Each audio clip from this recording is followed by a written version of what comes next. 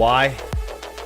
Because this is the best Diablo dueling organization on the planet. Oh, your favorite dueler's not here? That's because he's scared. You can call him cheesy, you can call him corny, you can call him any time if you want a real paladin duel. I might not look the prettiest, but I'm the highest on the ranks. Years ago, we started this dueling organization, and now it's out of control. We're gonna have a good fucking night, or I'm gonna get tilted right away, and we're still gonna have a good night. I don't like your rules, Cooley. I can't win with your rules, Cooley. My class sucks. You're looking at the most savage, wittiest, fastest, flashiest duelers on the entire planet. This guy has the best javelin aim I've ever seen. What a nail biter! And just like that!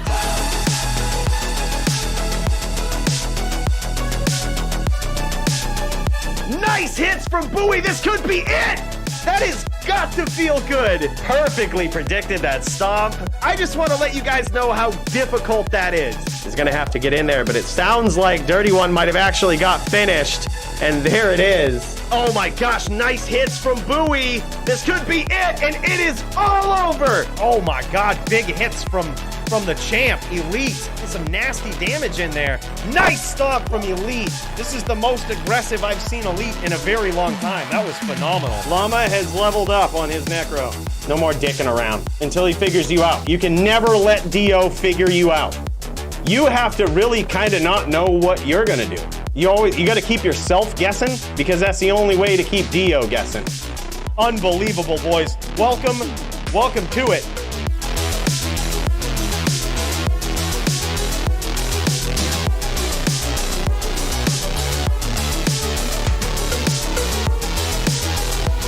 What up, bro? You wanna bust that staff out on me like that? Don't ever f with me. Oh, big hit from Stadium PK. This is action-packed, boy. Who was saying chaos was not good for this matchup right here? This shit is sick. Nice whirlwind from Stadium PK. One life's Doombringer. Oh my god, Stadium takes the first round right there. Oh my god.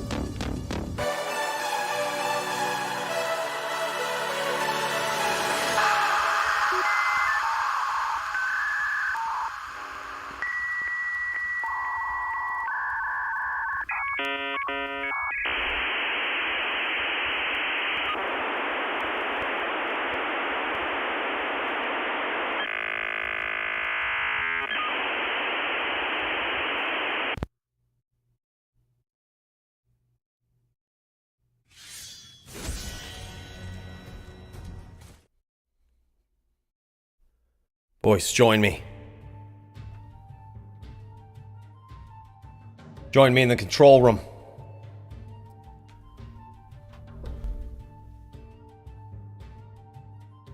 We've got some important stuff today. By the way, what's up, guys? Christo, that was really nice. That was a really nice thing to say, man. Thank you. Thank you. What's up, everyone? Welcome to Thursday night fights. You can see in the background here of the spaceship. That's the character.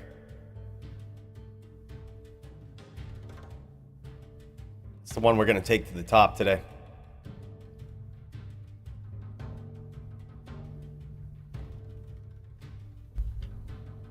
It's not going to be easy. It's not going to be easy at all. Going up against Root. Man, oh man. Is he a savage.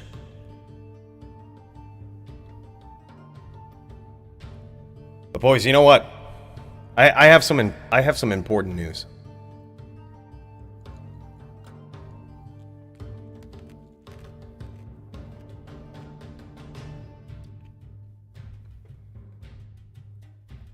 This is a time of transformation for all of us.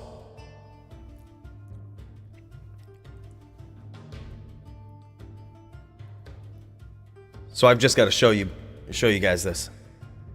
This is going to be the most important thing of the stream. Okay. I told you it's a time of transformation. So please excuse me.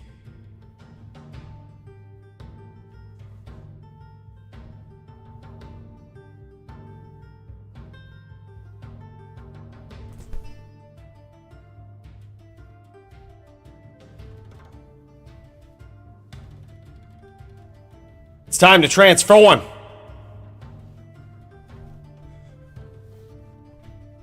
It's time to get it, boys.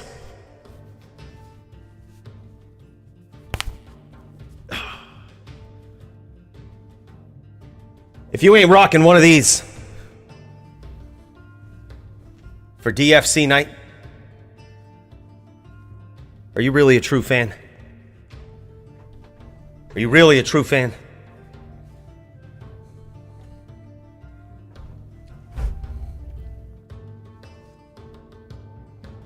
Look at this. I got the camera going the right way too. We're officially in the DFC control room, boys. That's right. And Root's really gonna find that out. Root is really gonna discover that. By the way, Crystal, my dude. Cheers to you. Thank you so much, man. Welcome. Welcome to that legend tier. We'll probably get the official notification when we swap out of the control room. I have the control room set for no distractions. This is where we go when we need a moment. I'm giving a big cheers to Christo, though. I can see it coming.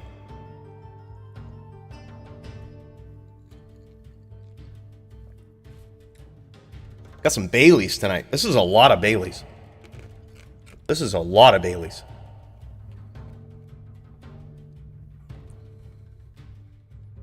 It's a performance-enhancing drug. Chills the nerves a bit. Is what it does. Chills the nerves.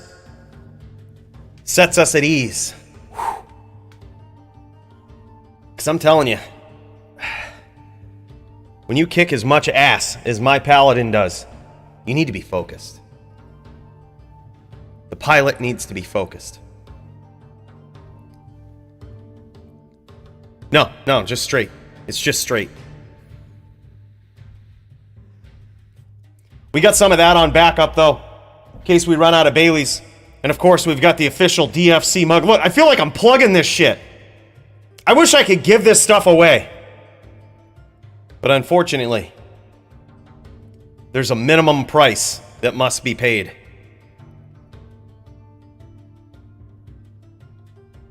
Recipe for this glass is Bailey's Irish Cream and ice. We don't need to mix this with anything. What am I, a pussy?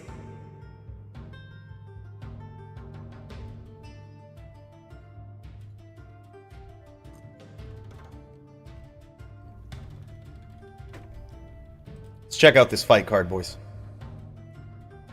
Let's check it out. Whew, man.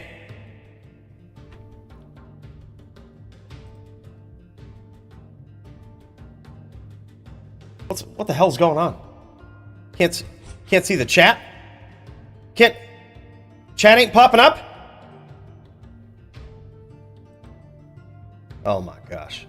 Whatever, boys. Technical difficulties. Don't worry. We just got this spaceship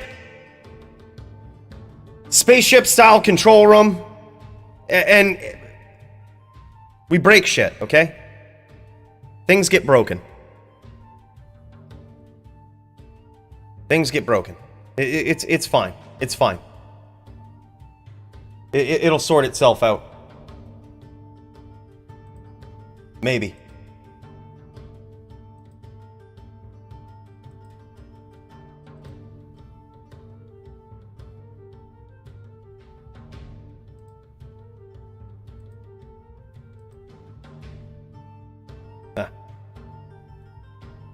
Well, who gives a shit?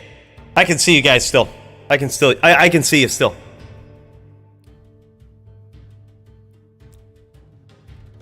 What's up, Andrew? We're going over that now, man. Just be patient. Just be patient. We're going over it now. It's gonna be I hope you guys got seatbelts woven into your couch. Because you're going to need to buckle up for this shit. You're going to need to buckle up for it.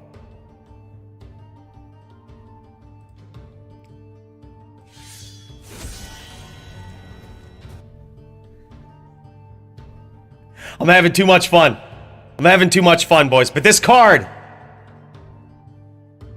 Look at this, man. Elite, finally, is going to have to defend his title against DPRO. DIOWIND himself. I'm hoping we get to see that on stream. Hoping Elite doesn't, Elite don't get cold feet. Hoping Elite don't get cold feet.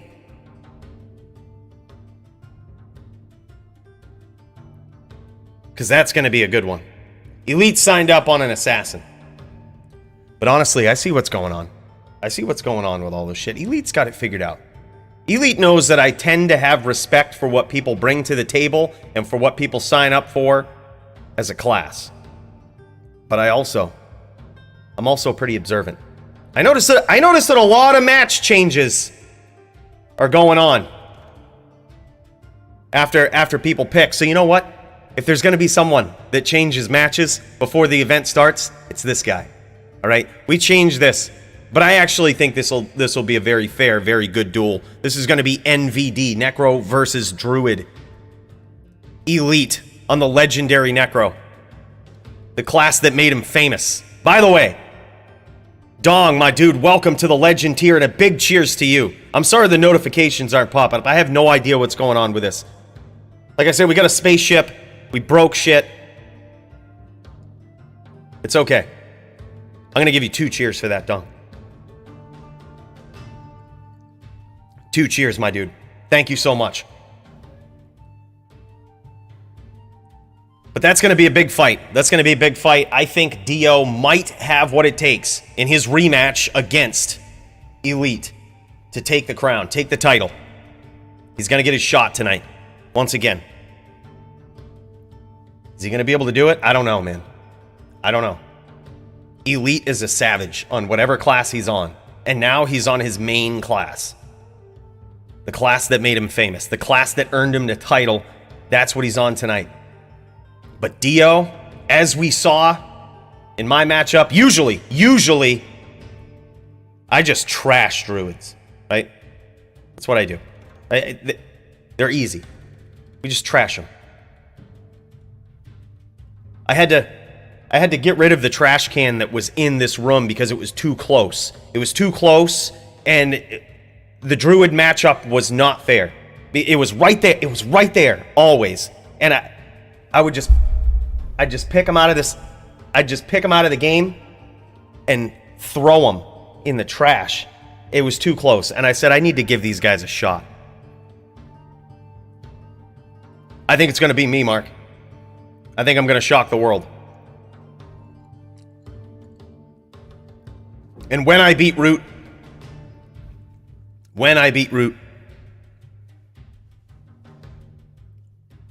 who had just challenged for the title in recent history. I think you know what that means. I think you know. XB Dog, my dude. Holy hell, man. We're queuing this up right now. XB Dog. We're putting 5 cheers in the bank for you, my dude. Oh my God, thank you so much for those gifted memberships. Big cheers. If anybody's sipping on anything right now, hold on. We need to take this back to the spaceship. We're going back for a minute, boys.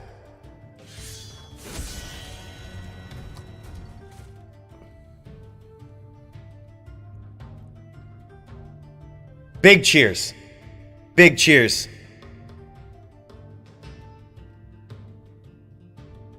Wow, man. I can't even tell you how much that means. That support is huge.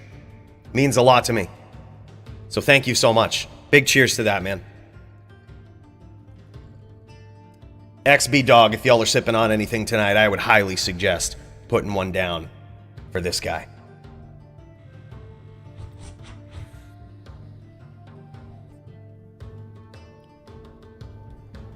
Man, what a card, though. So after I give Root the business, after I show him what the top of the ranks really feel like, hopefully we have so many, like literally any fight that we see tonight, any single fight is going to be good, man. We got Chew 30 versus Doombringer, the trilogy. These guys have met inside the arena before. But this time, it's for all the marbles. Chew and Doombringer holding on to the top 10. Which doesn't even seem right. Both of these guys, savages. By the way, cheers to you, Hansy. My dude, thank you so much.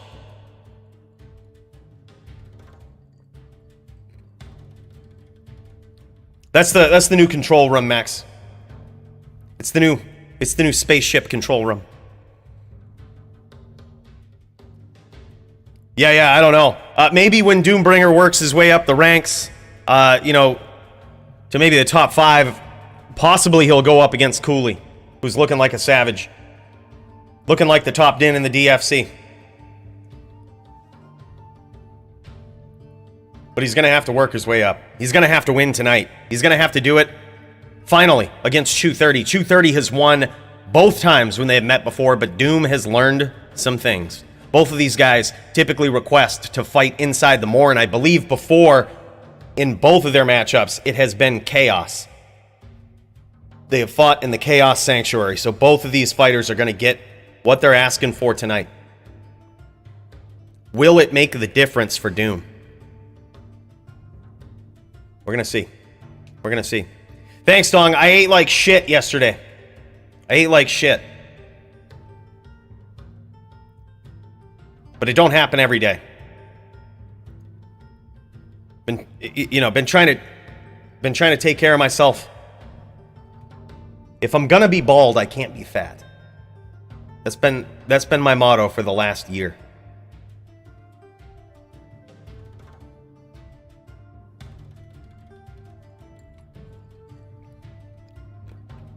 By the way, what's up, Master Otis? Guys, then look at this. Go Gators and Demented with a BVN mirror. BVN, I gotta tell you, I actually just did this matchup for the first time in a long time the other day. BVN is a fun matchup.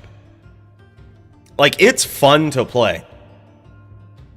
I mean, granted, the Necro, I think, still has the advantage. But in the DFC, a Necro's block percentage is reduced to 43%.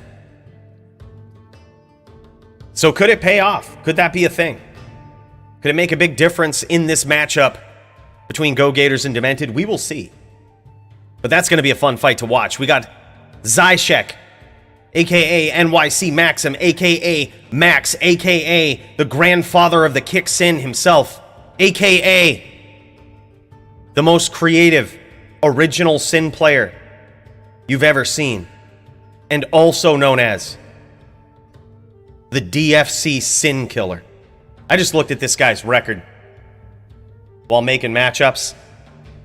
He has slaughtered just about every Sin in the DFC. If he wins tonight,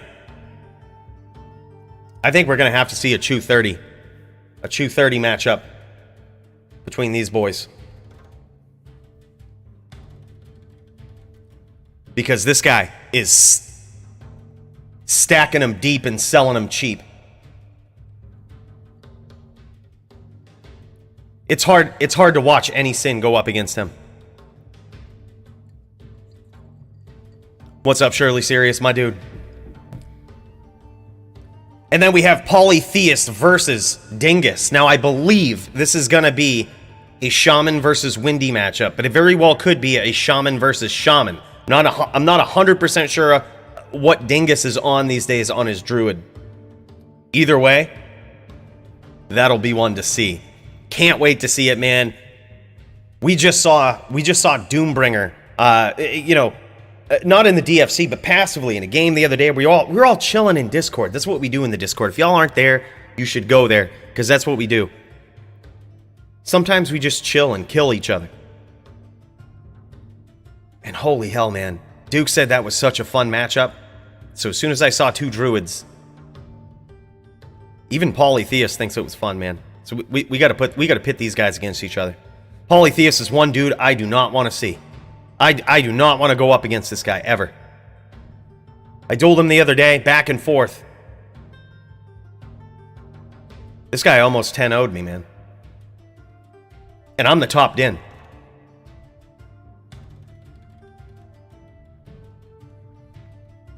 Sweet Phil, my dude. Yo, bro, look, we're going to the control room for this. Hold on. This is special, boys.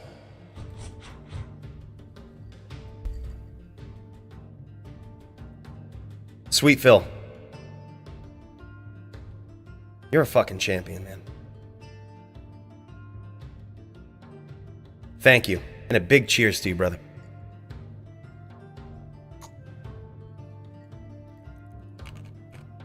Look. T-dubs.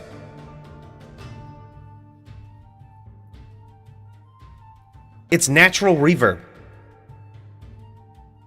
You try going into a luxurious, multi-million-dollar control room like this and see if your voice doesn't echo. Right? You try playing a dungeon crawler, okay? And immersing yourself so far into the game that you are actually in the dungeons with your character. And see if your voice doesn't echo. If your voice isn't echoing, you're not really immersed in this game.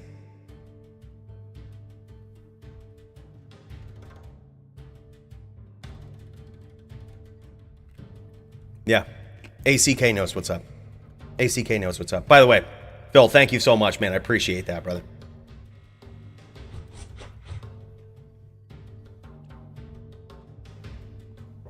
Oh, man. Holy. XP Dog, we're putting we already got mad cheers for this guy. We're putting 2 more on there. Grand total at 6 after this cheers right here. XP Dog, thank you so much, man. That support is huge. Really means a lot. Thank you so much. Thank you so much, dude. But yeah, then boys, look at this. For the rest of this card, let's run down through this. We got Tempest versus Jammy Jams. Tempest, rising. Rising Cold Sorceress. Looking. So, sort of riding the coattails of Doombringer right now. Sort of riding the coattails of Doombringer. But not for long, man. Oh, not for long. This guy is tearing it up. Absolutely tearing it up right now. By the way, Alt Control Delete, my dude. Big cheers. Big cheers to you. We're gonna go to the spaceship after this. We're going to the spaceship after this. Because this deserves big gulp cheers. I'm getting some alpha dog energy from Alt Control Delete. Big cheers to you, man. GVN versus the Duke in another high-profile NVD matchup. Jolvan versus Market Hero, a.k.a. Abel. A.k.a. Watch out. Because this guy's going to be climbing the Din ranks. He might need a couple of warm-up fights in the DFC. But he's going to get there. I'm kind of scared of this guy. Kind of scared of this guy. Might be coming for that top Din title that I got. Oh, it's going to be tough for anyone to take it from me. But this guy, full of potential, full of promise.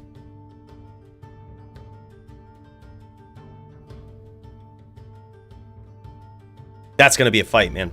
That's going to be a big one. Then we have Aot versus Brand L. These guys tearing it up, climbing the ranks. Sork v Din. Look at this. A lot of Dins coming into the DFC. We have 6 on the roster tonight. 6 Dins. I gotta say I'm honored because I know for a fact, boys. You don't have to tell it to me. I know for a fact that y'all are running that Din because you just see Cooley tearing it up and you say, God damn. I could do that too.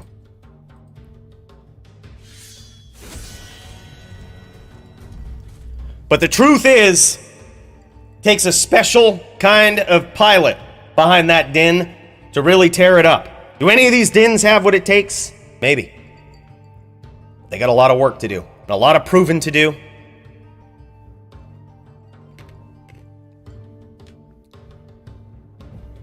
Yeah, barbs are pretty much trash. They're at the bottom of the ranks. You have to be a very, very good pilot on a barb to be good with it. But they're practically trash. Yeah, I saw that, Shirley. I just had to restart. It was weird. Very weird. But interesting. Makes me think some patch notes are on the way. Makes me think some updates might already be in the game. We're going to see. What is lower ranked than a barb? I'm not saying barbs can't get the job done. I'm just saying they are the worst class. Maybe people could contend in other rule sets that sorceresses are lower than barbs, but not in the DFC. I think cold sorceresses have got it made in the DFC. Yeah, actually, that's kind of a good point, Mark. Actually, Amazons in general, now that you mention it, they're pretty low on the totem pole, too. You know what? Yeah, maybe actually the lowest. Because we actually have a barb on the card tonight. We have a couple of barbs. If you count the mirror, you know what I mean? We have a couple of barbs. But we don't see any Amazons, man. They're gone. No one's running them. Javazons, Boazons, hybrids, Poisonzons, anything. They're trash. It's really too bad, honestly. It's really too bad.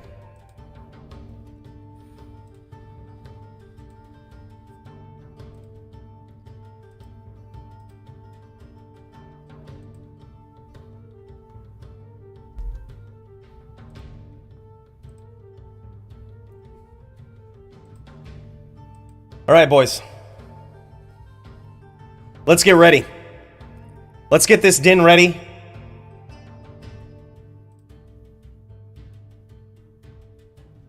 By the way, if this is your first time in this organization, and you're wondering what the hell to do, all you got to do, join the Discord. Jump into the join the stream channel, which I'm a little late to, but my boy the Soul Dolova is there. Now we both there. And all you got to do when you're ready, when you're in game with your opponent, if you need help contacting your opponent, just let one of the mods know. Just tag one of the mods. We'll help you out. And then when you're in game, just share your screen. And that lets me know you're ready to go. And speaking of which, big cheers to Ryan Silverling, my dude.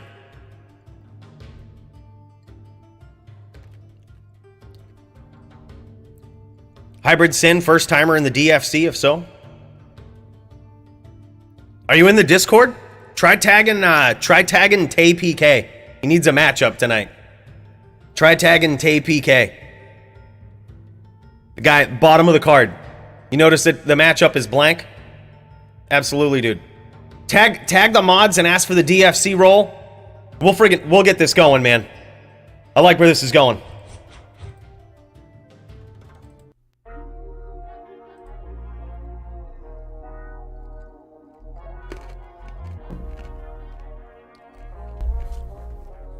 By the way, Brian Cole, my dude, big cheers to you. I'm putting you in the queue, bro.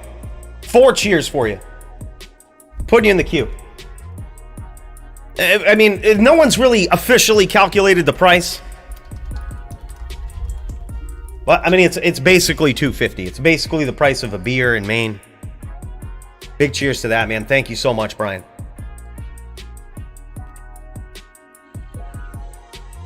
Yeah, all duels are non-ladder. And the reason for that, a lot of people ask about that. The reason for that is it just sucks to rebuild your character every season, right? No one likes to waste resources like that.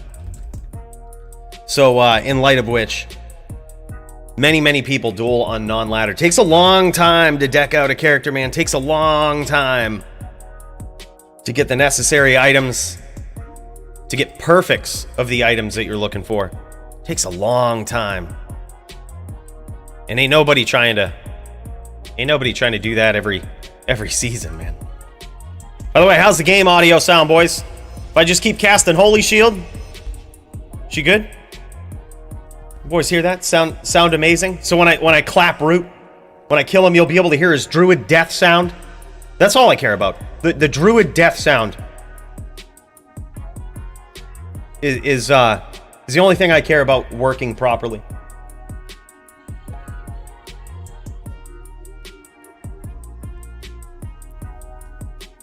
In-game sound is low. All right, let's see.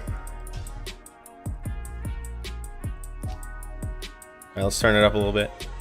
It might be a little much. There we go. I can't necessarily do that, Toshank, unfortunately, because it goes through your account on Arena. By the way, my dude, Dustin Averill, cheers to you, brother. Thank you so much. Dustin says, love the content, Cooley. You are too cool. LOL. Hey, man. It's not my fault. It's in the name. I try not to be cool. I try to be a professional loser. Every day, every time I dial into stream, that's my goal. I say professional loser today, boys. We don't need to be all flashy. We don't need to kick everybody's ass. But it just happens, man. It just happens. No, I appreciate that, man. Thank you so much. In all seriousness. Big cheers. And big cheers. Let's bang some of these out, shall we? Big cheers to XB Dog.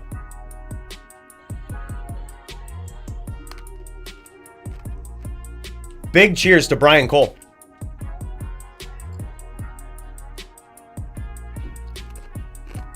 And plenty more where those came from. Can't be crunching on that ice, too. Of course, this is on the rocks, boys. This is what it sounds like. That's going to be the sound Root hears. Root's Druid hears in his skull. After he gets cracked by this din, dude. And I mean cracked.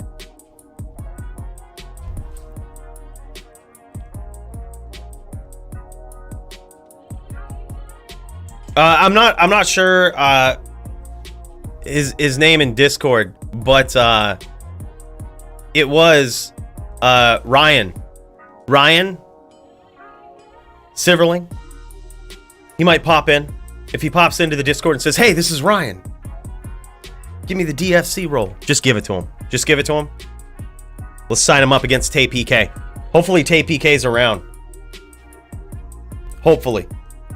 If not, no big deal. Yeah, you gotta order it, Toe. You gotta order it. I don't have like a surplus. I just ordered this one for me. I wish I could give them away, but there's like a minimum price that they have to get. If it was up to me though, I would give them away. The more people rocking DFC shirts, the more people realize how important the DFC is to this game. I don't know, probably not more than like $20 or so. Something like that. I wish it was way cheaper, honestly. It's an astronomical price. And you want to know something funny? 5,000 Canadian, exactly. Yeah, you know what's up. You want to know something funny? I had to pay for this too. Full price, no discount. Full price, no discount. I sent him an email and I said, "Do you know who you're talking to? Do you know who I am?" I'm the #1 DIN in the DFC. Okay? That's the shirt I'm ordering. That's the organization, the logo on said shirt that you shall print for me. No discount, no response, no nothing. I don't really understand it. Yeah. And honestly, it's kind of cool. Like honestly, it makes merch easy too. Like, you know, it would be impossible for some dumbass like me to start from scratch and do DFC merch, right? But luckily, there's a printing organization out there that has some working relationships with Streamlabs, Stream Elements, whole bunch, you know, they have their own thing. And these guys make it easy, man. So here we are. All right. I'm going to reach out to Root. I'm going to tag Root. Oh, man, we got a lot of people jumping in to join the stream. Nobody's sharing their screen yet. But that's okay. That's okay. I'm gonna tag Root. By the way, Ryan, if you do get the DFC Discord role, you should see DFC chat and the DFC results. You should see some new channels. At Bowl Catholic Root. There we go. You ready to die on stream in front of a live studio audience?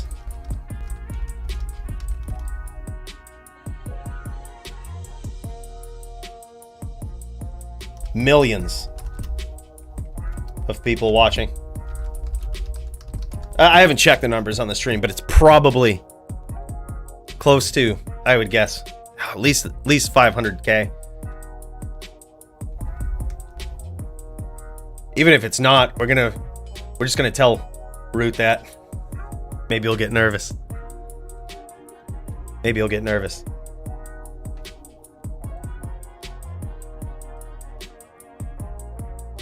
Maybe it'll rock him. Maybe it'll set him off.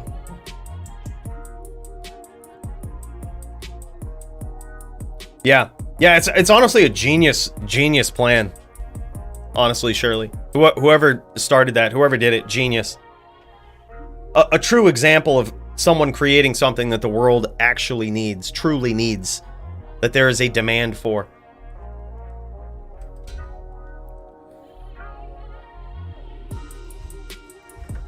Oh shit. What happened to my belt? Oh, there it is. There it is. Whew. Man. Man. Okay. We need cannot be frozen somehow. Right? Right? We're going up against a druid. We need cannot be frozen. We're not going to have Oak Sage, but that's okay. That's okay. We don't really need it.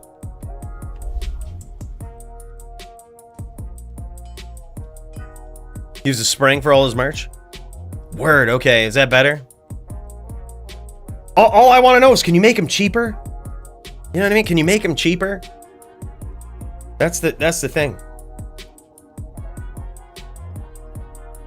By the way, that cheers right there. That cheers was from my boy Brian. And another one. Gonna keep us going all night with that dono, man. Thank you so much. XB Dog too. Holy. Another one for XB Dog. You guys are the best. All right, boys, this is the new setup. This is the new setup that we use for druids. Okay? Oh man. I'm gonna need to grab my belt. My real belt. I might need to transfer here. Hold on. I might need to dial in remotely to my other computer. We're gonna have to go to the spaceship for this, because this is some high-tech shit.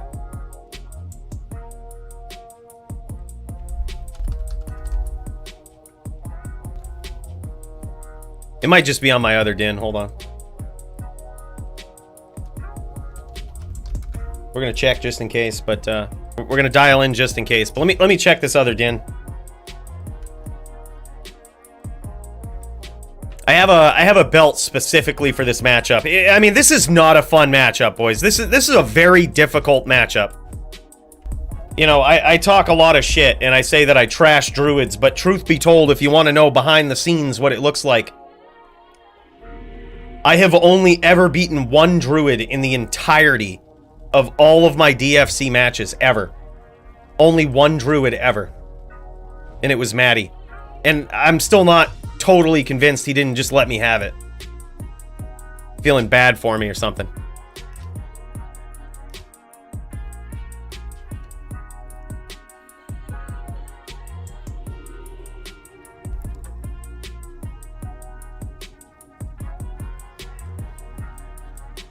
Yeah, he certainly did.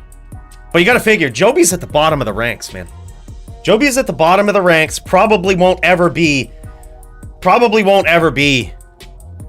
up in that top 10 with Cooley.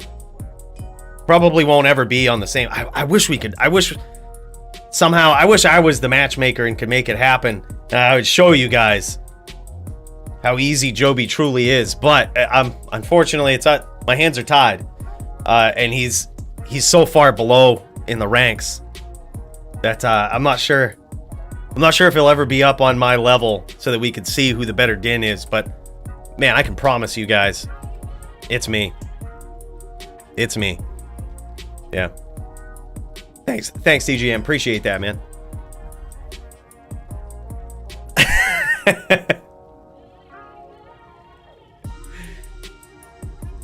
Yeah. Boys, this is the setup. Might be a little cheesy, okay? But I don't want to hear nothing, okay? Nothing. I don't want to hear a goddamn thing.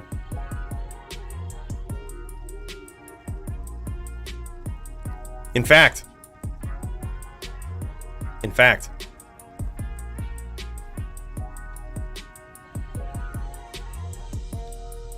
I'm wondering if there's a way we can have Cannot Be Frozen. Nah. I think we got to do it like this. Either way, this is how we roll. We don't have a lot of casts on this guy. We don't need it. Because what we do have is an absolute metric ass ton of life leech. Okay? Absolute metric ass ton. Measured. It's one of the only things in America that actually gets measured in the metric system. Is how much life leech Cooley has. It's one of the only things.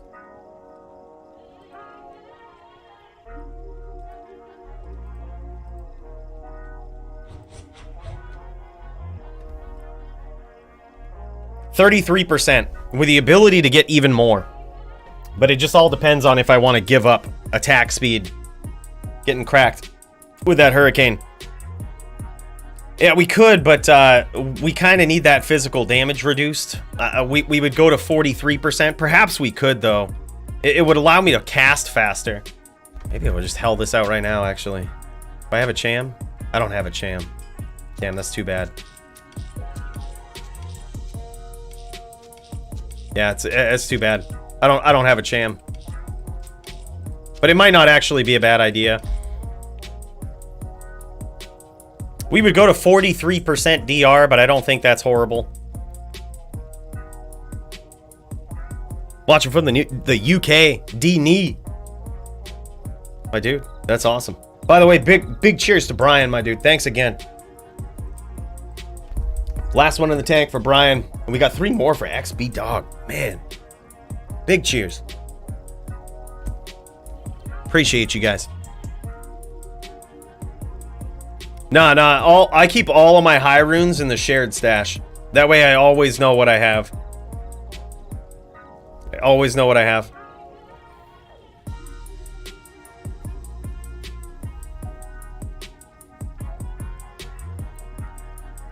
But, yeah, let me see here. Maybe I'll go buy one real quick. Because we could start doing this sort of fuckery. Oh, man, yeah, we could use this. We could use this for even more life leech, cold resist, handles our cold resist. Oh, might be where it's at, man. What are Chams going for on non-ladder on JSP? D2 JSP.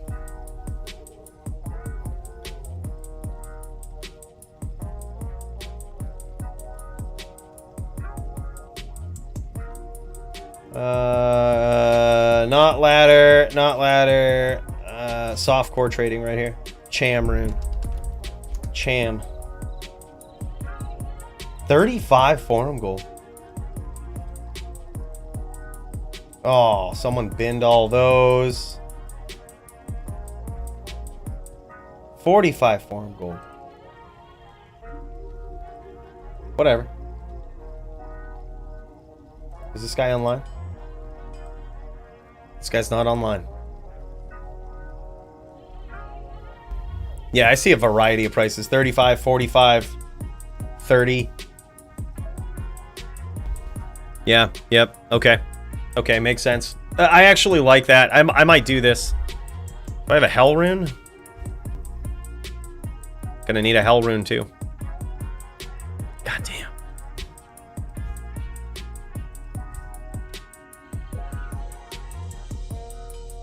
Hey, does anyone have a Cham and a hell rune? I'll give you an Ohm rune for it. I think that's a pretty good deal. Save us all this JSP shit. Cham and hell. Give you an Ohm rune for it. Thanks, Max. I'll message you on Discord.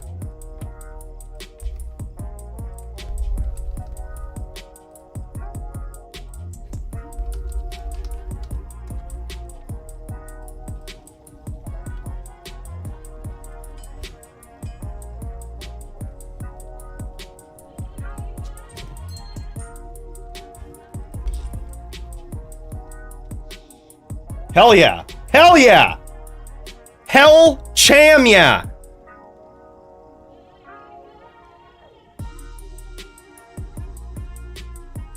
Give me a hoodie and I got you.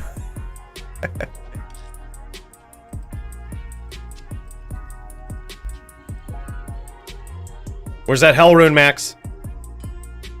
Where's that hell rune? Thanks, brother. Appreciate you. Look. I understand you guys were willing, some of you guys were willing to give me a Cham rune, and I appreciate that, okay? But when I absolutely smash Root, I don't want him saying streamer privilege and all of that shit, okay? It's gonna be fair and square, absolute ass stavin is what it's gonna be. With no excuses, no nothing to say. He's not gonna have shit. He's not gonna be able to say anything. You know, because he would say that. He would say that. He would say streamer privilege. Everybody gives you your items, and I wish I could do that, Cooler. I wish people would give me items.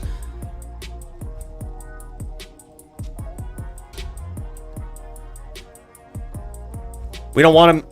We're removing all of the excuses.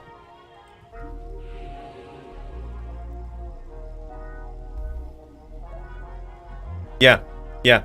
Oh no, he would say it though. He would say it. Let's do this, boys. All right, I'm keeping an eye on the Discord, checking to see if anybody's streaming. I do see some people in the join the stream channel. Nobody's streaming though. Nobody's sharing their screen. Root has gone missing.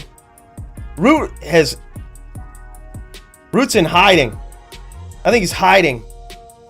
I think I scared him away. Yo, does anybody have a wind druid?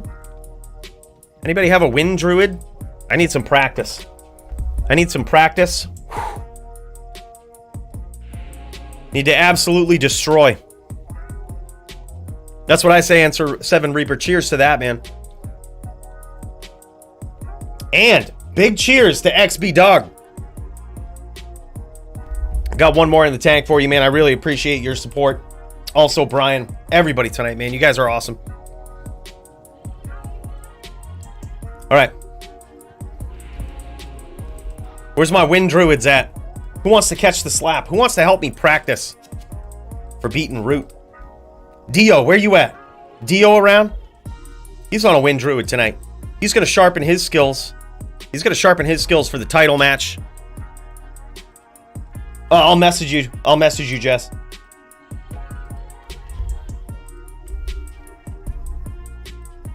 Toe shank.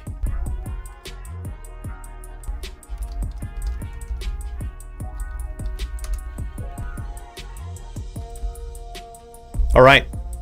GG. All right. Jess is really good at every build he's ever on, but he's also good at emulating other people's play styles. If you could emulate the play style of Root, that would be great.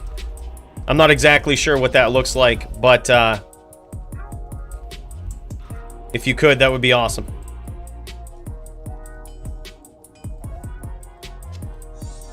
Do we want the bow? Fuck yeah, we want the bow. We have so much life leech. Yeah, we certainly want the bow. It can also proc tap. Yeah, we really want it. Alright, we only have 43 DR, but...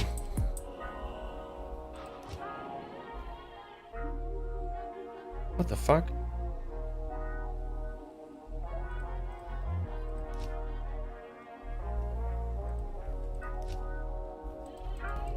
There we go.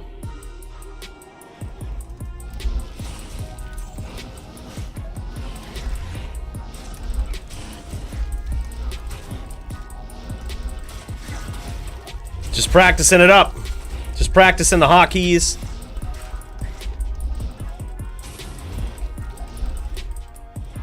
Zeal, man, OP. Zeal OP. That's the new tool we got in the toolbox for this din.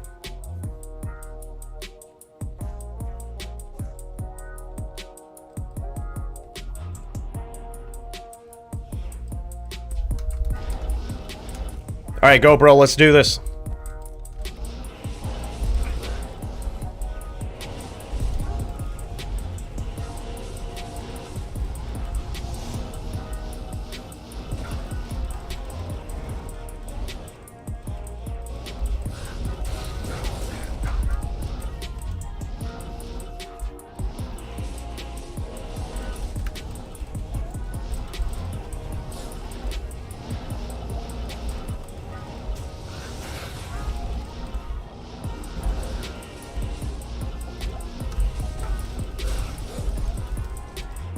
Man, we can't be taking them like that, though.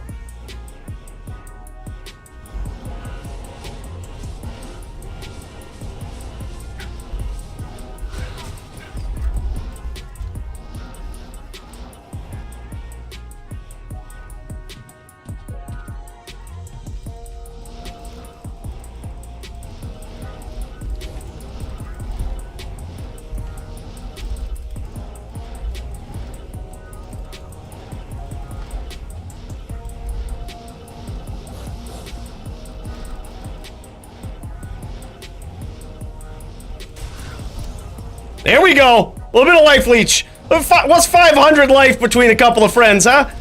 What's 500 life?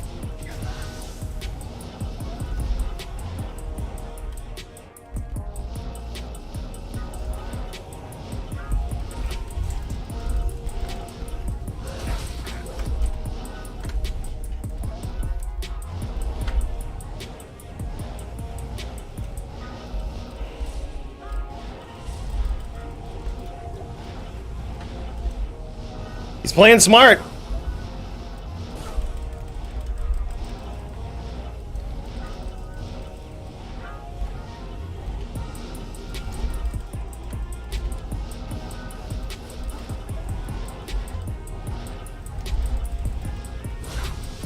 There we go. There we go.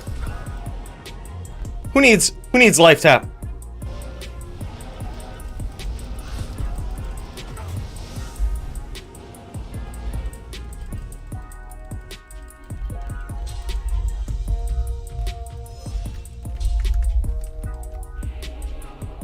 And Root wouldn't say that.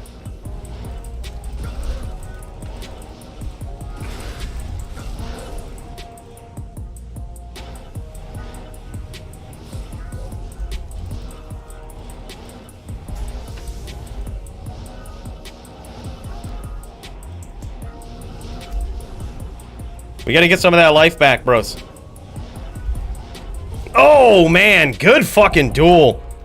He was actually very patient. I expected him to be a lot more aggressive. But he was very, like, I prey on that shit. I prey on it when they get really aggressive. I was expecting it. I was up-zealing a lot. But he wasn't. He wasn't doing it. He was staying on the outside. Yeah, that was good.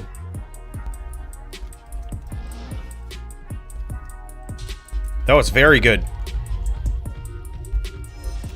Sharpening those skills. All right, we got it this time. We got it this time. I can't carry anymore.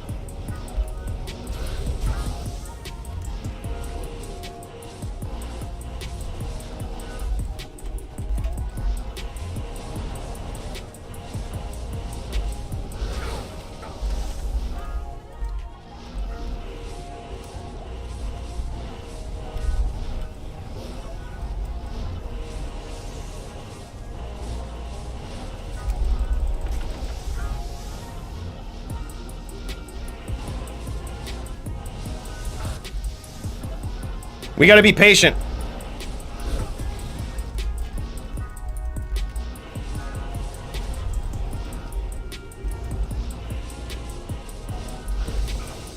Nice hit.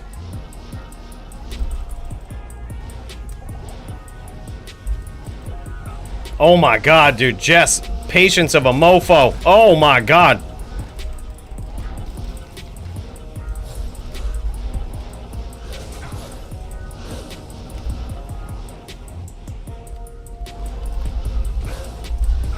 Good duel, man.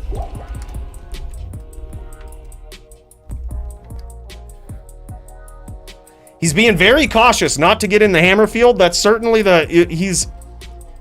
He's not stomping, which is really good, because it makes it difficult for this Din.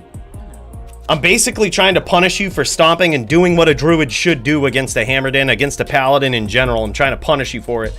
And Jess is playing very smart. They say next week, Chris. By the way, what's up, dude?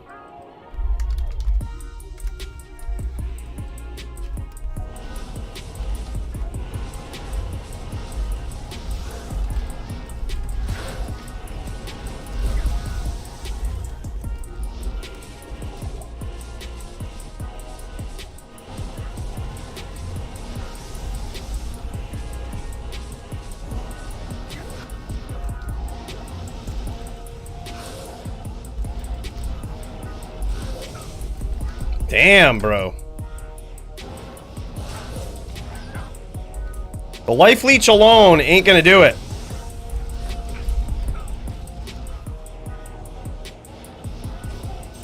Hurricane PK. Okay. We just have to be extremely patient.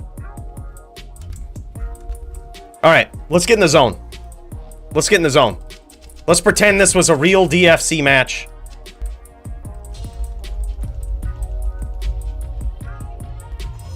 Yeah, shift zealing when he has 5 wolves, we shift zeal. If he goes to the bear, we smite for sure.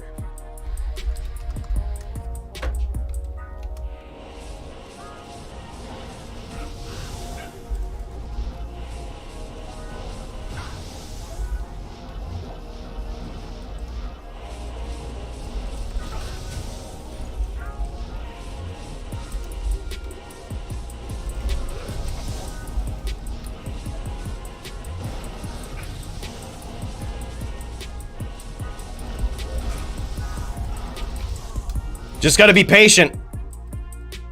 Just gotta be patient. The threat of hammers is where it's at.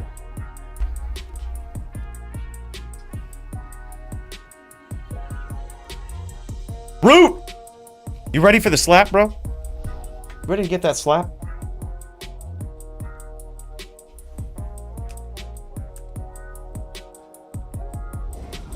Only 2 good Hammerdens and they don't play here? Root, you about to eat those words. You're about to eat those words. You know what Root's gonna be saying after he loses to me? He's gonna be saying, well, just because you beat me doesn't mean anything.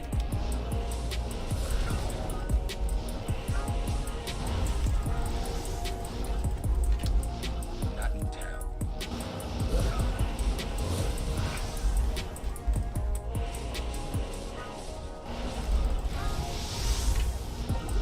That's what he's gonna say.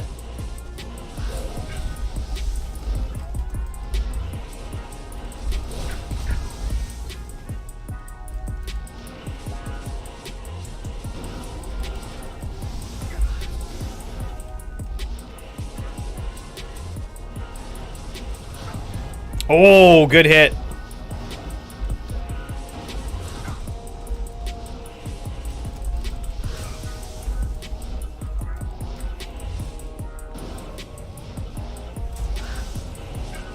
Damn it, teleported right into his NATO. That wasn't good.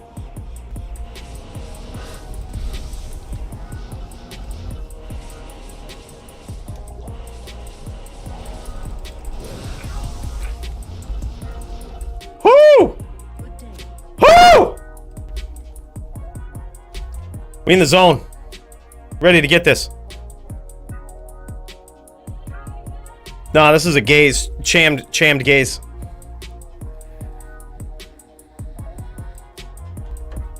Thanks, soy milk.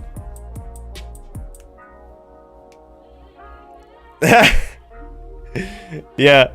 Glad you liked it, Root. Hey, bro, are you ready to go, though? In all seriousness. In all seriousness. These boys want to see some fights.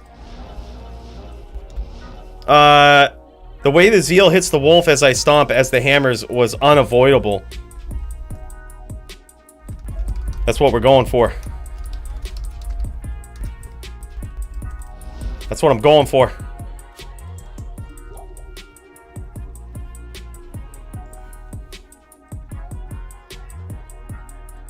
Yeah. Technically, it's in the rules. Technically, it's in the rules. We'll see. I mean, I already lost to a druid this way, too. And I'm the top din, man. I'm the top din. If the top din can't do it, if the top din can't abuse it, is it really broken?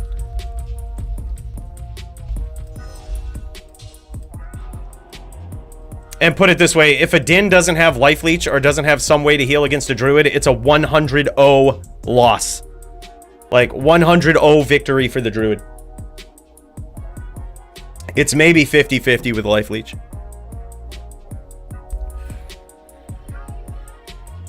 GG, man. GG. Alright, boys. I think it's spaceship time. Spaceship cheers time.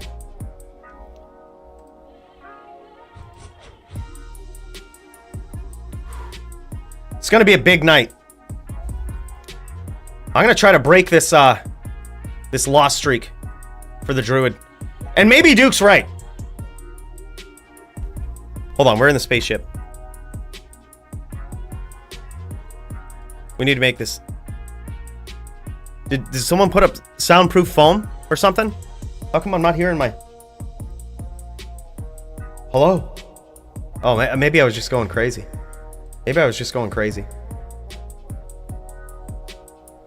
Maybe Duke's right, though. Maybe it is too much.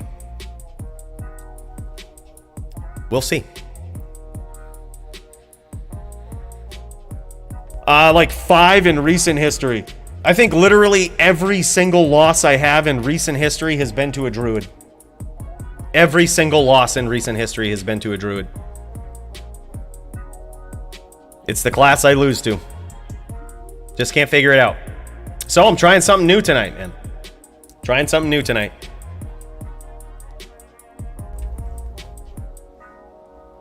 Fuck no, I don't want mirror.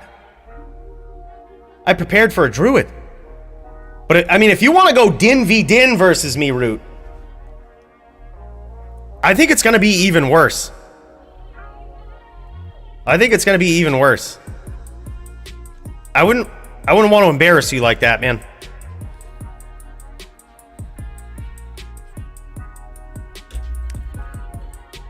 I wouldn't want to. You're so high up in the ranks.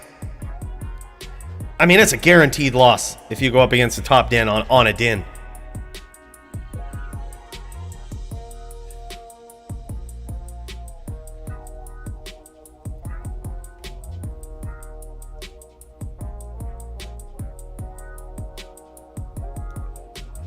You have a din though? Is it a hammer din?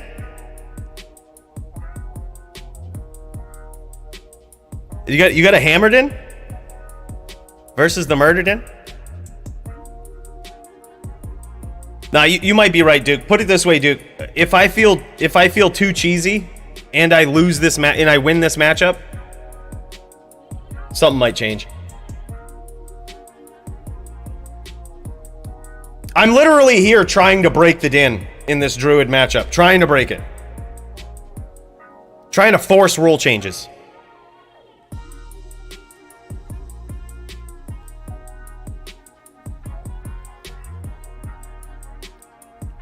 Yeah, Go Gators speaking the truth. There was like 50 taps in that duel, still lost.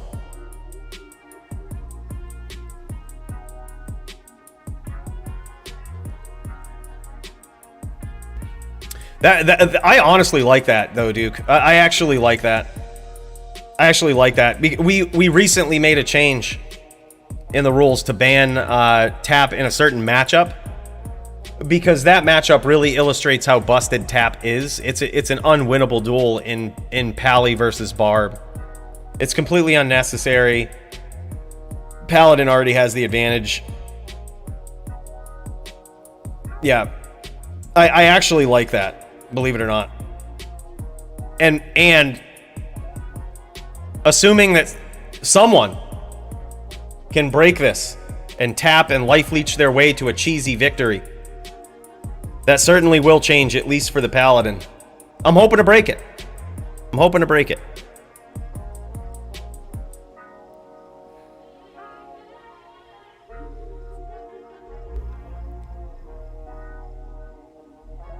Yeah, I think so. I think the right way to go is very... I shouldn't say this, because I don't think this is the right way to go. If you... I was going to say, against a Zealer or against a Ranger din, certainly the way to go is max block and very little pets, if any. But against someone who can chuck hams, that is not the way to go. That is absolutely not the way to go. Because now when I stomp you, you're not protected. You have an oak and that's it.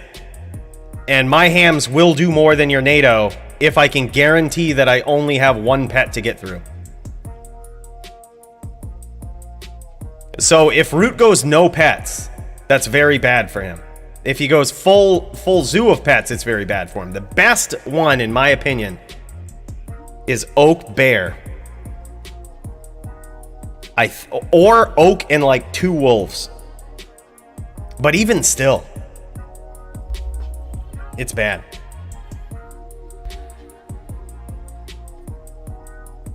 Yeah. It's certainly an anti-druid setup. We're gonna see how it goes. By the way, Jammy Jams is streaming, man. Jammy Jams is ready to go, and I'm ready to check this out. I'm ready to check this out, boys. You guys ready to see a duel? Looks like Jamie Jams is streaming. Tells me he's ready to go. But I don't see him in game. I don't see him in game. He's kind of chilling in the lobby. Look at this.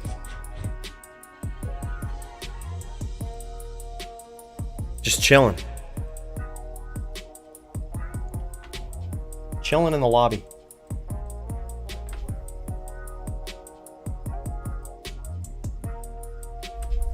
What's up, Julian? Could I rock one druid or dream? Dragon or dream, or is that legal? Yeah, just check the rule set. Like, you can stack as much fire resist as you want as long as you're not going up against a fire-based character. If you are, that's one of the new rules. You can overstack a res as much as you want as long as your opponent does not do that kind of damage. Significantly. But if you're planning to overstack fire res versus like a fire druid or a shaman or a fire sorceress, well then you gotta pay attention to those fire stack rules. Be druids. Yeah, so if you're both like wind druids, stack away. The only thing that would be considered potentially bad-mannered would be cold damage, because hurricane does cold damage, but cyclone armor.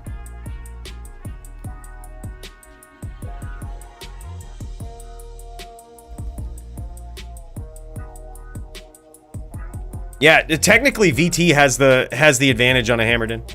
Technically.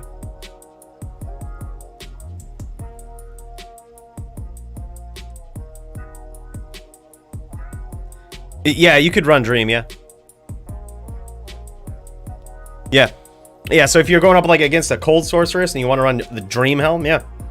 Yeah, go for it. Go nuts. Oh, Casey's? Hell yeah, man. Cheers to that, bro. Man, I'm running out of Baileys. I put this whole damn thing down, just about.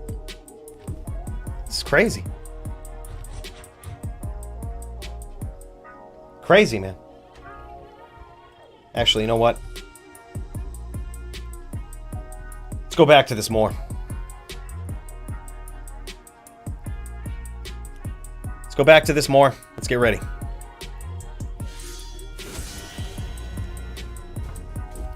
By the way, you guys see that? You guys see that smooth transition now? Just peels away, peels down, peels away.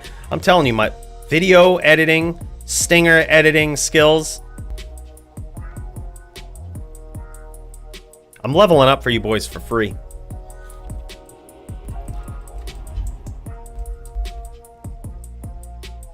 Thanks, man. I just learned how to export alpha on my stinger transitions. Leveling up. Leveling up. Now, I think honestly Duke might be right though. Tap seems like a little unnecessary. It's a bit unnecessary. We'll see though. If Root ends up showing up, Root, show up on whatever you want. Show up on if you show up on a Druid, I think it'll be a match. If you show up on a Paladin, it's gonna be a shit show, man. It's gonna be a shit show. Yeah, they have life per kill and life leech. Yeah, it's certainly, Drax are an item that is certainly designed to just gain you life. That's what they were meant for. Gain you life.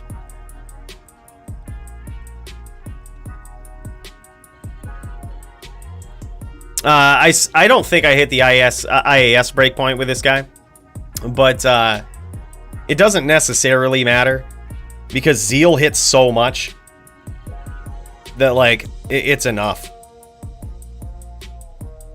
And ideally against just about any druid, I'm trying to hit them with hammers. Like that's the main attack. We still do 10k with this setup. I think possibly more when we battle orders. So like we want to hit them with hammers. The life leech is just, yeah, 11k still. The life leech and the life tap is just like, okay, I need to do this now because I need life back. I got hit with one NATO with 50% DR and I'm at 10% health, so I need to regen. Like that's basically what it's for. Because NATOs hit so much. That's basically what it is. NATOs hit so much. They hit 4 billion times, I think. Someone did the math once. 3 or 4 billion times per second. Might not be exactly that, but it's close. So one NATO can hit you 3 or 4 billion times. At 6,000 damage per hit. Kill you real quick.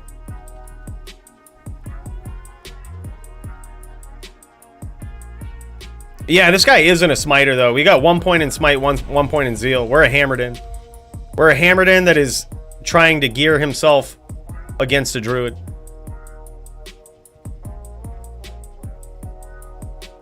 Yeah. It's very hard though, Duke, because the answer to someone chaining you is, and we talk about this all the time, that chain locking is one of the most overrated PvP skills at the highest level. It only works against people who don't know how to counter it. So like, when a druid teleports in, this is what they do. This is how a druid duels a Hammerden. They CT in, they chuck a NATO, they CT out. Good luck. Good luck chaining that. Throw a NATO, CT out. Good luck chaining. Chuck a NATO, CT out. Good luck chaining. You're never getting it. Yeah, 1.4k smite here. 600 damage zeal. But we don't care about that. We just care about the life leech from the zeal.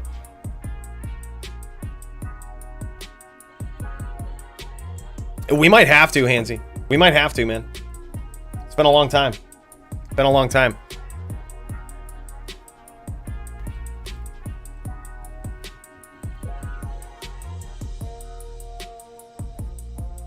If someone CTs away, it breaks your lock, Duke.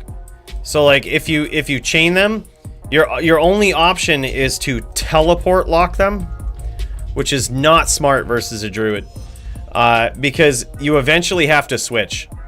Like you eventually have to get off the tele lock and switch. And by the time you do, they're gone. Like so at the highest level, it doesn't really matter. There's a counter to a counter to a counter to a counter at the highest level of PvP. So, we bring it to the lowest level of PvP. Life leech and life tap. Deal with that. If it's too cheesy, if it's too easy, we'll change shit.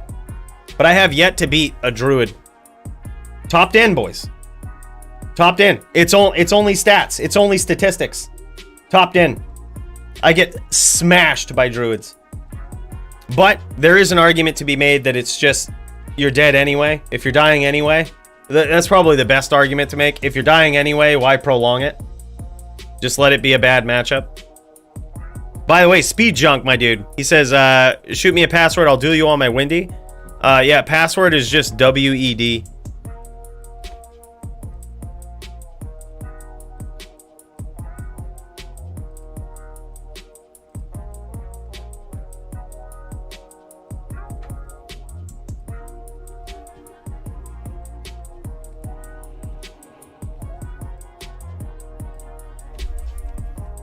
How much FCR? 75, I believe.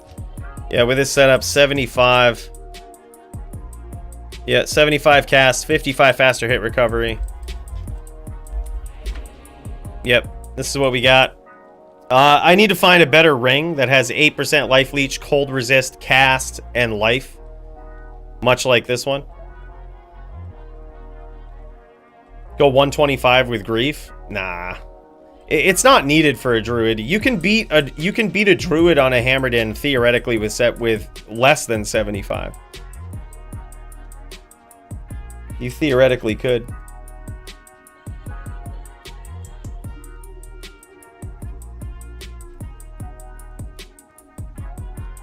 It's not necessarily necessary.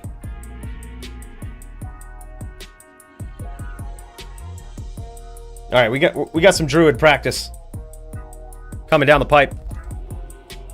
GNX. What's up, dude? Put it this way. I mean, the only way I'm scared of Root is if Root is on a druid. If Root goes Paladin, I will happily switch up all of my gear to go Din v Din. Happily. Oh, no way. No way, Ryan. All right, bro. GG, thanks for the heads up, by the way. All right, let's pop in and check this out. Let's check this out, boys. We got some dueling banjos going on here. Let me fix this. And holy hell, Ryan, last minute addition to the card, going up against Tay PK. This is excellent, man.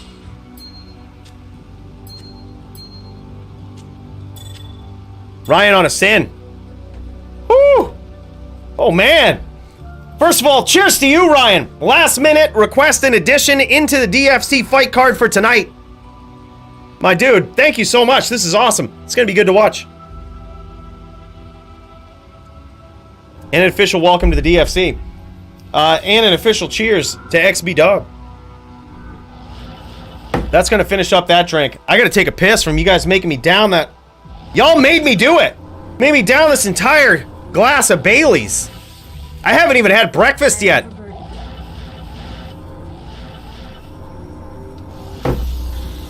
These boys going at it, man. These boys going at it. Ryan, official introduction to the DFC here on a sin. Going up against a Necro in Tay PK. Now, Tay PK ain't no dummy.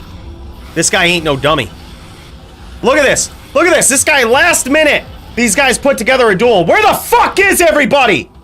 I can't carry anymore. Y'all have known since, what, 11 a.m. today? These guys last minute putting it together. Tay PK holding on for a matchup. Gets one with Ryan. And this is going to be a tough one, man. This is your classic Sin v Necro. Yeah, if you're from Cali, it's still morning. Oh, it's like 4 p.m. out in Cali right now.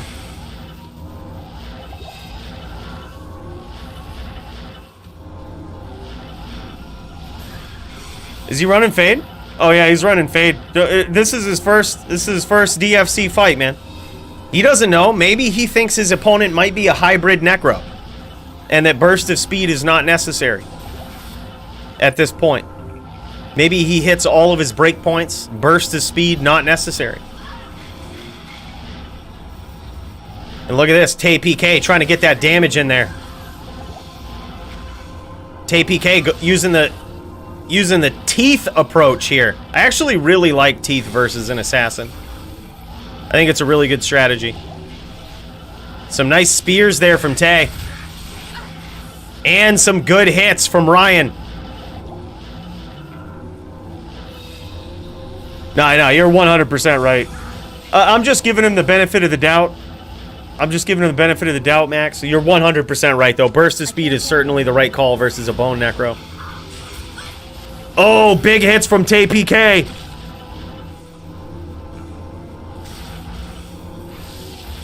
I can't carry anymore.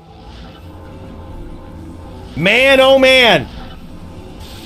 Welcome to the DFC, Ryan. He's actually doing pretty well, though, man. I gotta say. I mean, with the exception of... Look past the fact he's using Fade right now. He's actually being very opportunistic. And look at this. Tay PK with some very clutch bone prisons. So, what he's doing here is he's using bone prison whenever Ryan teleports on top of him.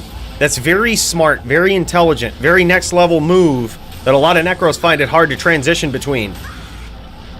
And now Ryan in a lot of trouble. And the reason he's using that, oh my god, at a vicious spear for a round 1 win for Tay PK. But the reason he's using Bone Prison is because when he Bone Prisons on top of himself like that, when his opponent stomps, if he has that clutch timing and casts Bone Prison, what ends up happening is that Bone Prison eats so much of those hits from Whirlwind that he could escape scratch-free, basically. So that's why he's using Bone Prison when his opponent gets close. But can Ryan get in, deliver that open wounds damage, deliver that vicious back and forth smack that he's looking for? Try to pin Tay PK down. That's what he's doing. Man, it's going to be crazy. All right, boys, BRB. BRB, boys. Impossible. I got to piss from all of this Bailey's.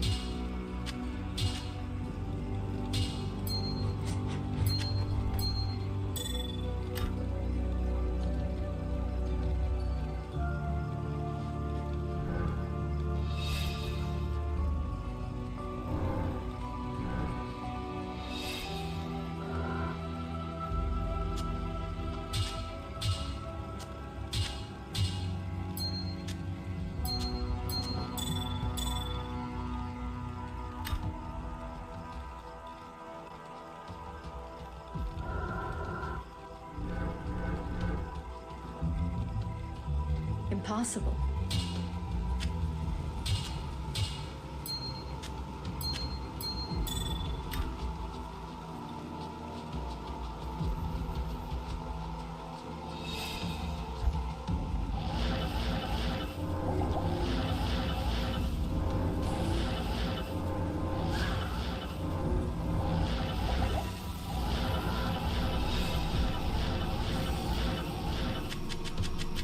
I am overburdened.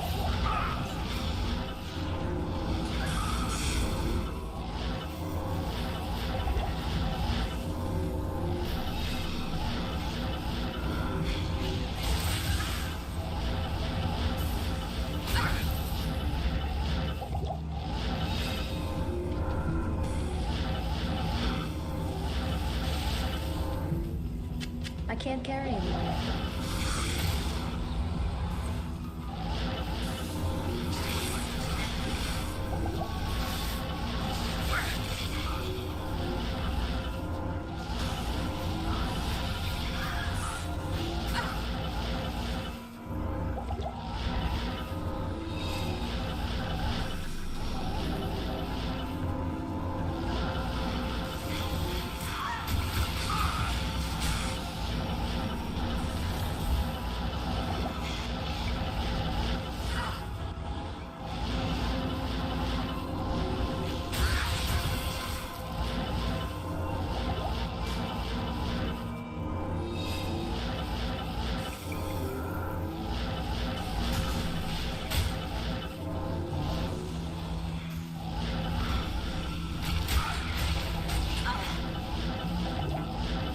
Like how I just snuck back in like that.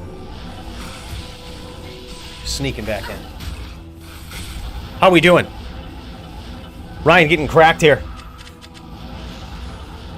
Now, TPK might technically be at the bottom of the ranks, but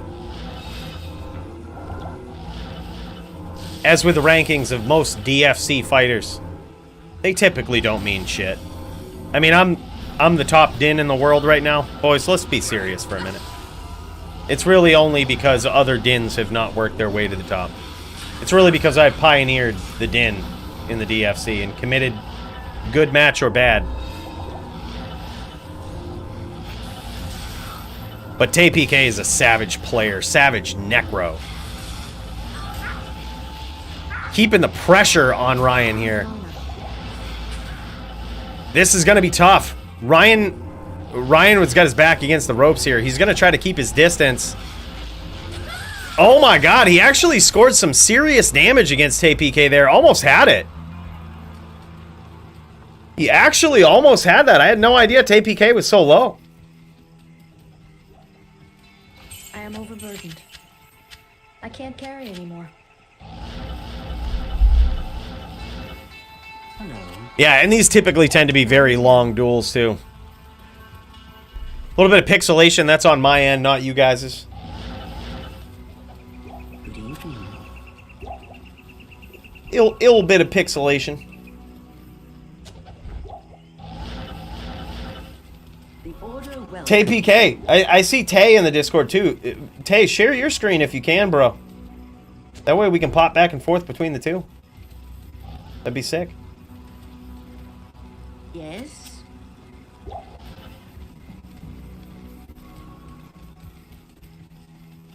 Man, I also see Max in the Discord. If we get to see Max versus Serenity tonight, that's going to be good, man. I mean, I'm certainly rooting for my boy Max, but dude, it doesn't come with a little bit of hope for Serenity. Serenity's going to be on a Paladin tonight. And we saw some serious skill against Jess last week when those guys went up against each other on a Paladin. Din v Din. Hammer v VT. Serenity was on the VT, and Serenity's smite skills were phenomenal. A lot of people accusing him of using a controller and saying we should ban controllers. I say shut the fuck up. Like, if a controller is the better way to go on a Paladin because it allows you to get name locks, fuck it. Paladins suck, man. Like, it's just, game sucks. Game's unbalanced. Game hasn't been balanced for 20 years, man. But come to find out, He allegedly wasn't using control. That was all legit. And I honestly wouldn't doubt it. In watching his gameplay, it was pretty smooth, pretty solid. It just looked like he was really good at grabbing name locks. A lot of faith in Serenity. Yeah, he played very well. It was actually, what was it, a 4-3? Jess beat him, but it was 4-3. It was very, very close. A lot of pixelation going on here, boys.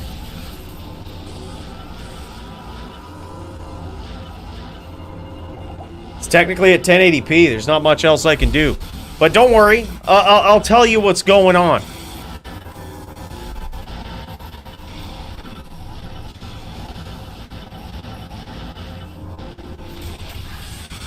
Oh, man. Oh, man. So, it looks like right now... oh, man. We had Ryan catch a couple of spears there to half-life him. And he caught another spear. TPK turning up the heat here, turning up the pressure. Oh my god, he's just landing spear after spear, and now Ryan is in trouble. Which pixel is winning? It's hard to tell.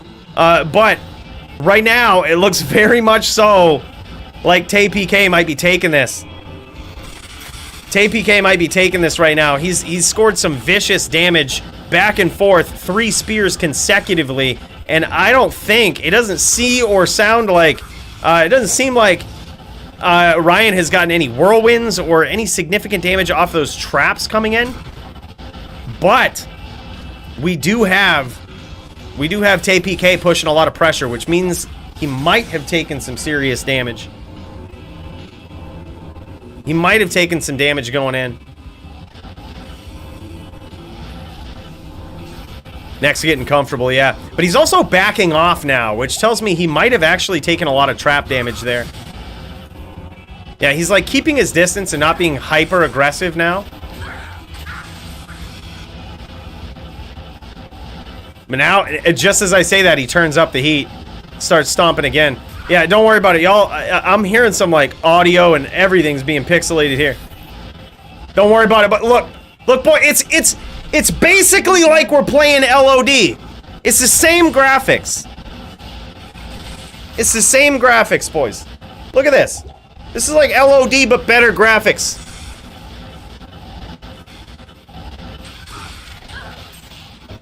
And there it is. And he gets there. By the way, I just want to pop in. Apparently, Root is streaming on his end. Look at this.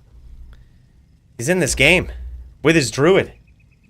Boys, let's cut over to this just because of pixelation.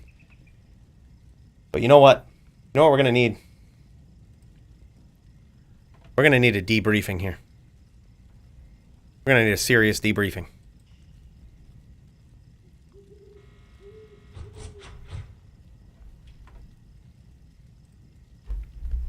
We're back in the ship. Boys, Root is here. Root is here and it's time.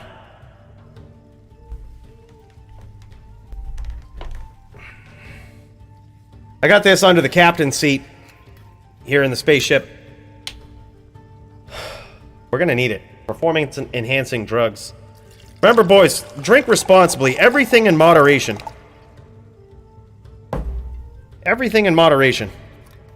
Okay? Gaming, drinking, gambling, sex, women in general. Moderation.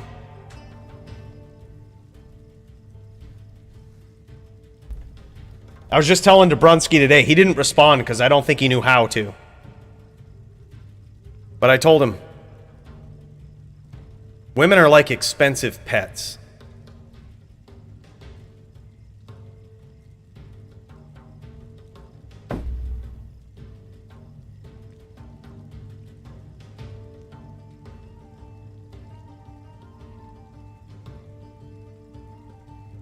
And speaking of pets,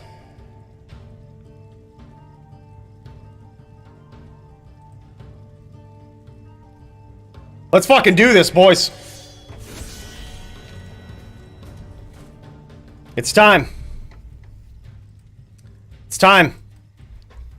Root versus Cooley. It's going down. Root versus Cooley is going down.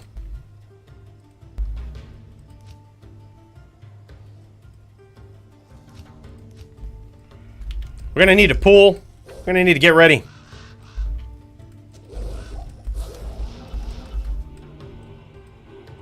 Hello.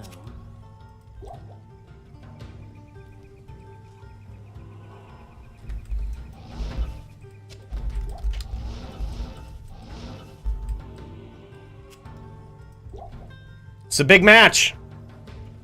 I'm gonna need to be in the zone. I've talked a lot of shit about Root before I knew he was watching the stream. But now I'm gonna have to back it up.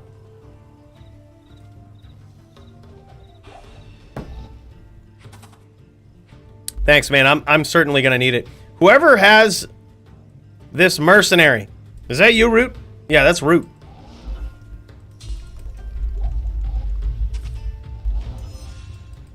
Let me kill this sumbitch. Alright. GG. I mean, let's do it. Let's get it over with, boys. FT4. Even though I've got all of my tap and my life leech and all of this absolute juck effery, I still don't feel good about this match. I don't feel good about this matchup. I think this is still, it might be maybe 50-50. Maybe. And that's if I play well. Let's do it. Round one.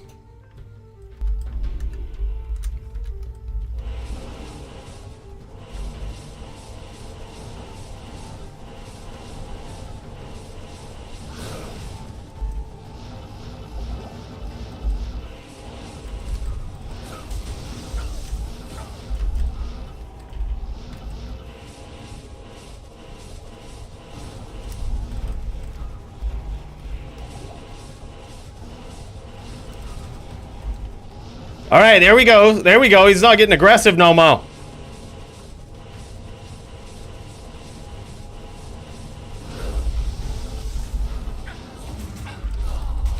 That's what's up, baby. That's what's up. You don't stomp the top din. Yes? I told you we prey on that aggression.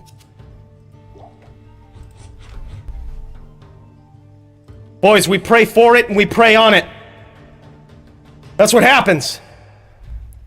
That's what happens. Woo! We're up 1-0, boys. Let's fucking do this.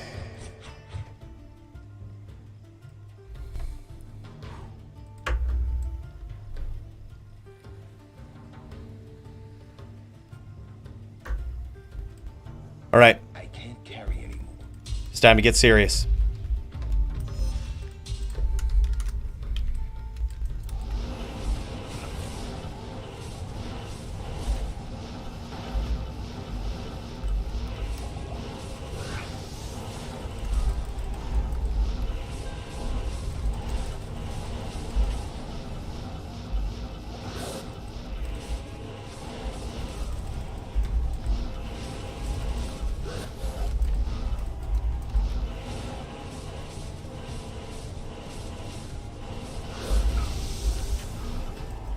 Nice hit.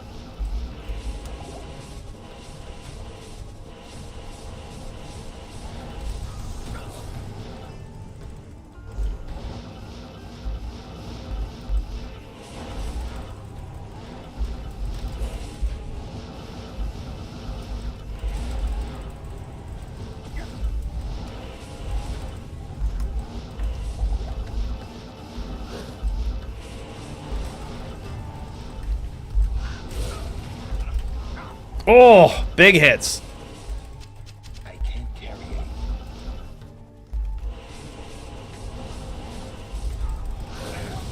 Good duel, man.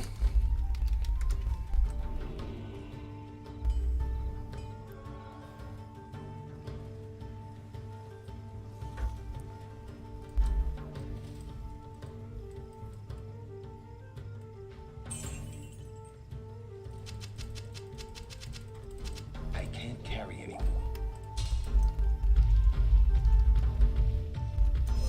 Time to get in the zone.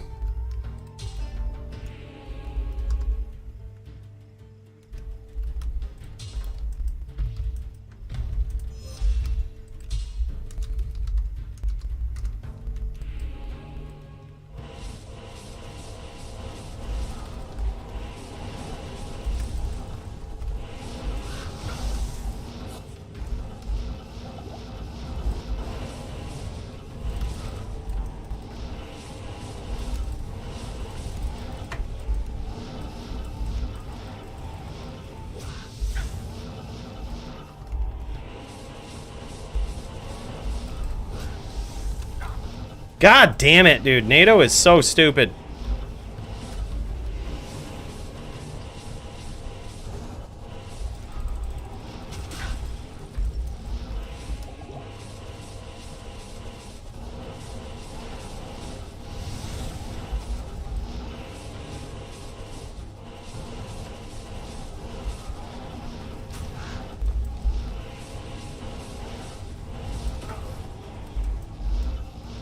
Just be patient.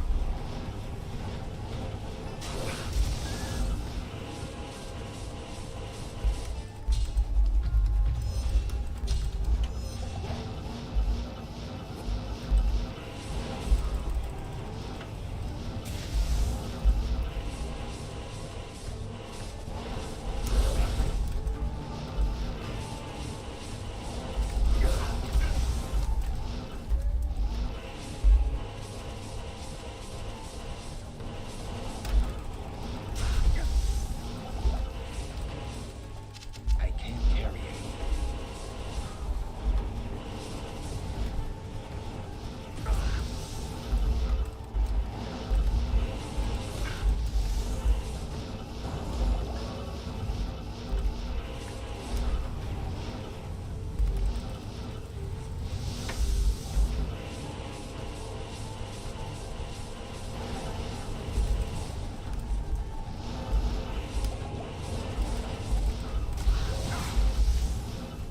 One NATO.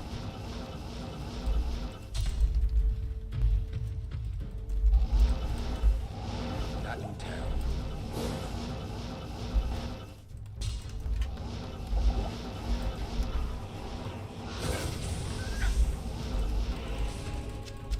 I am overburdened.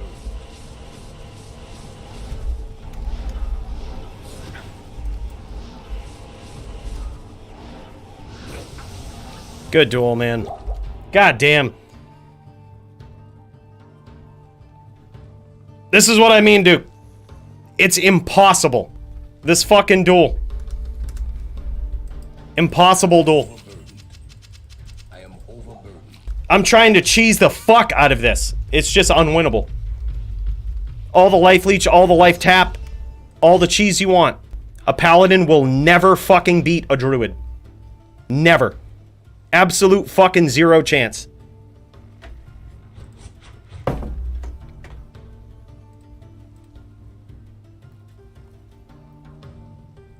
Boys. Need to get in the zone.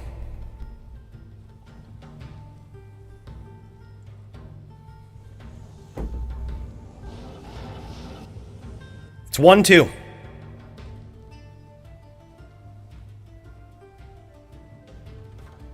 Need to regroup. Have a little bit of performance enhancing drugs in the DFC mug. Drugs in the mug.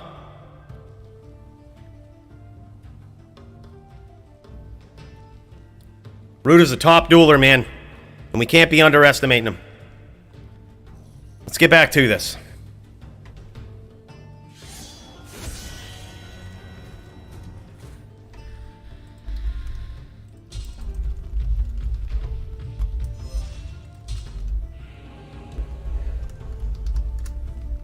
Alright, let's do it.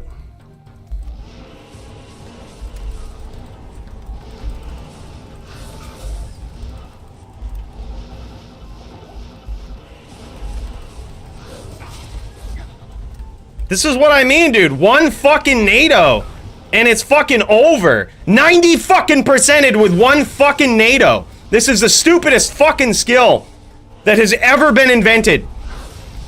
Ever fucking been invented. You can't fucking win.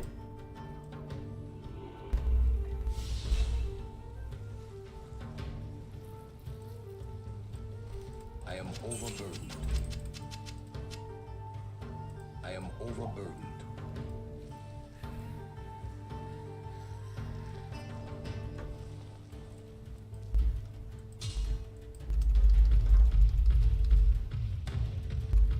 Root says mirror. No. No, I'm gonna take this L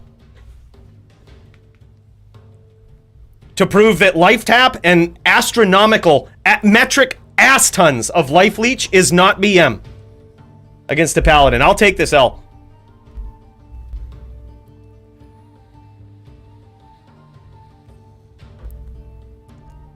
This is why life leeches and life tap is not banned. Duel the top fucking druids. You can't beat them. Fuck's sake, boys.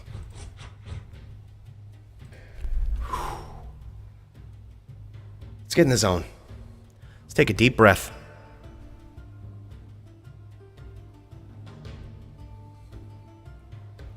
Breathe in. We're one loss away. One loss away from losing this thing. And we're 3 wins away from taking it. Yeah. Yeah. We gotta switch something up, don't we?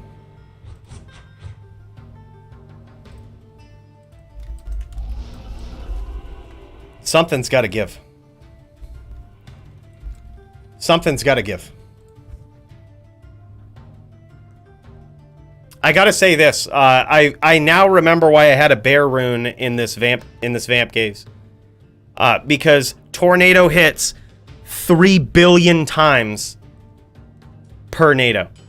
That's why we have max DR. This was a mistake. Putting a Cham in here was a mistake.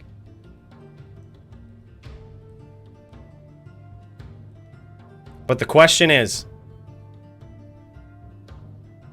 my Crown of Ages will only give me 23 as well, or will give me it'll give me 3% more, and I'll lose 8 life leech. Yeah, no thanks.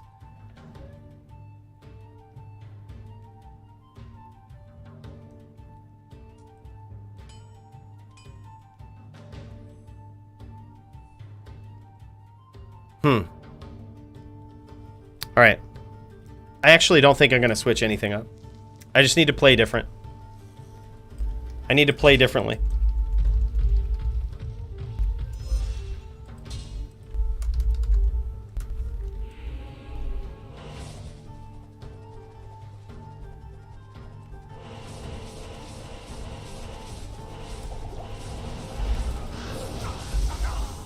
That's what's up. That's what's up. Whoo! Whoo!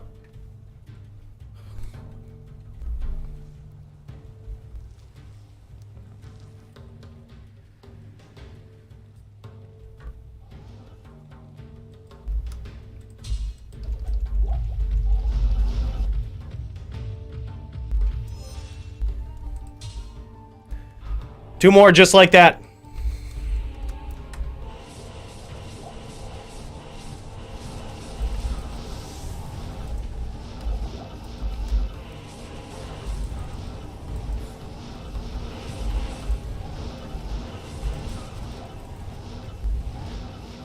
Good angles, man. Holy shit. Top druid.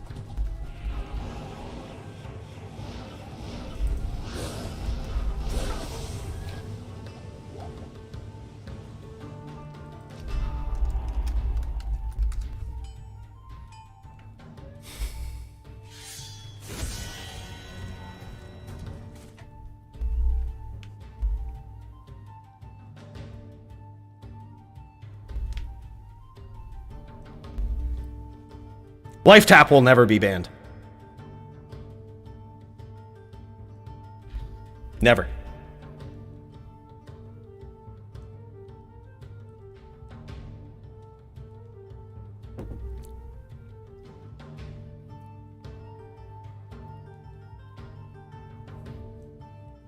It's just not overpowered. It's just not. Paladins are subpar trash in Diablo 2 because a bunch of babies, a bunch of fucking babies, complained to Blizzard for years. Hammerdins are OP! Hammerdins do too much damage! You should nerf the Hammerdins! You shouldn't do anything for the Hammerdins! Hammerdins fucking suck ass!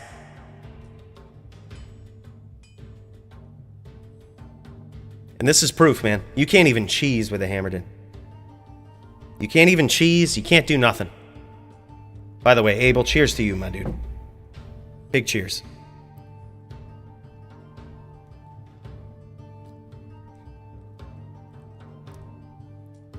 Abel says, stay solid, Cooley. You're right. That's why we came back to the spaceship. We need to...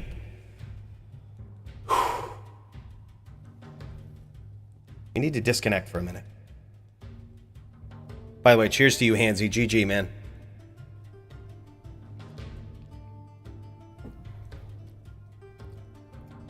To honestly reflect on that duel, I fucked up. I played like shit.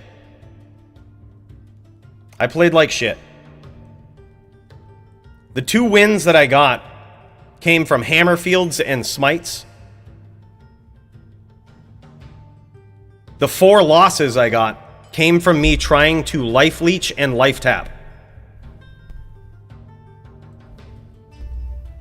The entire build, everything this was cheesed for, was its downfall.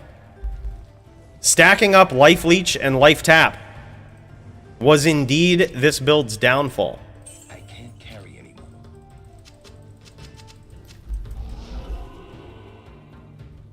It's really a shame, man. It's really a shame. I honestly think the play is still Vamp Gaze with a bear rune. Because what advantage does COA give us? +1 to skills? Trust me, it's not worth it. If you hit them with a hammer, you hit them with a hammer. The odds of hitting a druid with a hammer are very, very low.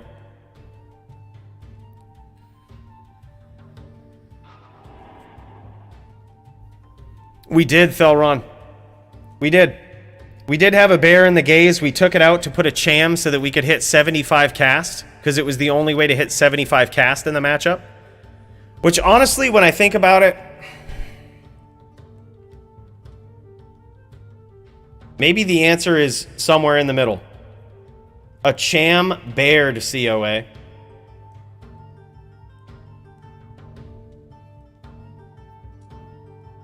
With the same setup. And we don't rely so much on life leech. We just have it there. We have some of it there if we need it. The difference is, man, you really want to know the true difference. Root is a phenomenal fucking player. That's the difference. Like, boys, I've had druids sit there for 10 minutes trying to figure out how to approach my paladin. Root figures it out like that. Boom. Knows what to look for, knows how to go in, knows how to throw nados, knows the angles to cut. The times when I'm weak, recognizes it. Root is a top tier player. That's the difference. Root is a top tier player. He knows what to do. Yeah. Root is a phenomenal player. I talk shit to hype it up, to hype up the duel, to get Root going. But goddamn, I have to.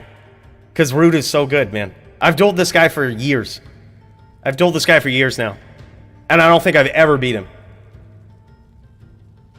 He's just good, man. He's just really good.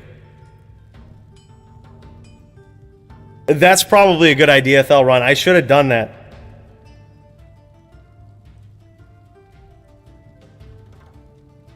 Yeah, no doubt. And I think I messed up. I messed up pretty good, Abel.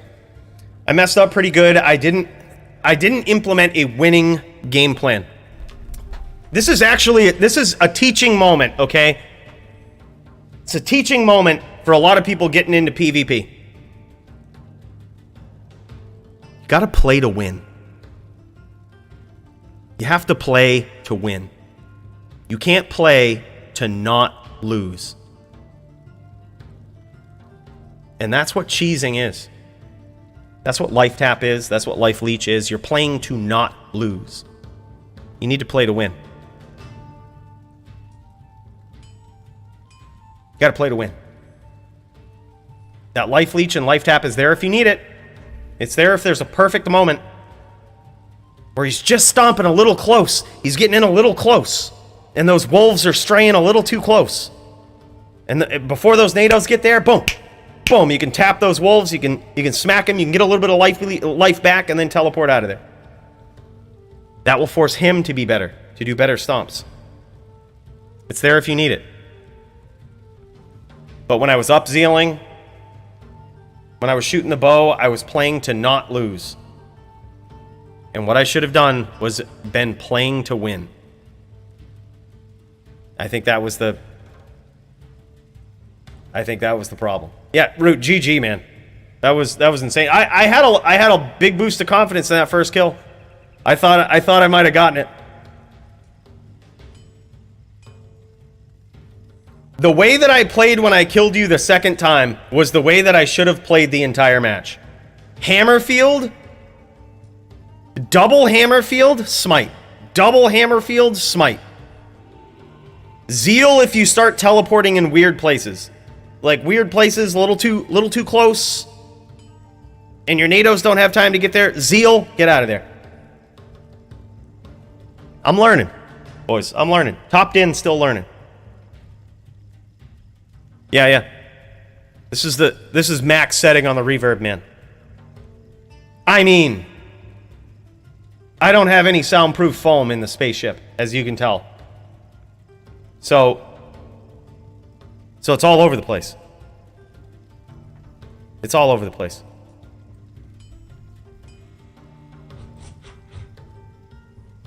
GG's, Root. That was very good. It's very good. Man! I was hoping to climb the ranks. Hoping to be the top dueler. Potentially get my title shot. But it looks like I'm going to have to wait. I told you, boys, this year, Cooley's taking the title.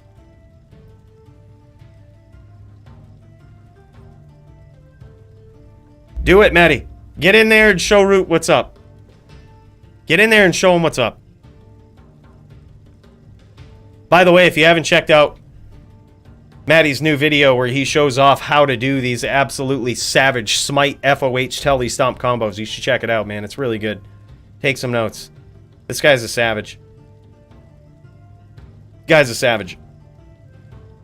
Even Joby showed me a video where he's learning that combo too. Maddie, you've inspired him. You've inspired him, dude. He notices the power of the combo.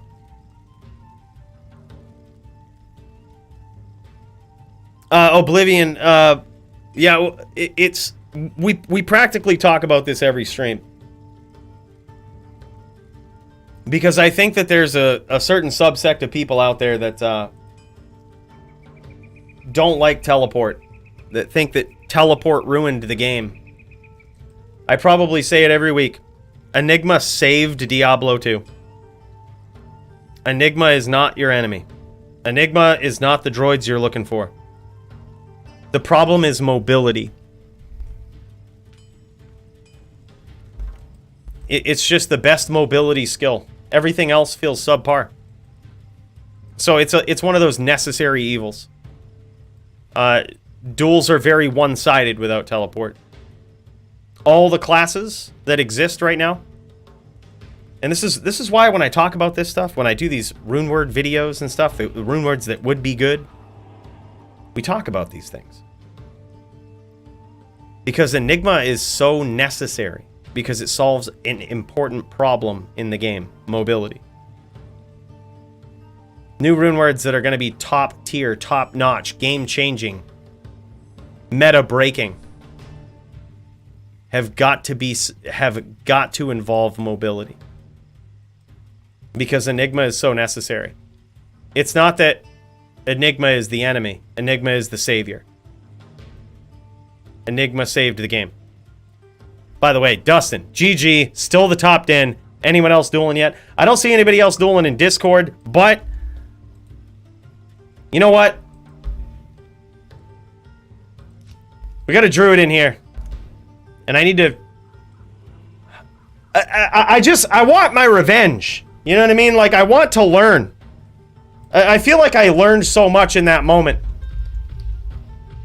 I don't regret my build. I actually don't regret anything about this build. With the exception of maybe a small change, like a Cham Bear COA. That might have been what I would use instead. With the exception of this, I do not regret the build. I actually think this is really good.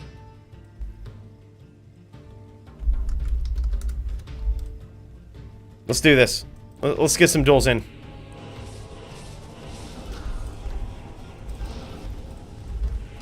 Okay, this is how I should have dueled. That's how I should have dueled. Just like that. Just that little BS right there.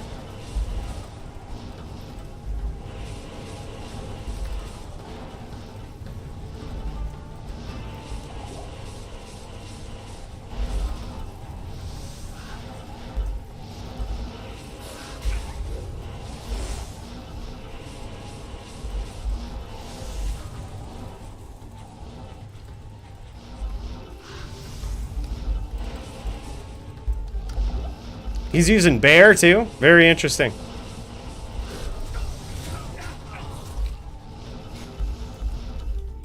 The order welcomes you. That's right. No education is free. That's what Mint says in game. No education is free. You have to get your ass beat severely by the top duelers to get an education. I was watching Root too much.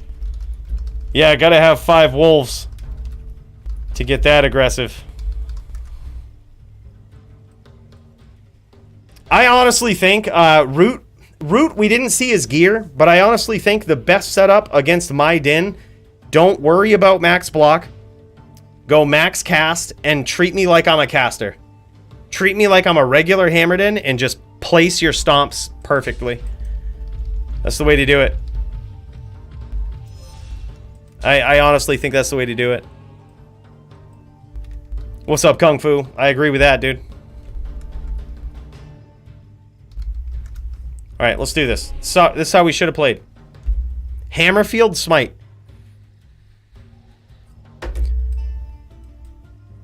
Hammerfield Smite. And if he gives you the opportunity to life leech, just do it. But just have it be perfect timing. Be patient. This is a duel of patience. Patience.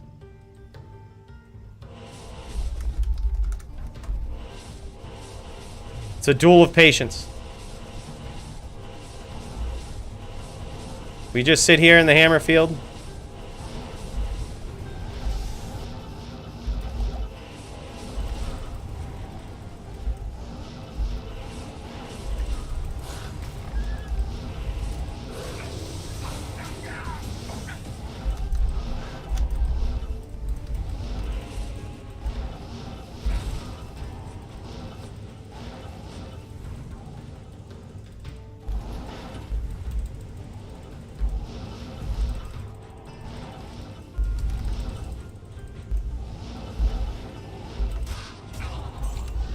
I just noticed all of his pets had life tap, and I'm like, why wouldn't I aggro?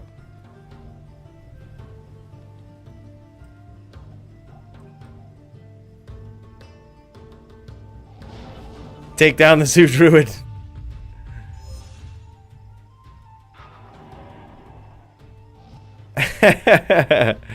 Can't afford the Terp Sleeper yet.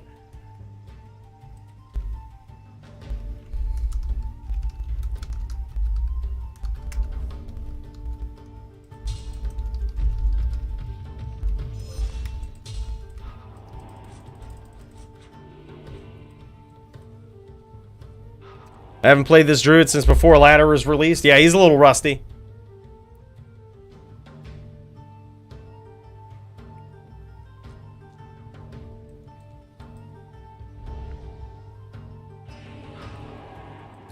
Well, yeah, I mean, the hammer fields protect, right? So what you do is you discourage them stomping with a hammer field, right?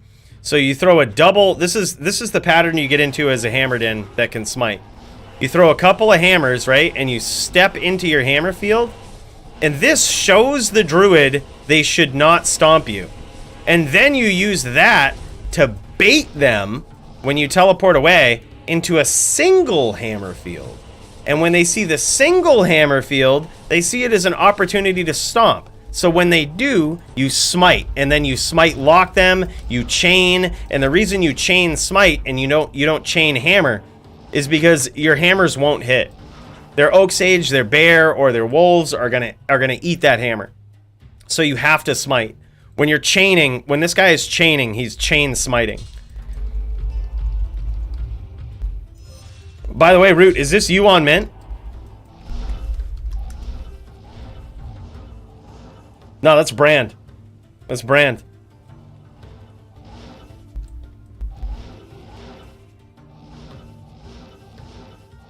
Does Tay have an opponent? Yeah. Tay had an opponent. Tay went up against Ryan. Tay won, but Ryan played very well. I should say, we stopped watching at 3-0 due to pixelation and Root was ready. But it was, Tay was up 3-0. I can imagine he won. But we'll need confirmation on it.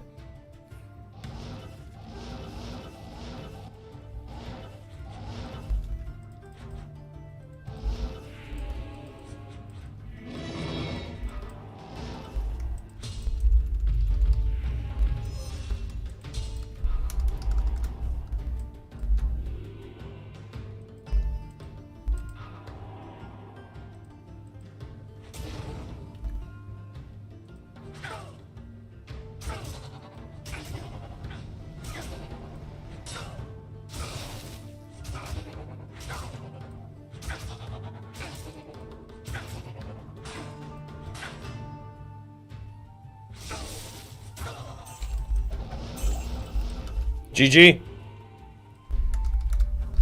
We went hit for hit, smite for smite. Mirror match. Yeah, 451s are super rare. Found my second ever 451 a few hours ago. 2 in 15 years. No shit, Grant. Dude, that's awesome, man. I found my only one in 15 years at the, I think, right around the launch of D2R. GG. All right, man, let's check this out. Let's check this out. Let's see what we got going on.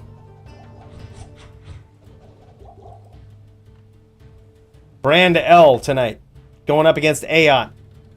He's hoping for his FT5.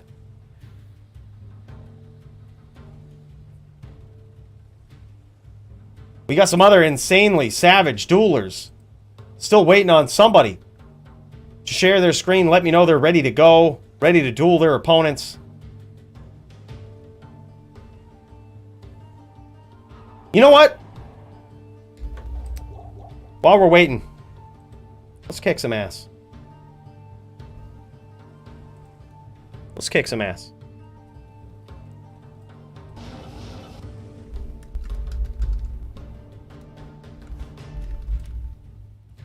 Gave it to Shirley? Damn. Don't give anything to Shirley. Give it all to me.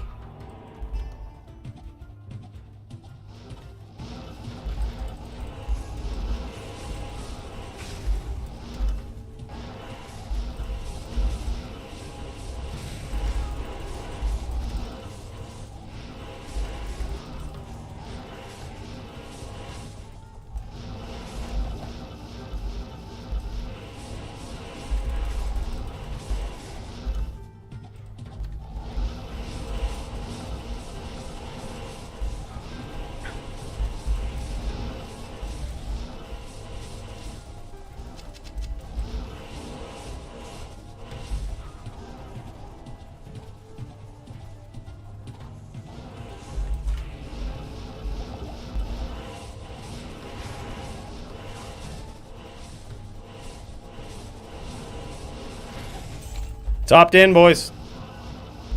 Not in town. Yes?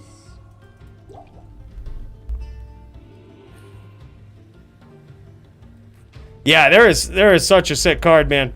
Really hoping we get to see some more duelers up in this. Because goddamn, it's good. All right, go GNX. Let's do this. Let's duel like we should have dueled against Root. Focus. Focus.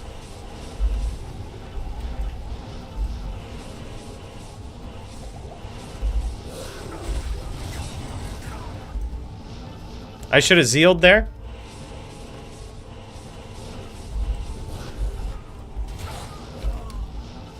Just got him with a name lock charge.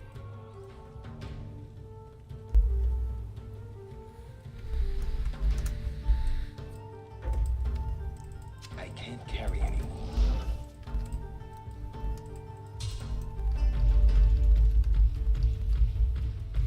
Dude, I seriously hope, Miggy. That would honestly be Pog. That would be the biggest Poggers. I do see Tempest streaming though. Hold on, let's check this out. Let's check this out, boys.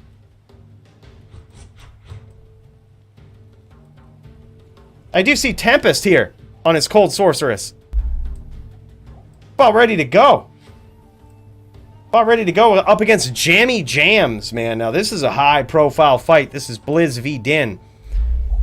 Now, jury's still out on if Jammy Jams, what sort of cold setup Jammy Jams chose. Did he choose 360 cold resist with 1 Raven, or did he choose 300 with 2 Ravens? Jammy streaming as well. GG. Let's pop in, man. Maybe he'll show it off. Thanks for the heads up, Max. Maybe he'll show it off. See what he's going with. See what he's going with for resist. Now, he actually asked earlier what the best setup was, and I told him jury's really still out on it.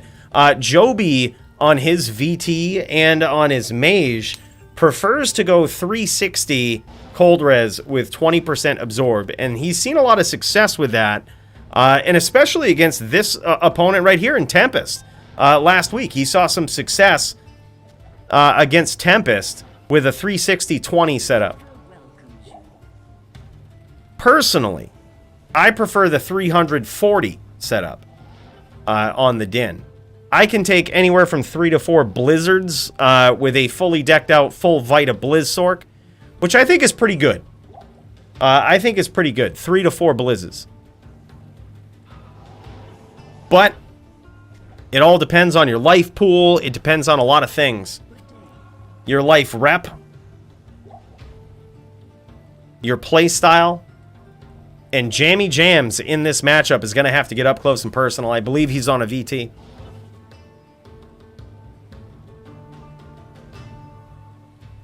I think I have like 3,600 max. 3,600. Yeah, and 410 too. Honestly, I haven't really tested a lot of. I just know that on my Din, I don't want to be frozen, so I need the Raven. But I could just use cannot be frozen with something else. I just haven't really tested it a lot, to be completely honest. But there is an argument for against the full Vita Blizzsork going 410. That's certainly something.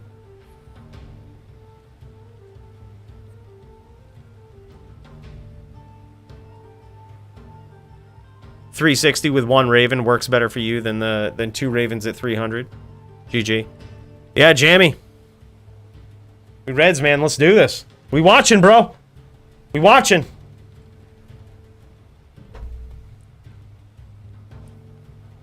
First Blizz hit absorb won't work. So the lower your life is, the worse that setup is.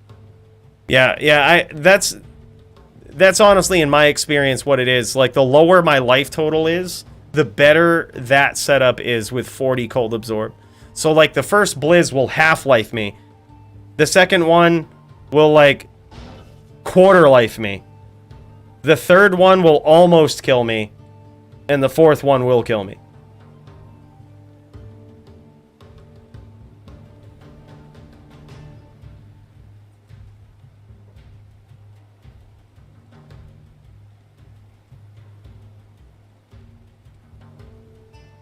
Yeah.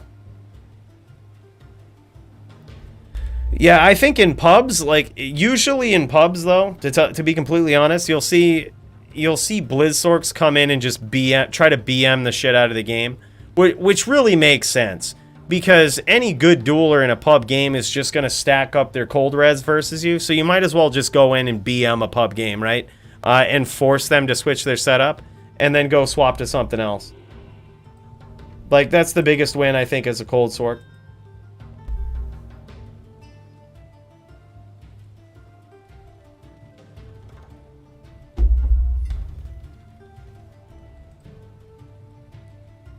All right, checking out Tempest stream now. Jammy Jams. Can he hold a candle to this rising, upcoming, full Vita Blizzork here? Or is he going to fall? N7 Reaper, believe it or not, I actually accidentally leveled on my 49 Sorceress. I was killing, like, I wasn't even streaming or anything. I'm pretty sure I was bored, and I just went into a nightmare game and I started killing a Bale room, and everybody was crowded around Bale, so I just dropped like fireballs all over the place. I murdered the whole team, and I also killed Bale, which, come to find out, is enough to level you from 3% at level 49 to level 50. It will give you 97% experience at level 49. Didn't know that. In a P8 game. Boom. Level 50. Everybody died. Including my soul. But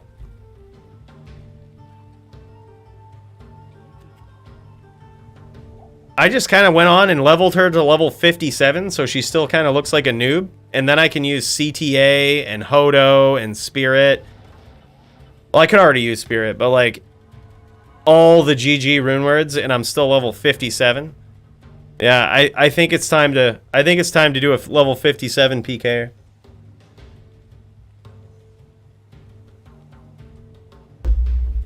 Yeah, we'll probably just go in at level 57 next time. It's still one of those levels where you can act like a noob. You can be like, "Oh, I'm level 57," and it looks like you have no concept or no idea of what's going on. You're still less than level 60. Still MLD by some standards.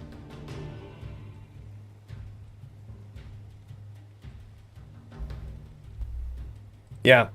Yeah, it's very, very weird. It felt bad, but we did it.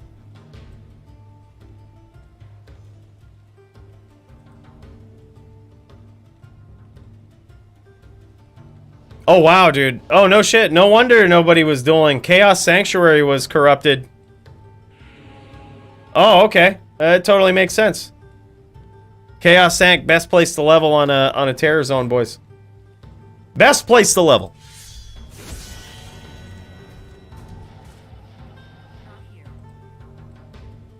While these guys are getting ready.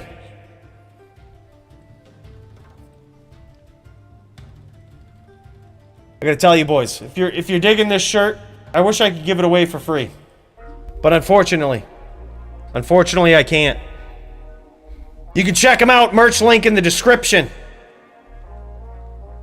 If it was up to me, it'd be a free 99. But there's a minimum price. You liking these cheers that were given out of the DFC mugs? These can be yours. Oh, y'all thought the paid promos were bad that I do in my videos. Well, now, boys, it's all about the DFC. It's all about the DFC. Plugging that DFC, boys. DFC merch now available.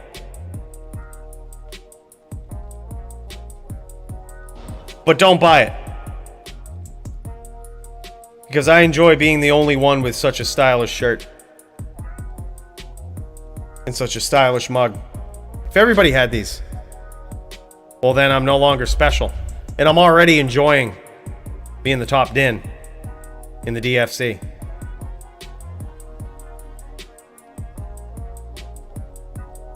So buy it or not, just Just don't show me. Don't wear it on stream, okay? Just let me have this one win. This one victory.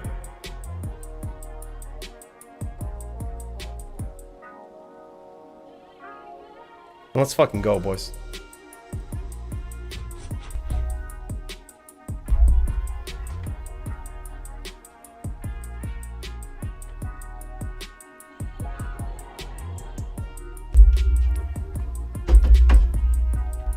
I think these guys are ready to go. What we're gonna do though, we're gonna mark down some scores.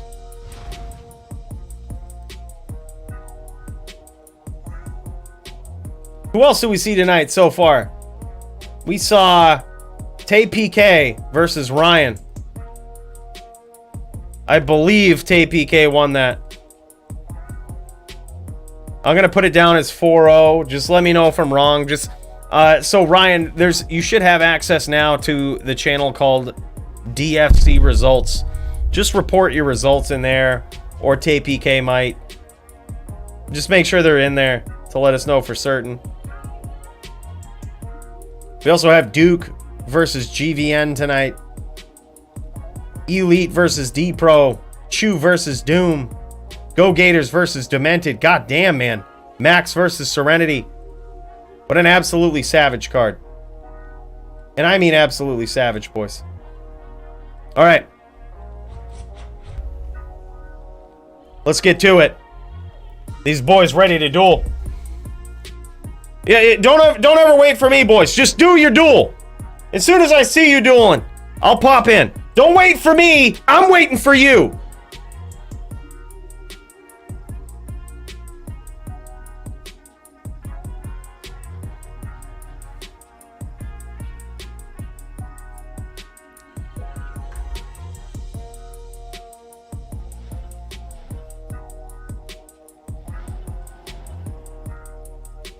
All right, let's do it, Jamie. And then Abel, we'll pop right over to that after, dude.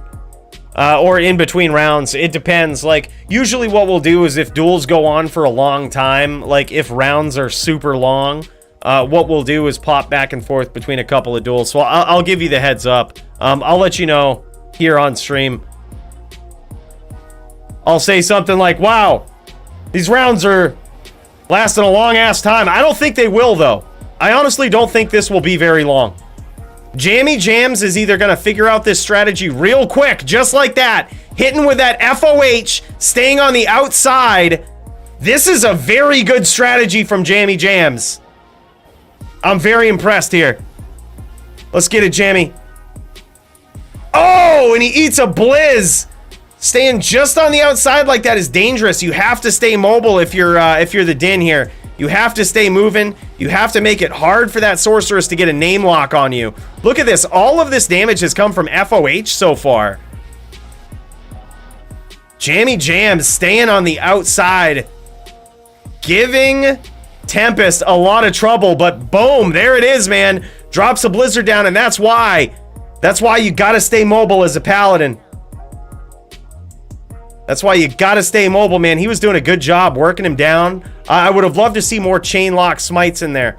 I thought for sure, when we saw Tempest looking for that name lock, I thought for sure Jammy Jams was setting up a stomp. Because that is actually a solid move. To make your opponent think that you're very one-dimensional and you're not gonna move and you're gonna stay in the same spot, so that they start looking for a name lock. Their cursor starts moving and they're searching to grab your name, and as soon as they do, boom, stomp. Like, stomp and land a vicious smite and get out. As soon as they have the ability to hit you back, get out. If they're not dead, you've certainly got a leg up. Very nicely done there from Tempest, the rising, reigning, cold sorceress. Trying to land these blizzards, getting in close. Now, I think he's actually happy to get a little bit more aggressive if he knows that Jammy Jams is just on this FOH plan. I think he's happy to get even more aggressive and just be like, yeah, okay, well, my blizzard hurts a lot more than that FOH, so let's do this. And that's actually a smart idea because it's going to force Jammy to get up close and personal and actually smite. You know, it's going to force Jamie to change his game plan if Tempest starts doing that. If Tempest gets aggressive, starts dropping down the Blizz, Jamie Jams is going to have to take advantage of every window of opportunity he has to get those smites in.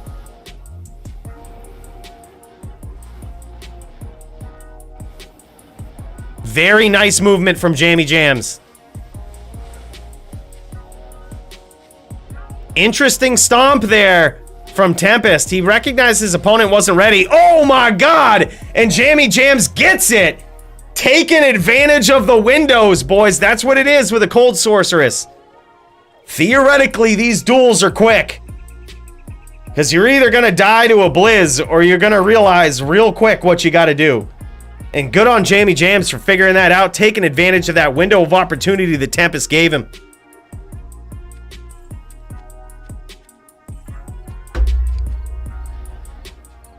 Very nicely done. Tempest re-upping here on the mana pots.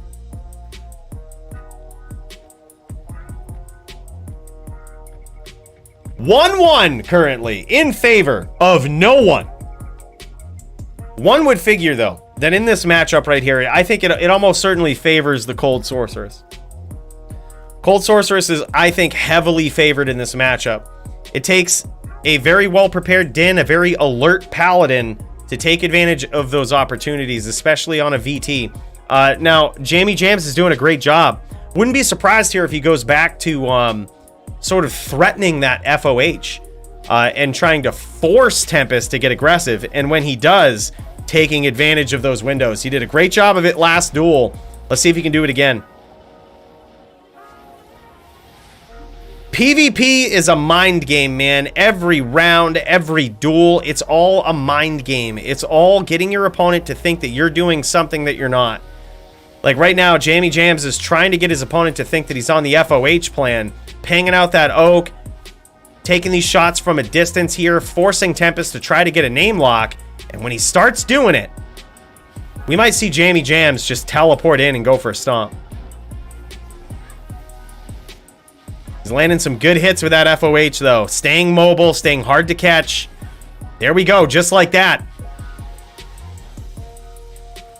Oh, shit, Dio. You guys are going to duel, too? Oh, damn. Oh, damn. Would you mind holding up, dude? I want to check out Abel's duel, man. We didn't get to see it last week. Another good hit from Jamie. He's pinging him down, forcing him to get aggressive. These guys go to goddamn cold plains. Look at this. These guys are in the cold plains at this point. And oh man, is it cold. Those blizzards coming down really put the cold in cold plains. Nice stomp there from Jamie Jams, trying to use the FOH now to get a name lock, which also will force Tempest onto the back pedal a little bit. Really liking this strategy from Jamie Jams, but man, Blizzard is so unforgiving.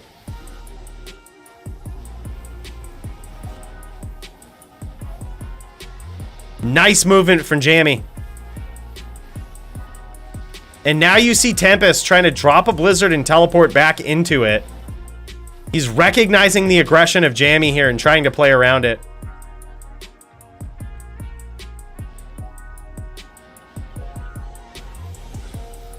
Goddamn right, Dong, and cheers to that, brother. And there it is, man. Blizzard, such an unforgiving skill. Very well played from Jamie, but very nice placement of the Blizz there from Tempest. Wow, what a good match, man. This is a skillful match right here. Like I said, very heavily in favor of the Cold Sorceress. But goddamn, Jamie playing like an absolute champ.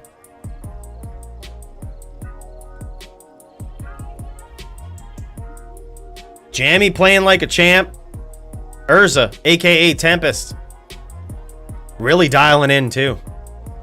It's hard to tell exactly what he has for a shield there, but I think it might be a Jeweler's Monarch of the Colossus, if I had to guess, based on the red tint. And you can almost bet he's put 4 5/5 cold facets up in that. He's going for full damage. He's trying to one-shot as much as possible here.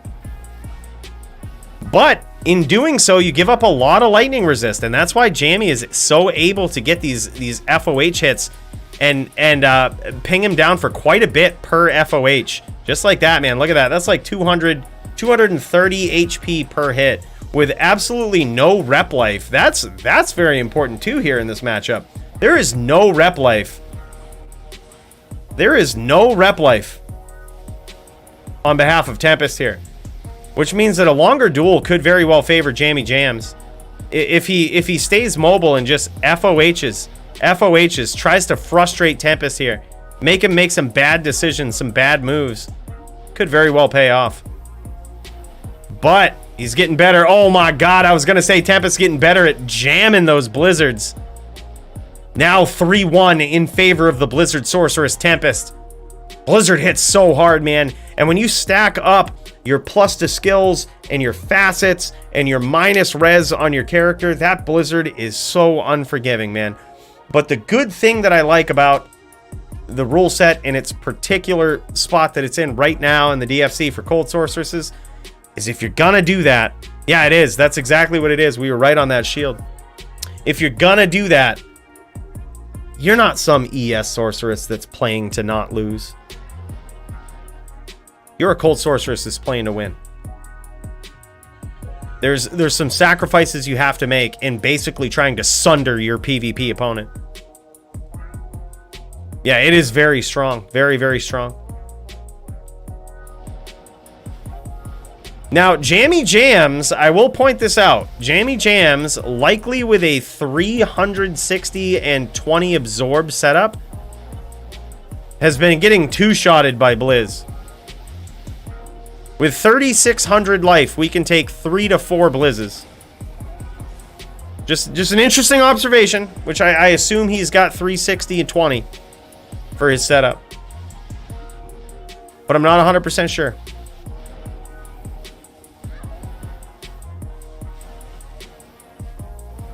Couple of FOHs landed here from Jammy. But man, it's an uphill battle. I like that he's staying mobile. Oh man, nice stomp there. He's having trouble actually grabbing the name after a stomp though. There's been a couple of windows here where if he could grab it, man, that would be bad news for Tempest. Very bad news for Tempest because he's had some very nice stomps.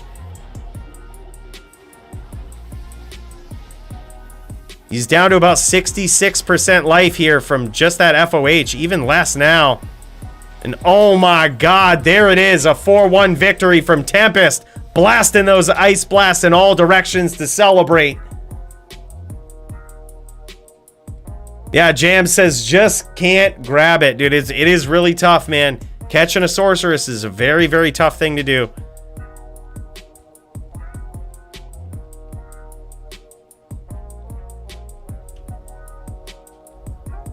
Hey, Joey, man. Thanks. Thanks, bro. I appreciate those kind words. And cheers to that, man. Glad you like the Iron Golem duels fighting. Had a lot of fun with that. And cheers to Joby for sticking with me for hours putting that together, man. I don't know if he knew what he signed up for in that moment, but we certainly did it. Cheers to that, man.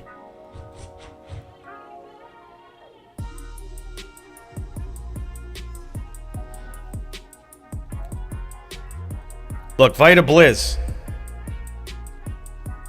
It's strong. It is strong.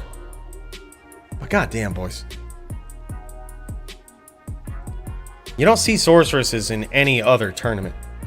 They're so weak otherwise. Gotta give them a shot. And honestly, we've seen a lot of sorceress versus paladin, which I think is an absolutely lopsided matchup in favor of the sorceress. Until you see Druid versus Sorceress, Cold Sorceress, full Vita Cold Sorceress. That might change your opinion on the Cold Sorc rules in the other direction. It's vicious, man.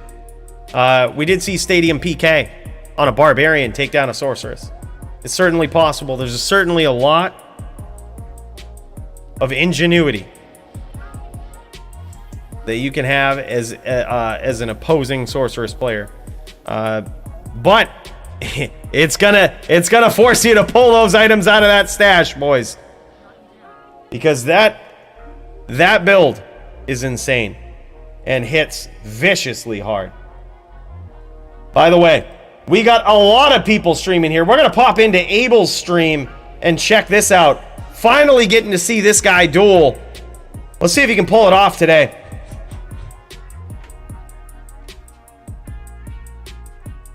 Man, oh man, a little bit of pixelation here, but that's okay. See if his opponent's streaming as well. We got Abel versus Jewel, aka Jewel Van. Looks like both of these guys are streaming, so this is going to be Din v Din, I believe. We're going to pop over to Jewel's stream. Yeah, he's on a Din, man. It looks like he's got Shaco, so I wouldn't be surprised if he was... Oh, no, dude. Oh, my God. Is he a... Nah, he's a VT, boys. And he ain't got a lot of damage reduction on, which tells me he's going up against a caster. He's going up against a hammered in. Now, theoretically, this matchup here favors the VT. Theoretically. But what Abel has to do in this matchup, and I'm gonna say it just like Joby told it to me when I was constantly losing to his VT in this matchup. He says, you need to teleport and throw hammers like you're gonna die. Like nobody's business. And boom, there it is. Jewel Van getting in there with some vicious damage. He needs to teleport around. He needs to stack up that light res. He needs to put on that T-Gods and just teleport around and chuck hammers like there's no tomorrow.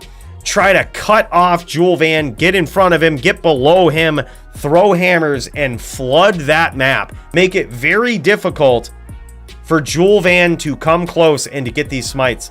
It's 4-1, good duel. So we just saw the final round right there. 4-1 in favor of Jewel Van, but goddamn, man, that was insane. Happy we got to see that. Was that it? It's over?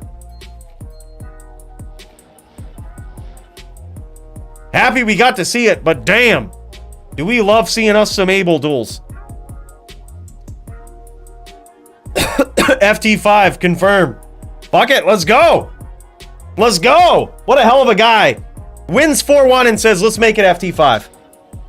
Now that is a gentleman, boys. That is a gentleman. Let's see what we can do. Let's see if Abel can teleport around and chuck those hammers like there's no tomorrow. That's what he needs to do. And what he absolutely loves as a hammered in, what he absolutely loves to see is when Jewel Van does this. When he stays on the outside and he just throws FOHs. Because when your opponent gets in this particular matchup, when they get in the habit of doing that, that's when you want to stomp them. Because they are not ready. They're not ready. They're sitting there. They're on the FOH plan. They think they're going to get away by, getting this chip damage in with FOH. That's when you surprise them. Oh my God, dude. And a vicious comeback there from Jewel Van. Absolutely insane. I think Abel tried to do that there, but Jewel Van was ready. Now, there's, as with anything in PvP, boys, there's a counter to a counter to a counter to a counter. And the answer to that, when your opponent is staying on the outside, is to cut them off. Teleport a little bit below them. Because then, they can't just name lock smite you. They can't just up smite you. They have to aim. And it gets really tough. Especially if you switch it up. You teleport a little bit down here. A little bit over here. Keep them guessing. It's a very tough matchup. That's like I said, counter to a counter. I think it inherently favors the VT, but actually very well played there from Abel, especially at the end there. He landed a couple of very vicious hammers, spun those hammer fields. But man, tough matchup for sure. And I talk a lot of shit about Joby, but I'll tell you, I don't lose to just about any other VTs on my din. Dare I say, I've even kept the Great Marvel guessing as to what the hell I'm going to do on my din. But I consistently can't beat Joby. Consistently. He really shows that VT has the benefit in that matchup. These guys showing off their gear here. Let me pop over to this.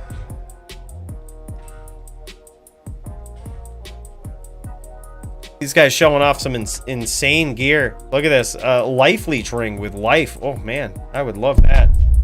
I would absolutely love that on my den versus a druid. Very good setup. Interesting back and forth. And I do believe Dio and the champ allegedly are ready. Allegedly. But I don't see him. Oh, no, I do see Vamp the champ streaming. Boys, let's cut over to this real quick. Very nice duel. GG's, fellas. Thanks for sharing your stream. Thanks for letting us dial into the latter end of this match here. Nice job, Abel, man. We gotta jam some duels, bro. We gotta get you ready. We gotta get you ready. I think Abel's got what it takes, man. He's already showing some great potential, I think, in the way he's chucking those hams, looking for those windows of opportunity. It just takes a little bit of refining to know when to do it, especially in the Din v Din matchup, which is all of what he's seen in the past couple of weeks. Yeah. You had a tough opponent, dude. I think you had a tough opponent. Someone who's very experienced on the VT. But theoretically, if that VT isn't Joby, I will smash them on my hammered in. So I'm like, look, the window is there. If they don't know what to do, they're about to get smashed.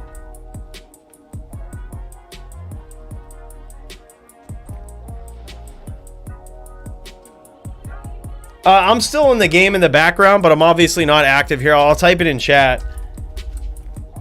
That's the duel game that I'm in. I'm kind of AFK. It's like in the background right now, but that's the game I'm in.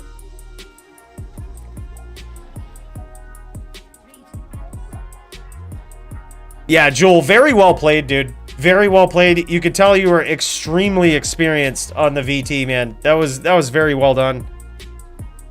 Very nicely done. That was not his first VT versus Hammered In matchup right there, we can tell. All right, we're tuning into the champ stream here. Vamp the champ. Let's get some results put in, shall we?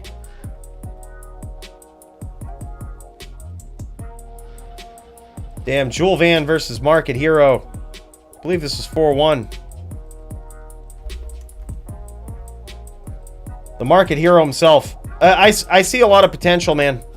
Just in the way he's looking for those stomps, and the way he has a tendency to be aggressive with the hammers. I think it's very underrated, man. An aggressive hammered in is a dangerous hammered in. Someone who can do it effectively. It is very tough to be an aggressive hammered in, though, I will say that. But cheers to Abel for rocking one of my favorite builds and showing and proving and growing with us, learning with it. Looks like we both learned some lessons here today, Abel, and cheers to that.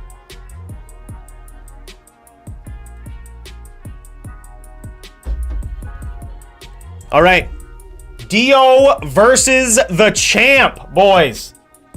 Dio versus Vamp the champ. Man, I don't know if we're ready for this one. I don't know if we're ready. Hold on. I had to take my soundproof foam down. It's very echoey up here in the control room.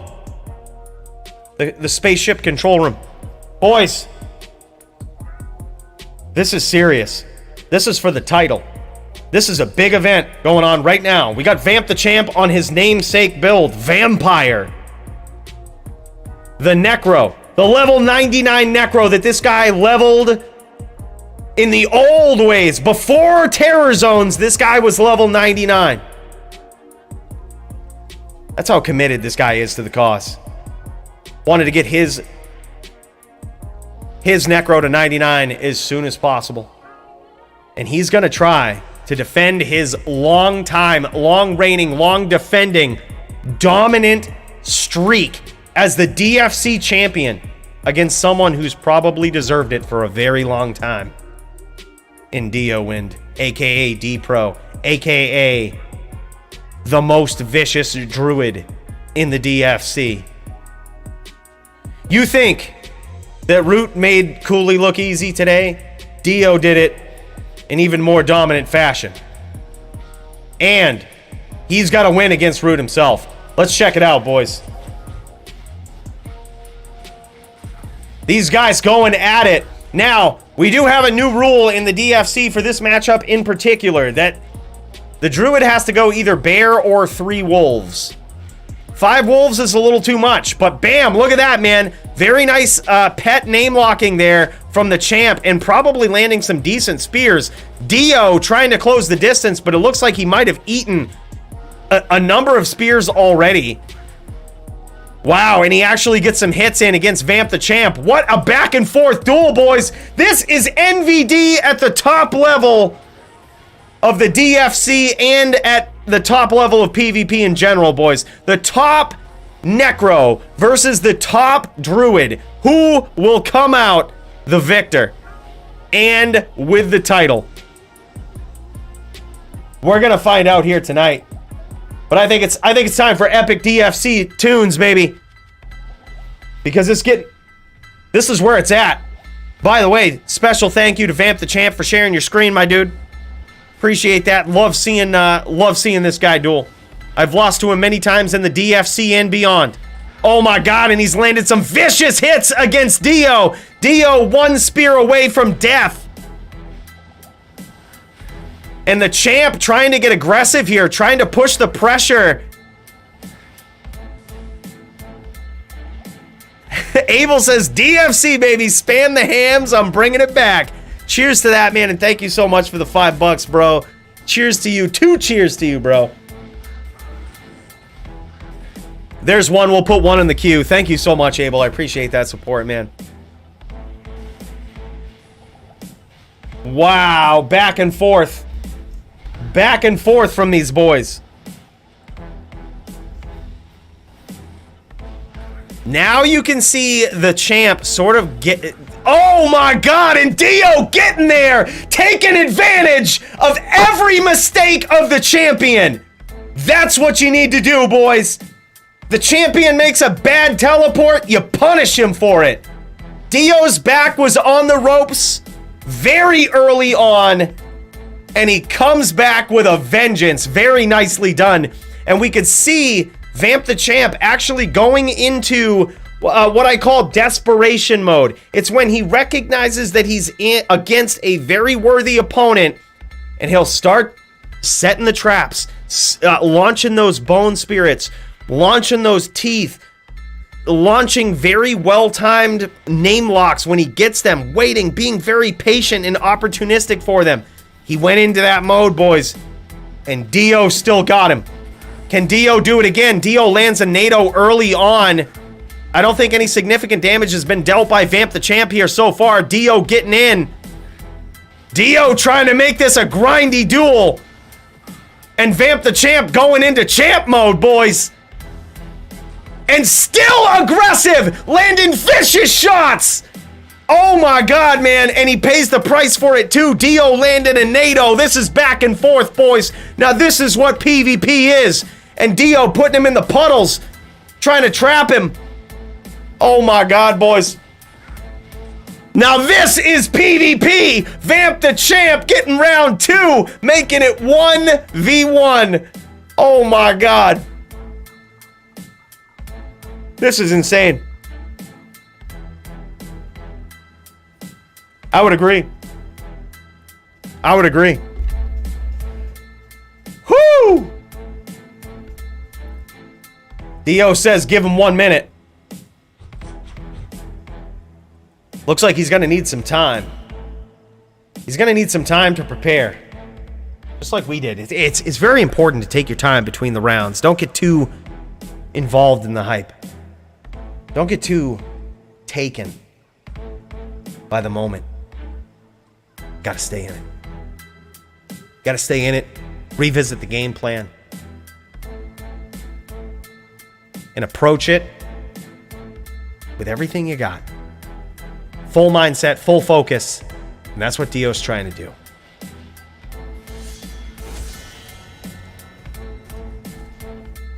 And we back to it. Here we go, round 3. Is it over? Did that just happen?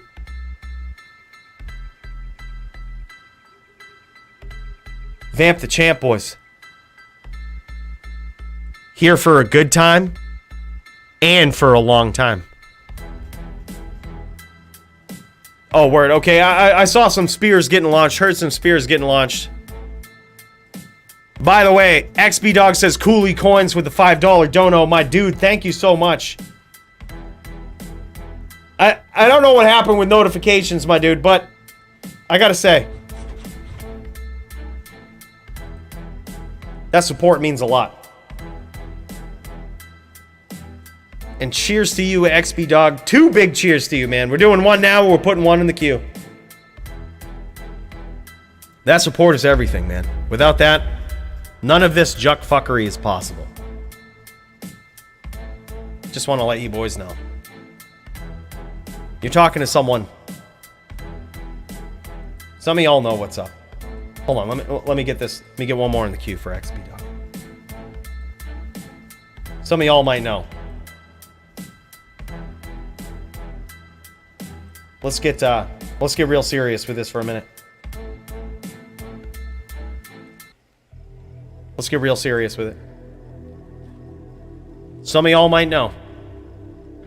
6 years ago, your boy was homeless.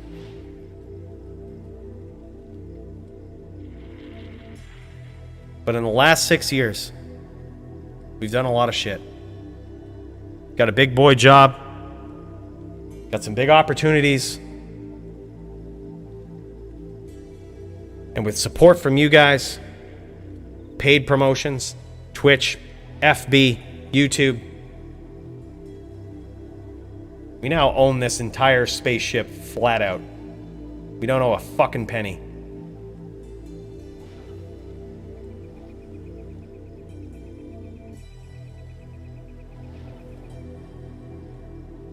But we still got to keep those lights on. And that's where I appreciate support like that. So thank you so much, XB Dog. Everybody tonight. Really means a lot. Really means a lot. I appreciate all of you guys. Let's do it. Let's go for round 3. Let's check in with the champ and Dio and see how the rest of this bout is gonna go.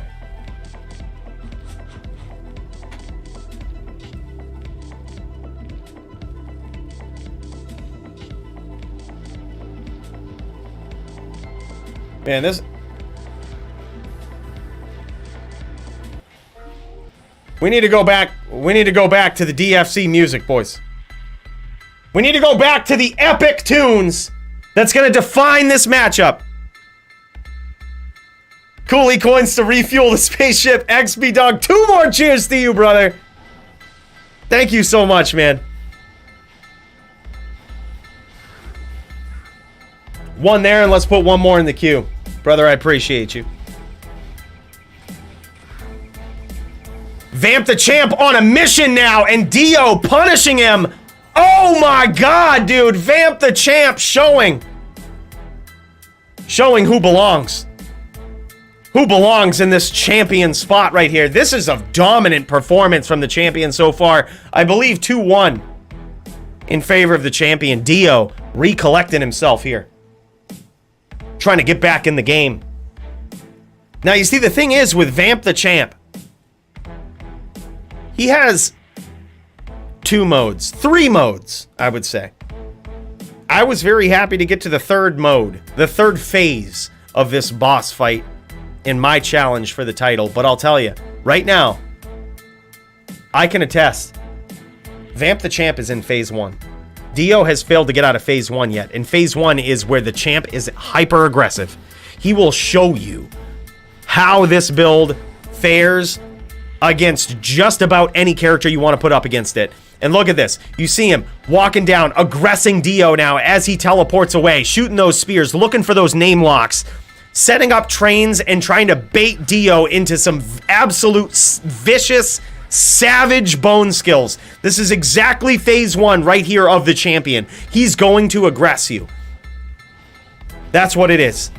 And he is punishing Dio right now, keeping that pressure on. But Dio is turning the corner. Look at this. Dio cutting him off, trying to pick his angle to force the champ into phase 2. Sometimes he can skip phase 2.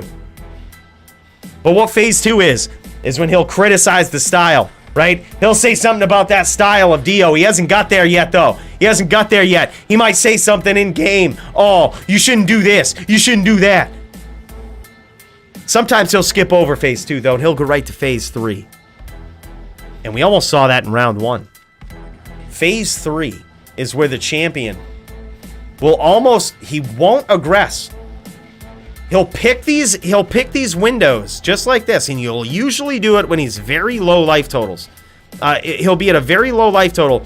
He won't chase you, but he will set these same traps and he will punish you for coming in. He's a very opportunistic fighter when he needs to be. This guy knows how to turn a corner at the drop of a hat. This guy, best Necro in the world. No better Necro on planet Earth than Vamp the Champ right here. And he is on the build, his namesake build, doing exactly what got him here. Look at this.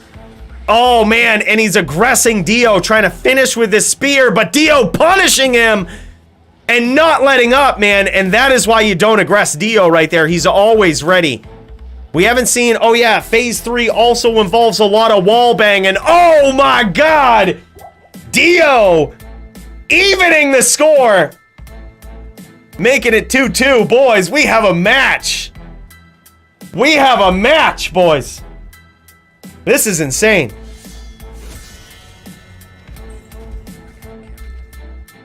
Two. Even score. Is Vamp the Champ leading Dio into a false sense of security here? Is he trying to make him a little too confident, is what I'm thinking? Is he giving him windows, hoping that he takes advantage of them? It's got my gears turning up here. We're gonna see. 2-2, boys. This is where it gets real.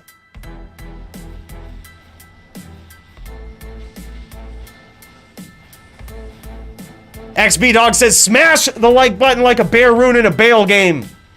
You're goddamn right, and cheers to you, XB Dog. Hit that like button, boys. Is this not the best PvP stream in the history of YouTube? Nobody does it better. Nobody! Just smash that like button for me, boys. That's all I ask. Just hit it if you're enjoying the show. Just hit it and let me and these boys know you appreciate this stuff here. Spread the word.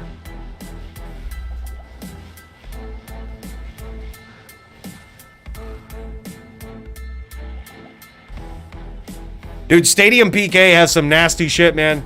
Yeah, I'll look into it. At this point, I mean, alerts aren't working. We built a spaceship. I'm sorry, this week I built a spaceship, okay?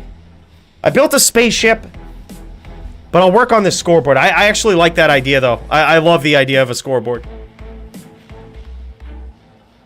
That's right, who's better? Nobody. Absolutely nobody. Dude, Vamp the Champ in trouble here in the 5th round.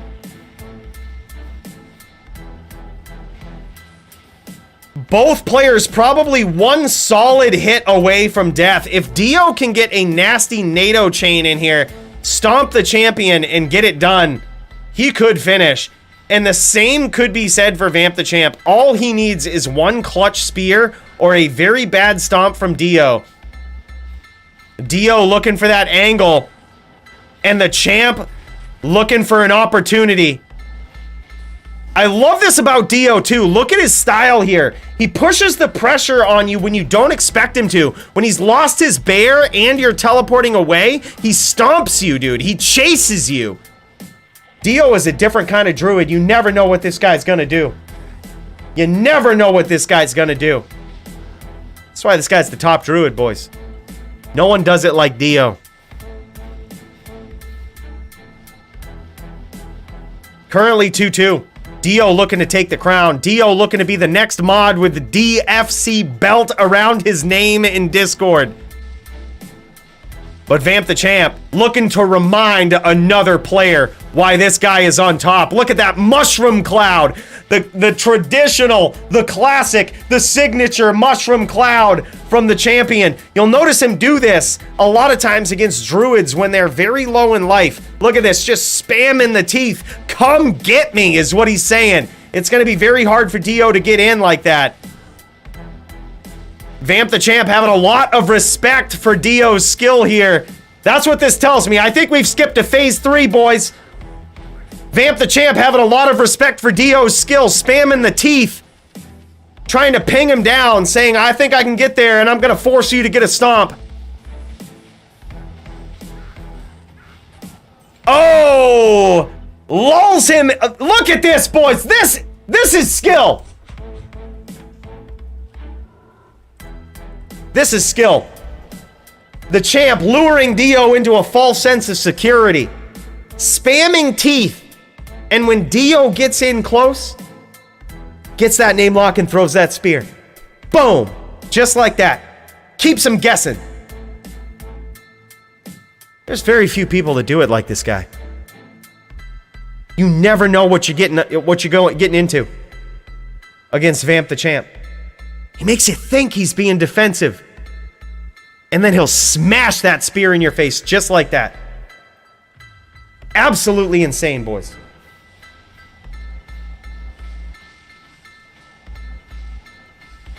Here we go, 6th round. Currently 3-2 in favor of Vamp the Champ.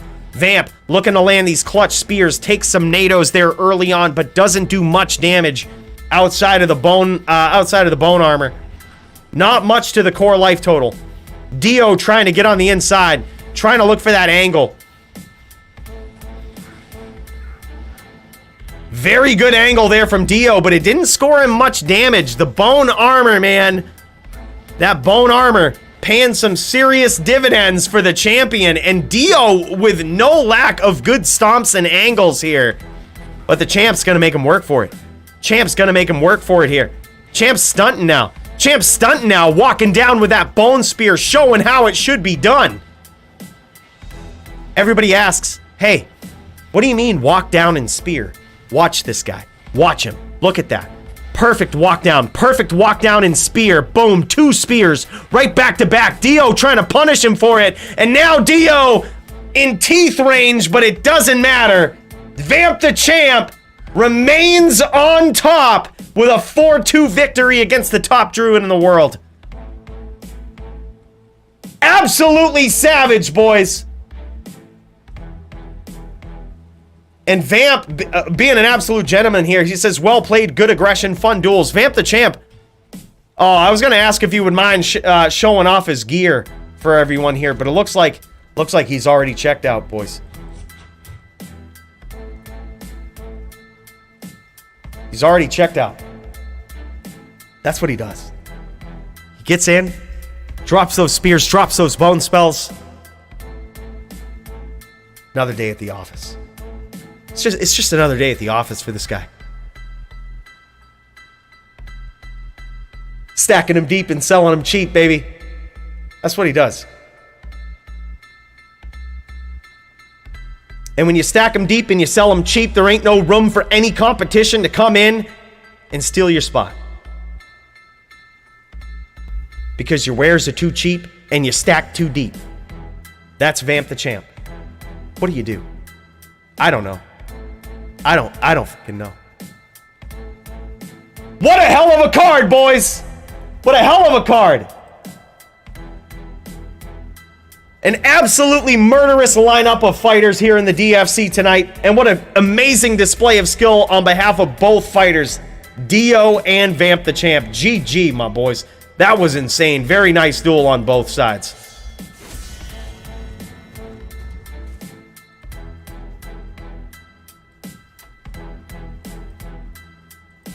We got some people that joined this game here. We got some people that joined the background game.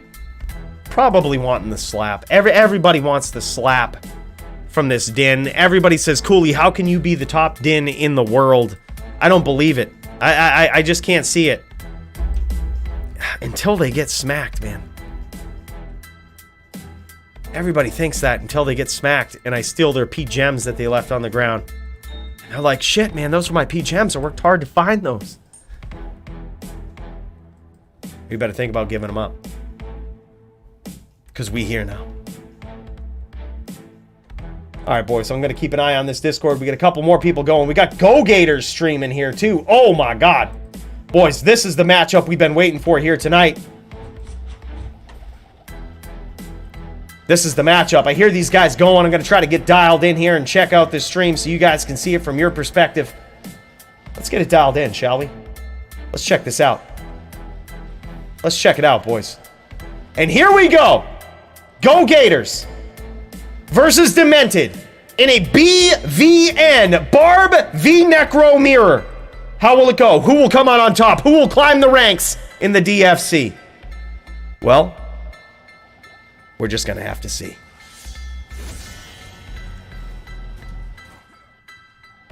Go Gators time, boys. Go Gators, one of the most underrated druids in the DFC. Druids, this guy is savage on so many different builds, and we're going to see it here tonight. Now, it looks like he's starting out on a barbarian here, so it's going to be up to him to catch his opponent.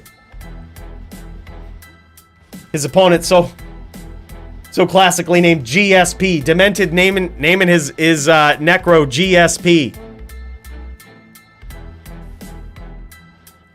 I wonder if that's after George St. Pierre, or if it stands for something. If you're going to name any character George St. Pierre, probably the Necro is the way to go. The most savage, most overpowered class in the game.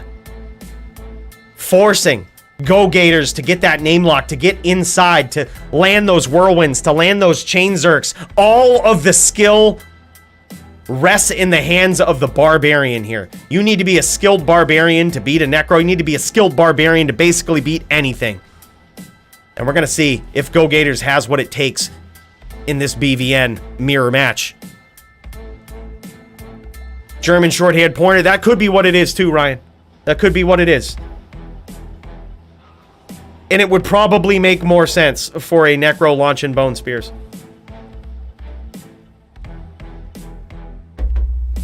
Damn, boys! I'm telling you right now, though. Demented has got the upper hand so far. And it looks like Go Gators re-battle ordering mid-duel here. Just kind of kicking down, kicking below, kicking back. Trying to figure out, all right, I need to regroup. I need to go in for a savage hit. I need to get real with this guy. I need to show this guy how to run a barb. And that's what Go Gators is trying to do. Stocking up here on the mana pots. Oh, nice chain lock. Oh, my God. Holy shit. This is what we need to... Someone needs to figure out replay for that exact shit right there. Someone. We got this spaceship. We gotta figure out how to do this, because holy shit, boys, that was insane. That was absolutely murderous. Go Gators takes Demented from 100 to 0, lickety split, in less than a second with a nasty chain lock, chain zerk, absolute smash. It's over. You can't blink in this duel. Because these boys know what's up. This is the top of the top. You want to be a fighter in the DFC? These are the boys you got to compete with. And it ain't fucking easy.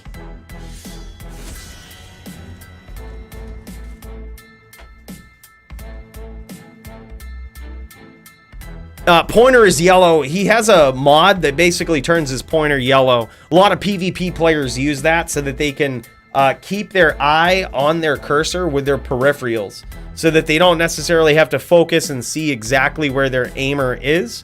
They just can kind of see it. It makes it easier to see in the corner of your eye without you having to focus on it. The gray kind of blends in a lot.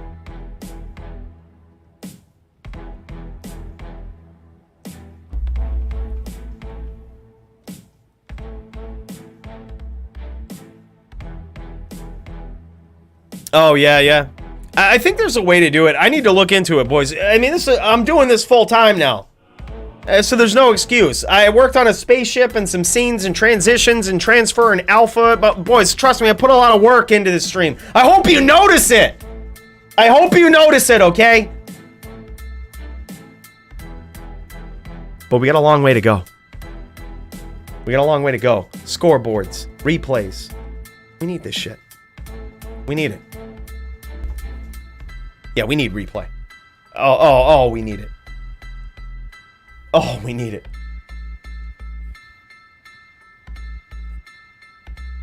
That's what it takes to bring the DFC to the next level. Live replay. Trust me, boys. We're gonna look into it. We're gonna get this going. We're gonna get it going.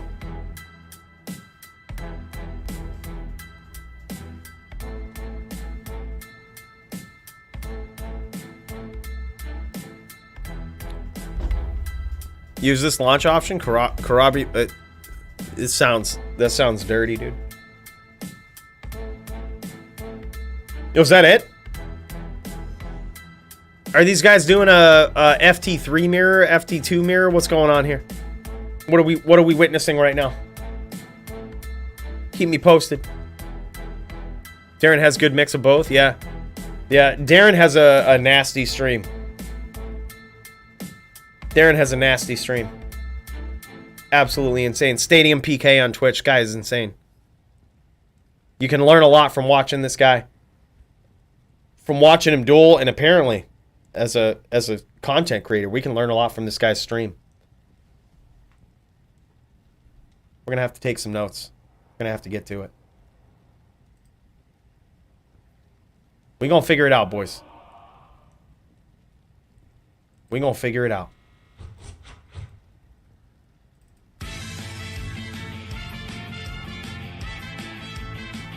And here we go. We could be entering the second half of an epic matchup, boys. Back on the ropes is Demented. Thought he had that duel, had some vicious damage in early, but just couldn't quite get there. He's gonna need to come back big time. Let's see what he's got.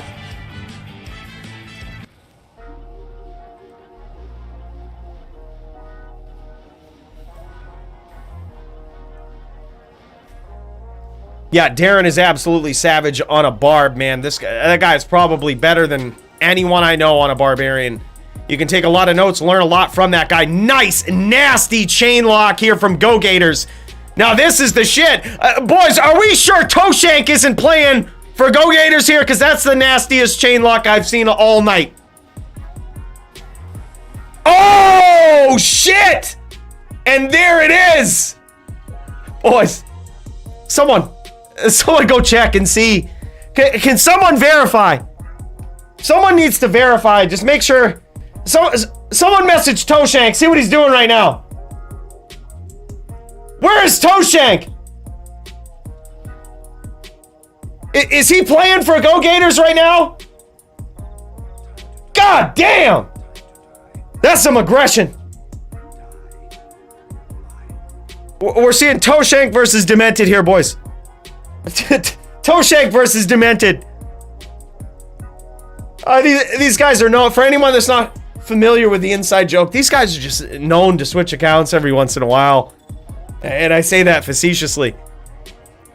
And it's only because Go Gators came on this scene and climbed the ranks in the DFC with some of the most savage, some of the most vicious, some of the most unprecedented skills that were developed lickety-split. Split second, this guy just came up the ranks and showed the most nasty aggression, the most savage playstyle, the most vicious chain locking. And he came out of nowhere. This guy came out of nowhere, and now Go Gators is a force to be reckoned with. A lot of times we hear from the OGs of the game, right? The Vampires, the Toshanks, the Jobies, the Maddies, the Marvels, the Coolies. Boys, like it or not, I'm an OG, okay?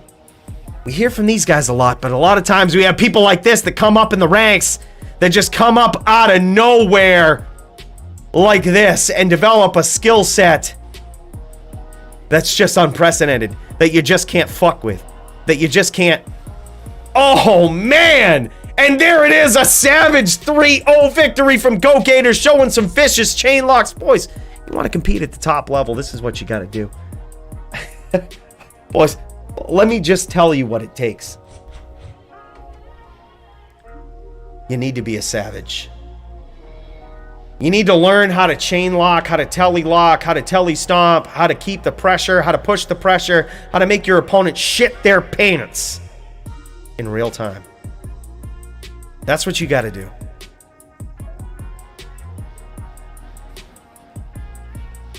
And it's something that Go Gators has absolutely mastered. And here we go.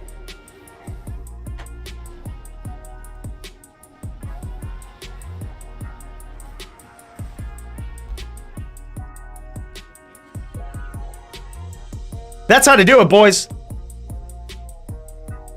That's how to do it.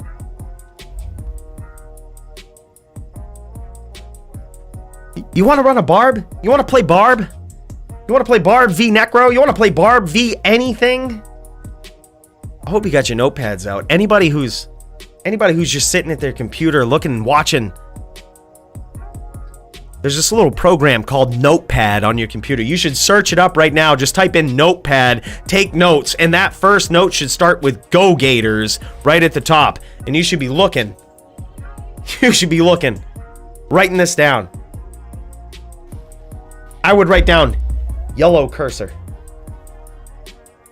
Cursor speed to center. Center speed. Center return immediately. Follow. Telly lock. Telly zerk. Pressure immediately.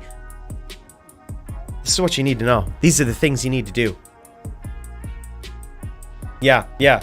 Lock anything. It doesn't necessarily matter that you have your opponent's character name in hand. They got pets? Lock them. Follow them. Telly stomp. Keep the pressure. That's what you got to do as a Barb. It's always on the Barb to be a good player, man. You have got to be on the level of this guy to be a standout barbarian. If these guys are still doing a mirror, man, it's going to be on Demented to show his skill.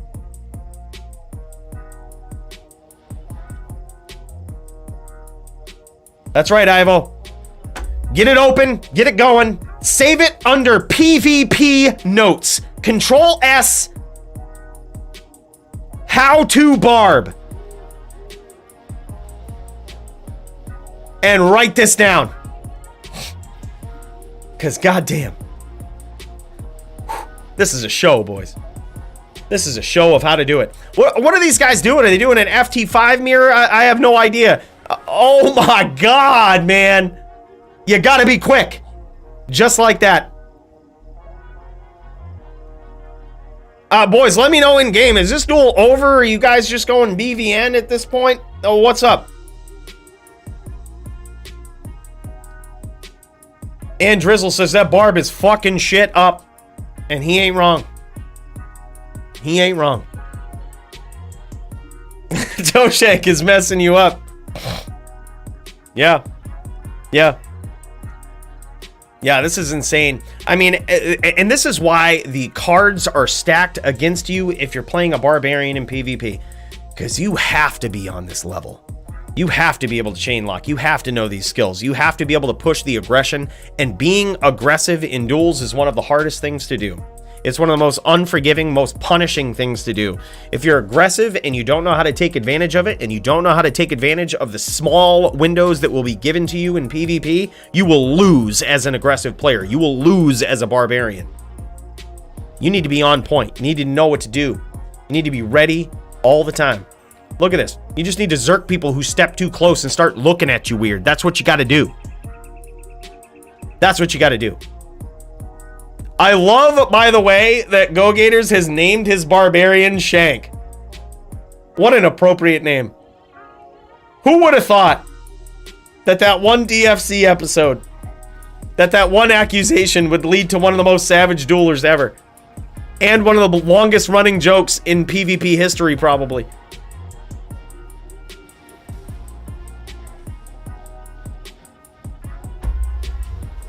Use modded unfair mouse. Yeah. Hey, man. If people are calling a different color unfair, holy. I hear that and I just hear a bunch of babies. That's called optimization. Okay? That's what that's called. It's called optimization. It's called my brain works on a different fucking level than yours. Okay? That's a level that says I can focus on more than one thing. More than one thing at once. And I'm gonna need to, because this is a duel.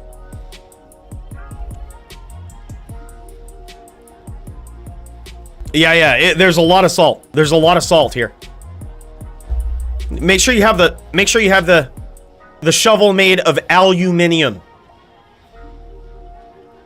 Because when you chip away all this salt, you're gonna find an ice cold, rock solid mass of a player underneath. And most shovels, most plastic shovels, the cheap ones you get at Walmart for $5 to $10, they're not going to be able to shovel that shit. They're not going to be able to handle it. They're going to break right on point, right on site. It's not going to be able to handle it. Make sure you got the aluminum shovels. Yeah, I like it too, man. I like the fact that Blizzard has been a bit lax on, like, over-banning shit. I think that in this new setup with, like... Oh my god. I think in this new setup with Battle.net, with new Battle.net, D2R being on new Battle.net, you're seeing a lot more consistency in bannings. You're seeing people getting banned for bots and map hacks and things that push unfair information to the game. These guys are doing a good job. People have been using this mouse color change mod for a good long time now. Toshank actually put up a video on how to install it. And it's pretty savage, man. It's really good. I think it just gives them the leeway to ban people for the right things and not the wrong things. Because let's face it, we're living in a world where people mod games, even online. Why? Have you seen the new rune words? Do you want these guys modding anything? Do you want these guys... Do you want these guys adding anything to this game? Just let the players that know how to do it, do it. Yeah, I think so too. I mean, it'd be one thing if we had auto aim, right? But nah. This is a peripheral mod right here. This is a highly skilled player mod right here. Think about the people that you see running macros on their MF runs to make a new game for them, right? So they can press a button and, I don't know, play with their dick for a couple of seconds while they make a new game. This is practically on the same level as that. Except probably less bad. Yeah, macros in PvP are certainly unfair, I think. Macros would certainly be a little questionable in PvP. I think in PvM, if you have a macro to, like, make a new game for you, like, make a hell game for you, whatever. Like, it is what it is.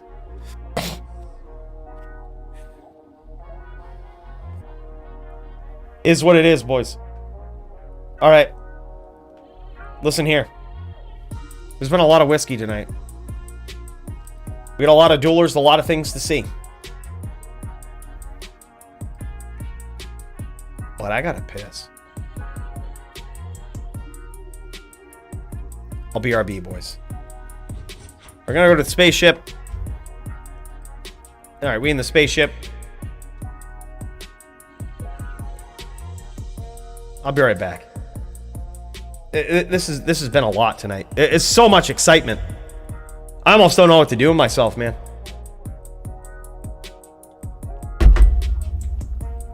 A fresh reminder to drink responsibly, boys. If you're gonna do it right.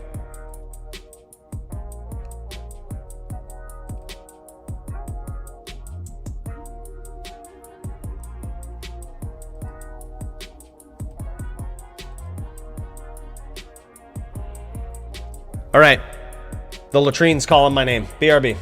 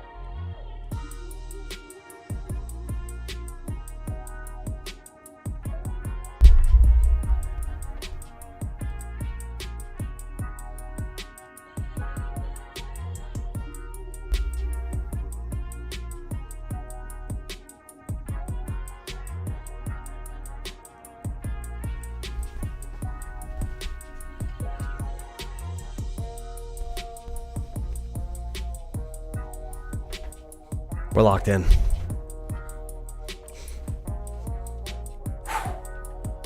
What a card tonight, huh? What a card tonight. Dominant performance from Go Gators.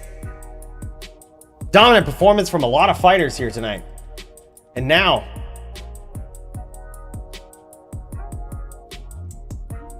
I see Brandel streaming. Did we miss this?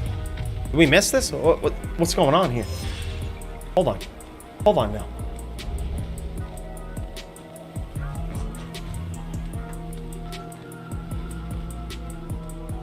Did we already see this? I've had a lot of Baileys and whiskey tonight. Oh, nah. These guys are going at it, boys. All right, this is Brand L. This is Brand L versus Aot. Sork v. Din. Now, depending on what type of Sork... Okay, so it looks like Aot is a fire sorceress. Now, this is going to be very, very interesting. I still think any sorceress practically has an advantage over a paladin. It almost doesn't matter the circumstance. Look at that. A very nicely timed, nicely landed meteor from Aot. What a savage. This guy's on point here tonight. Trying to take down Brand L. Brand L trying to keep that win streak going. But he's going to have to get in and stomp, man. And it's going to be very difficult against a fire sorceress who's likely going to keep a meteor right on top of him just about wherever they go. It's very important in this matchup, I think, to have, if you're the paladin, to have some sort of distance attack. Because then the sorceress has to guess. The sorceress has to guess. By the way, we got multiple music going on here. Hold on.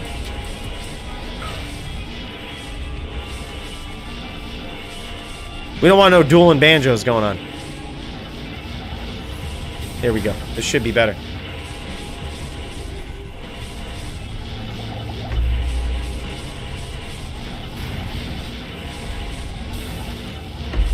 I think if you have some sort of ranged attack as a paladin, you keep the sorceress guessing. Right now, as it stands, all Aot has to do to aggress and move around the map is just always make sure there's a meteor coming down wherever she teleports, right? Like, wherever the sorceress teleports, it's likely just going to teleport into a meteor. Look at that. Look for a name lock. Stay in the meteor. Like, it's very tough for the paladin. But also, the biggest move that Brand L has is his hammers. Like, he needs to stomp. And even at that point, the reason why this is such an uphill battle is that the sorceress can just walk down, walk away. Show some sort of mobility. And suddenly they're okay. Brand L's battle order's running out here. Very dangerous. Aot probably going to try to capitalize on that.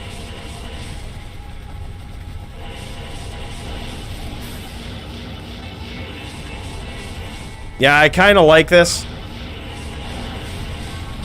Oh my god, big hits. Big hits. Aot getting real, man. Aot getting real. Pushing the pressure. Says, hey, you don't want to recast that battle orders. Well, that's fine by me. That's fine by me. Aot pushing the pressure.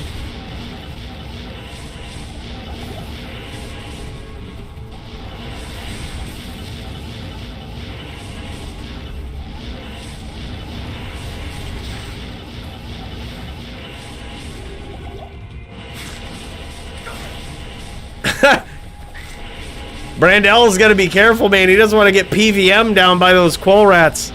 He doesn't want to pull a Joby.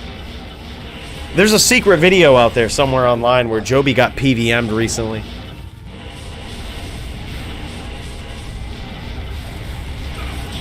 Oh, big hits from Aot.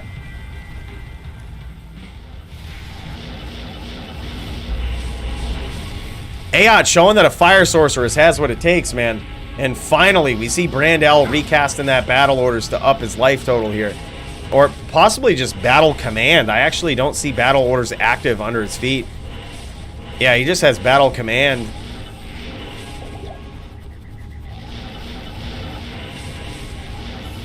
Wow.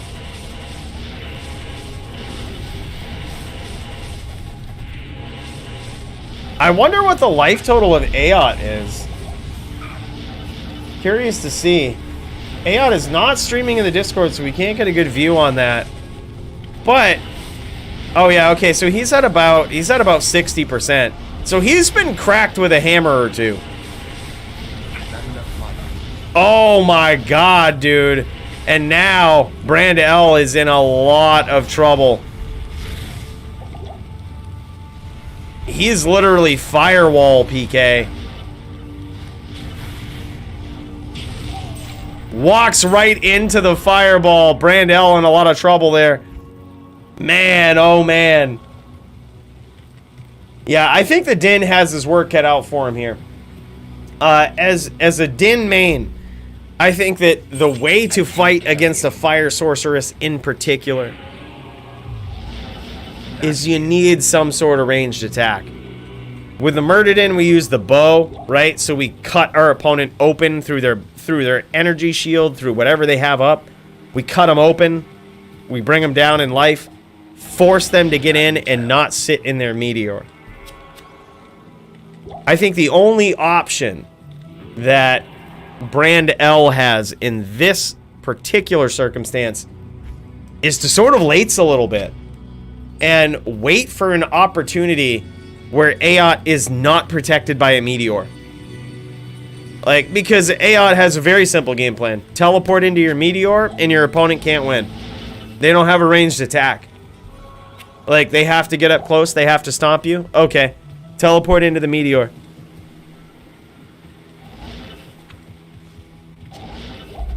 Oh, you've seen Kamek around? Dude, yeah, that's awesome. That's sick. Yeah, I mean, he's doing a hell of a job so far. Not here.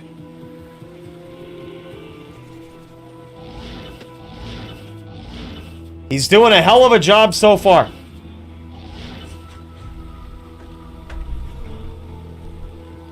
What's it gonna take? I can't carry anymore. What do you boys think? What does this Din have to do?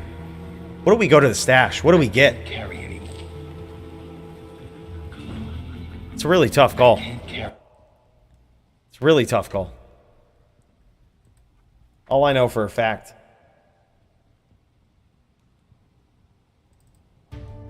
is we're gonna need some bard music.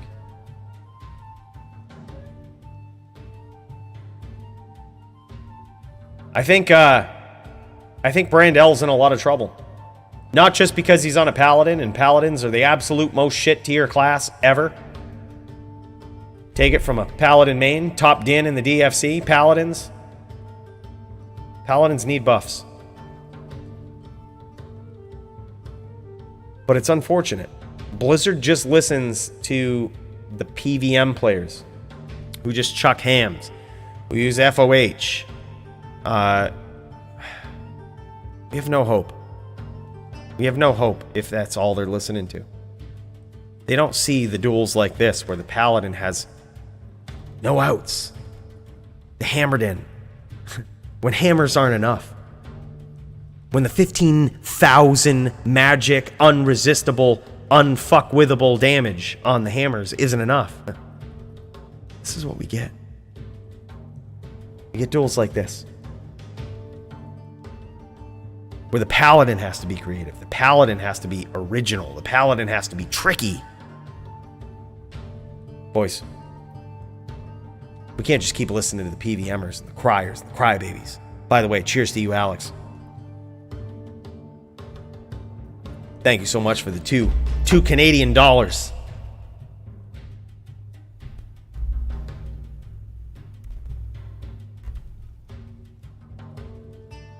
Brandell says, Cooley's been giving me all the shit matchups. All right, well, let's check back into this. He says, Cooley's been giving me all the shit matchups. Look. We base it on record, man. Theoretically, you got this. You know what would literally win him this duel? A Widowmaker with an rune in it. Widowmaker with an rune in it wins you this duel. Don't worry about IAS breakpoints. Don't worry. Just shoot a Widowmaker with an Umrune in it. Your opponent suddenly is going to be like, oh shit, I can't sit in my Meteor all fucking day. I can't just teleport and have a Meteor waiting for me. I have to be tricky and skillful. It's just how it is. Yeah, the answers are there, but it's certainly, yeah. I talk a lot of shit about a Paladin. I don't think a Paladin is at the bottom of the ranks. It's probably mid-tier at best. Probably a B-tier class, for sure. Your S-tiers are your Necro and your Druid. Your A-tiers, the Assassin. And the rest are B and Z tier. Welcome to the balance of D2R. For all the PVM players sitting there saying, oh man, I hear a lot of PVM players sitting there and they say, D2R is such a balanced game. Diablo 2 is so perfect. They really did a good job with this one. You shouldn't change it. You shouldn't add new things. You shouldn't do much with this game. In fact, only the people that I heard Macro Bio Boy, he posted on Twitter. I love this guy. I think he's smart as shit. But one of the stupidest things I've ever heard him say was that people with 30 hours into the current ladder season should be the people making the decisions about this game. Well, there goes everybody that does PvP. Nobody's playing ladder. Ladder is for babies. Ladder is for babies that absolutely love the new rune words that don't do shit. That's who ladder is for, man. That's who puts 30 hours into a ladder season. Babies. Okay? Now, granted, I say that as someone who's probably put more than 30 hours into this ladder season. But that's only because I have a baby side too. Okay? I like the new rune words. I like spending assloads of forum gold and real money on runes to re-roll rune words 500 times so that I can roll a 35% spirit. I do that, okay? Yeah, ladder is for making a character to PK the dorks playing ladder. Exactly. That's exactly what it is. This is what D2R needs. Devs that know the fucking game. Devs that have a passion for the game is what any game needs in current gaming history. You need somebody that's like an independent game creator at heart, right? And they make the game their passion. You need someone that is very passionate about D2. Playing D2. Developing D2. You don't need somebody doing multiple Diablo games, World of Warcraft games, StarCraft games, and Overwatch games, and no.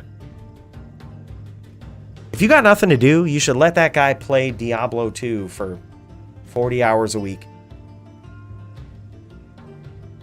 But they won't. They can't do that, right?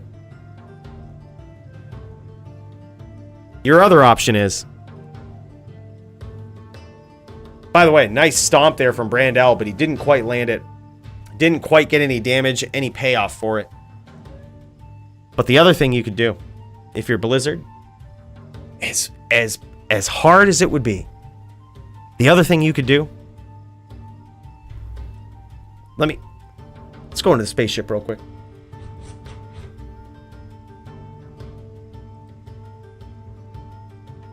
The other thing you could do is just listen to me. I got you covered. I know what's up.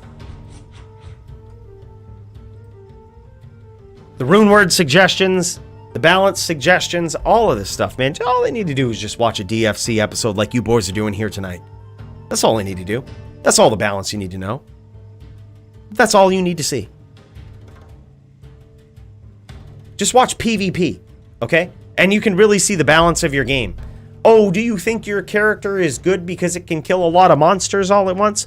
Well, in which case, why haven't you fixed the Barbarian? Because it's terrible in PVM and PvP. Where are the balance changes? What are you guys doing? Making rune words for level 35s? That nobody gives a shit about? That's what they're doing, boys. Ladder is for babies.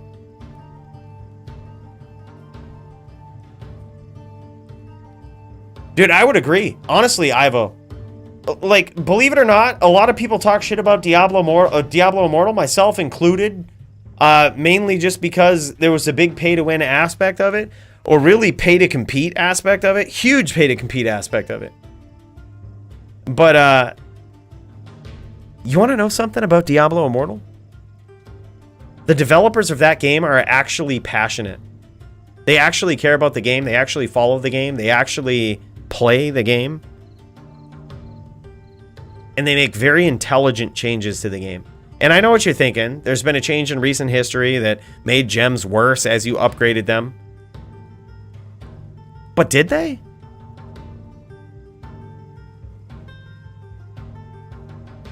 Or did the commoner just not understand that? And just get all sue happy because they sucked. Because they were PVMers, and when they stepped into the PvP arena, they got fucking slapped by the real people.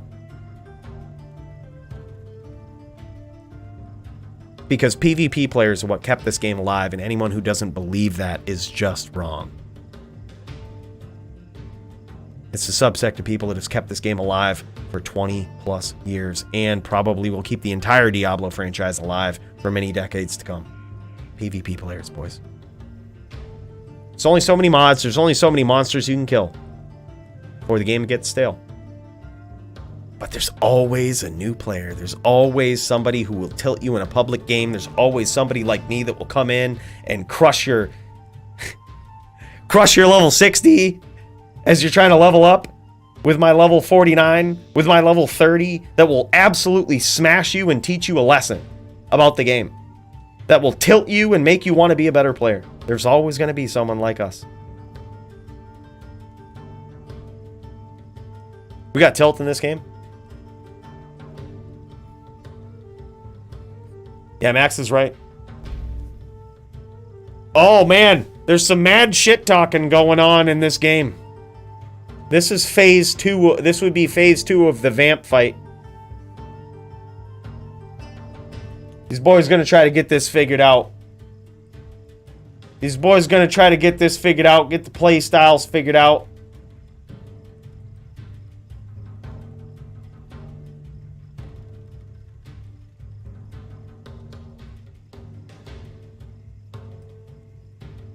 I mean, a lot of PvP goes on in the chat box, boys. That's where a lot of duels are won. With this right here. Enter. Most important keystroke in PvP. Enter. Press enter to open chat box. Most important tool in PvP.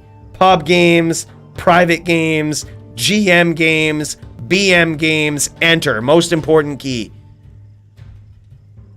Yeah, chat box is where the real PvP happens. Boys, I gotta tell you a story while they figure this out. Alright, I'm gonna sound like a bully. But that's because I am. Just because I make videos doesn't mean I'm above being a dickhead in this game. Sometimes I make videos of me being a dickhead. I've just accepted it. Months of therapy has led to this, boys. Many hundreds of dollars were paid for you to get this version of me. Okay? You're welcome. You're so welcome. You just have to accept it. If you feel like being a dickhead in-game, fucking do it. You want to know my recent juck fuckery? I wish I was recording. I wish I was recording when this happened. All I was trying to do was level my level 96 sorceress on ladder, because that baby side of me that just wants to level something on ladder and do the new rune words and get the new Sunder Charms and all that. That side was coming out. I actually play this game when I'm not doing other things. It's hard to believe. But you know what I did? I stepped into a Bale game. Guy was running a Bale game. So I went into the terror zone and I started killing shit. And then this guy, who apparently had the same, he was running the game. He had the same idea. His name is Henry in game. We got into an hour-long pissing contest, and let me tell you about it. I'm not above this shit. Do you think I have better shit to do than troll people in this game when they're fuckheads? I don't. Nothing better to do. In fact, I get great joy out of it.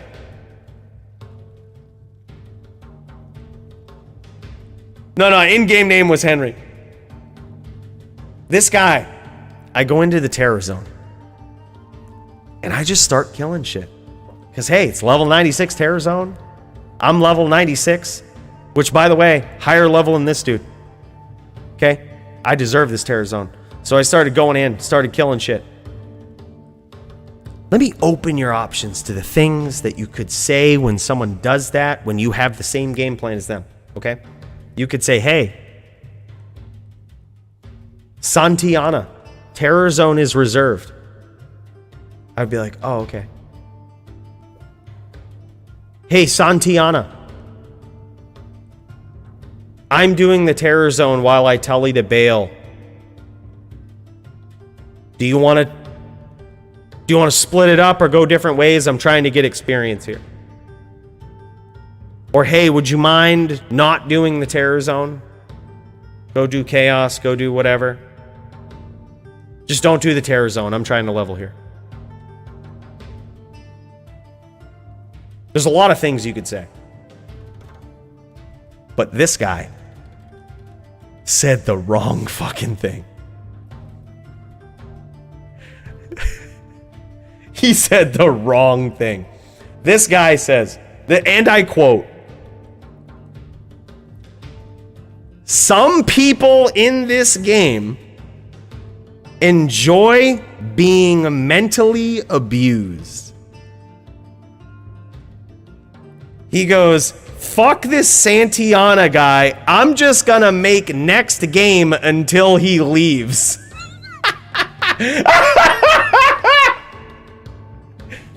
2 hours later, he's still making next game. And I'm still talking shit in between, being like, hey, who's getting abused? Who's getting abused here? Who's getting abused? How's your leveling going? Is this the mental abuse you were talking about? That some people love? Because I fucking love to deliver it. How's your leveling going? I asked him, I was like, how much progress have you made? Nice job, bud. This terror zone is awesome. And the funny thing is in the time that it would take him to create games and leave, I would get a couple of mob kills in. So I was actually leveling while he was trying to mentally abuse me. I saw this guy in game again today, running the same bail runs. I joined it. He said the exact same thing. Almost like he didn't remember me.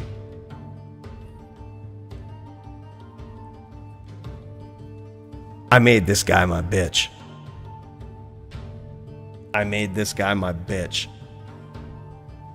I stepped in immediately, first game, went to the terror zone, made sure he saw it, and said, make next game, you fucking bitch.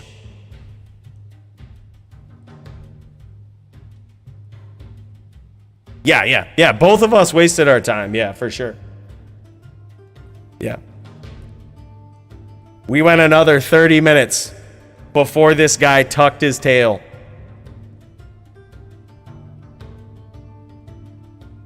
And I told him, like, he was one of those oppositionally defiant dudes that probably beats his wife. I'm not gonna lie. It's just the vibes I was getting. I'm just shooting straight. It's just the vibes I was getting.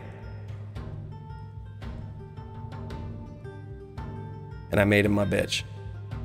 I was like, make next game now. And then he's like, oh, fuck you. Why don't you just sit there in town and don't do anything? And I was like, I will. Go make next game now.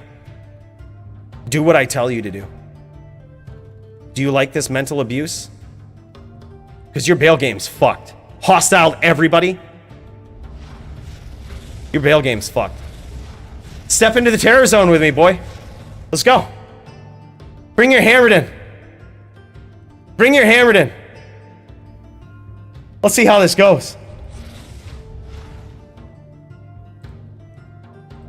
He didn't dare. Yeah, it is unfortunate, but I have no control over that stuff, Will. I have no control over it. The only thing I can do is bully the bullies in the realm where they think they're safe. That's the only thing I can do. I can bully the bullies in the realm in which they think they're safe. The guy tried to step into the terror zone. I absolutely fucking smashed him. PK'd him. Kept his ear. He never stepped into the terror zone again. Never tried. And I kept following him. And I said, make next game, you little bitch. Do it now. Shut your mouth and make next game. Do exactly as I say. This is mental abuse. And he's like, shut up, man. I'm not going to do it. I'm not going to do it. I followed him for another half hour. And finally, I told him, I said, make next game and shut your mouth. Don't say anything. If you make next game right now, you're admitting that you're my little bitch and you have been mentally abused, and I will leave you alone. I'm not going to do it. Boom. Next game. Shut up and make next game, and I'll leave you alone. Next game. 10 minutes later, he makes next game. Leave now. Be my bitch. And I'll leave you alone. Long story short, boys. I made this guy my bitch. And at the end of it, everybody that was joining this bail game, I told him, I said, once he finally left, shut his mouth, I said, good boy. Enjoy your bail game, boys. Deep down, I think they appreciated it. Was it called for? Was it? No. Was it a waste of time? Probably. But boys, I'm not above it, is what I'm saying. I play this game with a passion. Some people play this game with blinders on. They can't see. They go do their meth runs. They go do their Indarial runs. They go do their bail runs.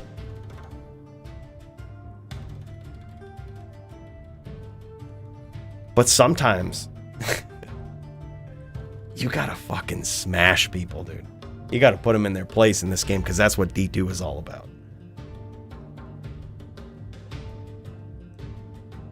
The next game I saw this guy in, somebody else was also doing the terror zone, which tells me one thing. I broke him. He no longer fought it. He no longer used the term, I'm going to mentally abuse you. Some people like being mentally abused. This little bitch got mentally abused himself. Boys, I did BattleNet a favor. Yeah. Yeah. I was so happy to see somebody else in the terror zone and see him still in game. I was like, that tells me you finally shut your mouth and stopped being a bitch. I mean, it takes little things like that, boys.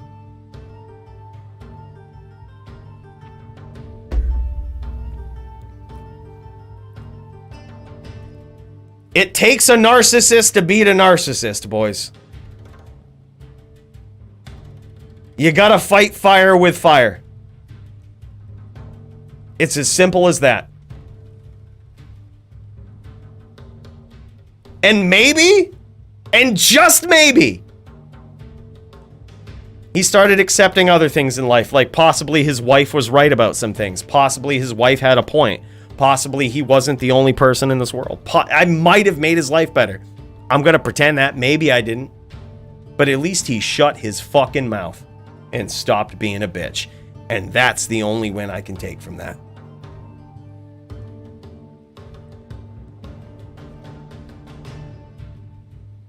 Yeah.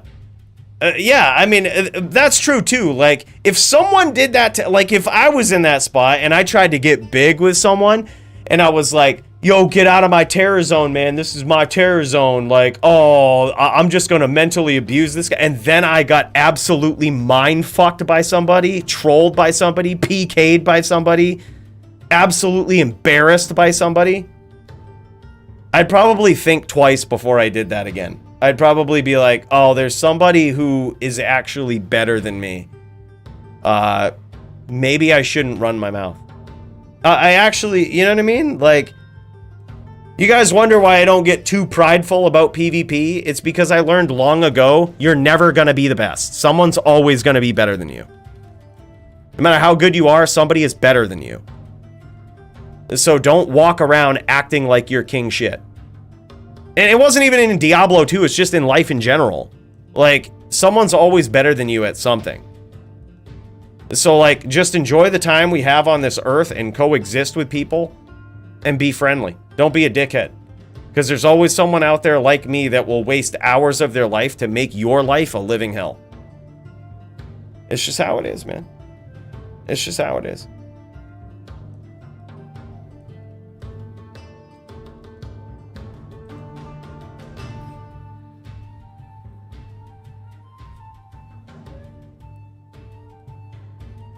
Yeah, tough matchup. But I gotta say, though, about this matchup in particular, I have to say this.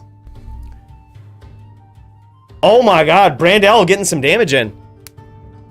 I gotta say, I actually appreciate... I know it's not the most exciting matchup on its face, but you have to figure this matchup is 90-10 in favor of the Sorceress. Like, 90-10. It's not even close. So the fact that Brandel is taking his time, being opportunistic just like that. Boys,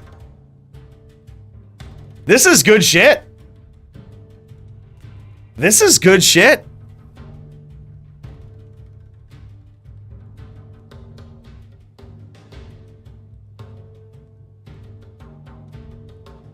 Dude, did he really? No fucking way. Did he? Did I miss it?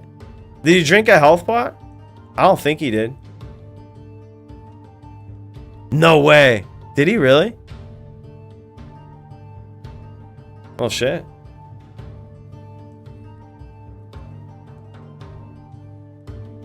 Well, boys, we were in the middle of a story. We missed it.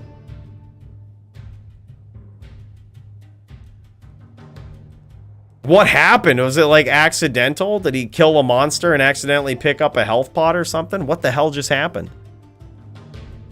Brandel, guy we're watching right now? No way. No way.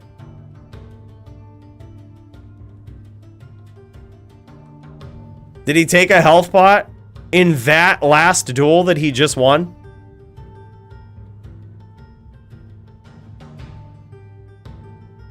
Unfortunately, I think we're going to have to give it to Kamek. We're going to have to give it to Ayot. Unfortunate. But I think it's at least 3-0 now. Because of the health pot. It's unfortunate, but if that's the case, yeah. Yeah. Hold on. I'm scrolling back. I'm going to scroll back in the stream. And see what's up. Did that really happen?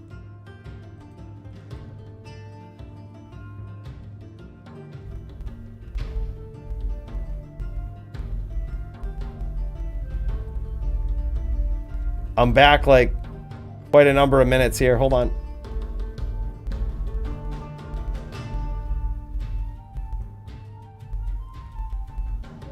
Oh. Oh, hold on, boys. Yup, let me show you. It definitely happened. Health pot definitely happened. Hold on.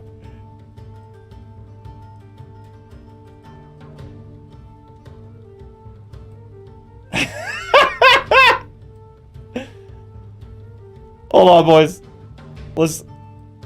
Let's check this out. Health pot definitely happened.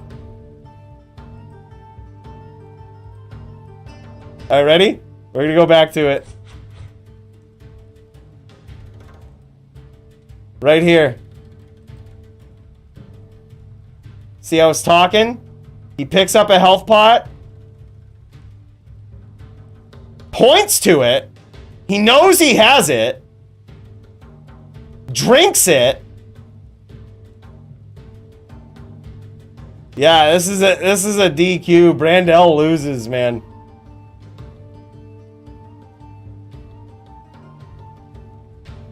Yeah, that's a straight loss. That's a straight loss, man.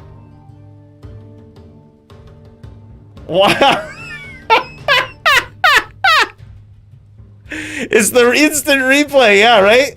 Gotta love YouTube, boys. Can go back in the stream. Look, that's me from 5 minutes ago.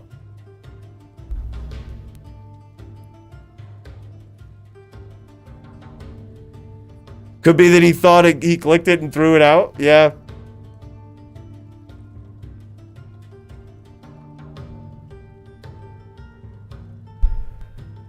Yeah, but yeah. I mean, it's true, but at some point, like, where do you draw the line, you know? It sucks. It sucks to do that. Maybe he did think he threw it out. Maybe he did think he threw it out or something. But God, yeah, that sucks. That sucks. You gotta respect the rules, man. Gotta do it. I hate to do it, but we got to. Yeah. Yeah, oh no, I don't doubt it either. Yeah, he's probably tilted. I would be too, man. I mean, it was probably an accident. I'm gonna assume it was an accident. But hey, I mean, he played well, he did well. But you can't drink health pots, man.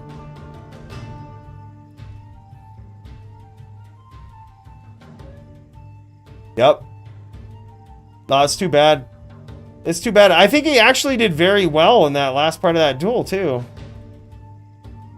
That's too bad. That's too bad. You hate to see it. You hate to see it. Damn, Brandel. I'm sure it was an accident. I know Brandel. I don't think he would do that on purpose. Like, Max is probably right. He probably pointed to it thinking that he threw it out. But still, like, you just have to call it as it is. Like, he drank a health pot, right? Even with DQ, yeah, technically it's still 3-0. He still could come back, but I mean, it's also a very miserable duel that's stacked very heavily against him. If he just rage quit, I wouldn't blame him, honestly. Like, he went to phase 2 of Vamp the Champ fight there, and you know, was talking about the other person's playstyle, which kind of makes sense. Like, honestly, if you're in Brandel's spot, the other guy can probably get aggressive, probably stomp, you know, not stomp, but like chase his opponent a bit more. But he's also just gonna sit in his meteors. Like, it's an understandable matchup. Brandel needs a ranged attack for that. He didn't have any answers to the range. It's a miserable matchup. He has to wait till his opponent fucks up. He probably accidentally drank a health pot. Make poll. Yeah.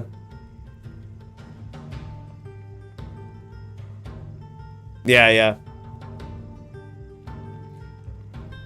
It's unfortunate. It's unfortunate. But I mean, what are we to do? It's an unfortunate mistake. By the way, Cooley coins from XB Dog. My dude, cheers to you, brother. 2 cheers. Hold on, I actually think... Oh my God. We got some cheers to catch up on for you, bro. Here's one. And I'm gonna have to pour some more whiskey for more. Because we got 3 more cheers for XB Dog. And another for Abel. We got some cheers in the queues, boys.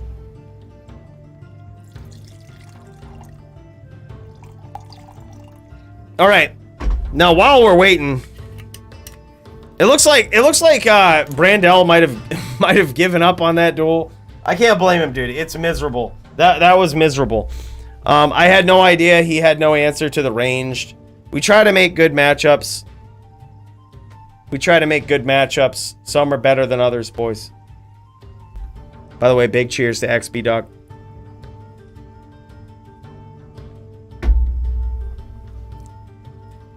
Yeah. He had no answer to the ranged, and it was so well played at the end of that, too. It's really a shame. But, like, you kind of have to call the DQ on a health bot, right? Like, you kind of have to. Yeah. It was probably an accident. I don't think it was intentional. Yeah, I don't think it was intentional. It was just how it was. I think Brandel's actually a very good player. You could actually tell from the way he was playing. He was a very good player. It was probably intentional. Or it wasn't intentional, sorry. Yeah, but you have to call it. Like, you can't health bot in a duel. And the unfortunate thing is he probably still would have won that duel, even without the health bot. But yeah. No, I honestly think he would have won it. He actually played very well. But hey, we got to call it like we see it, boys. Well, GG, that's too bad. I'm sorry, Brandel. Sorry, Brandel. Sorry that happened. But you know what, boys? While we wait to see if anybody else wants to stream, I got a random request for you, boys. Random request. See if anybody wants to help out. Does anybody want to help me?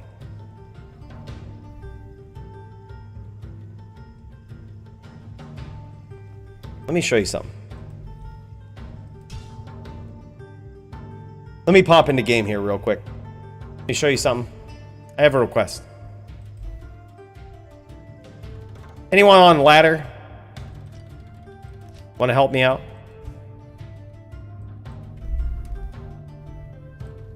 I'm gonna make a game.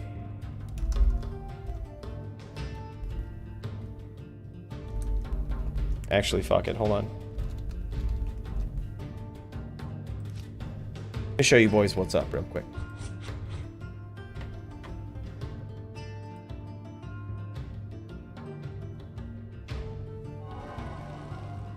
Boys, I'm about 97% of the way to level 97 on ladder. 97. This is the highest level I've ever legitimately gotten to. Before this, it was on LOD. I legitimately got to level 95.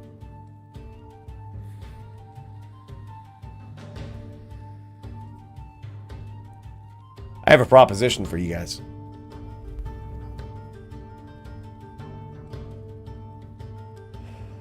We could make a bail game where you guys bail, someone tell East to bail, and you just let me have the terror zone.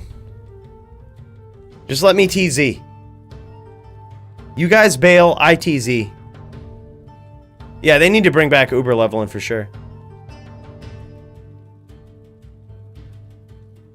It won't take long. While we wait for duels, we could achieve the highest level Cooley has ever reached, ever, legitimately in Diablo 2. With your help. But I'm gonna need some help. Just let me take the terror zone. You guys do bail. Anyone down for that? Here, I'm gonna make a game.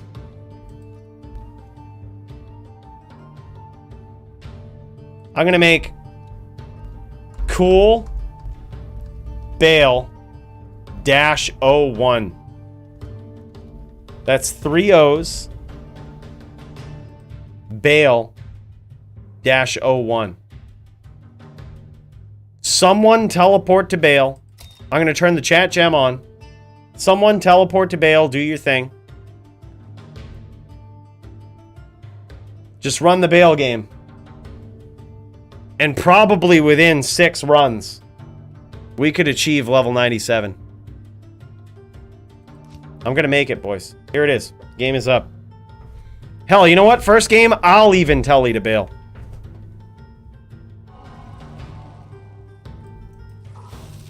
First game, I'll telly to Bale.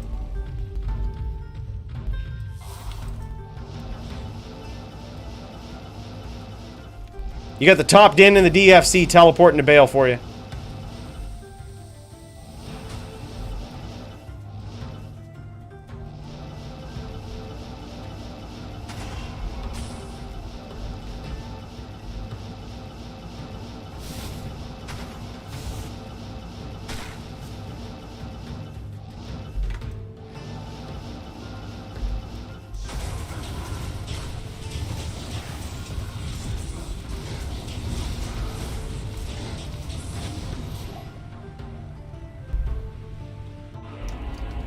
Alright, y'all Bale. ITZ. Let's do it, boys. Let's get to level 97.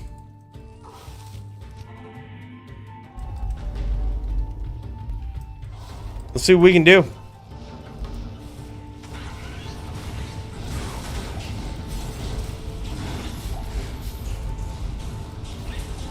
Yeah, Zons need buffs for sure, man. Zons are very underpowered in a lot of ways.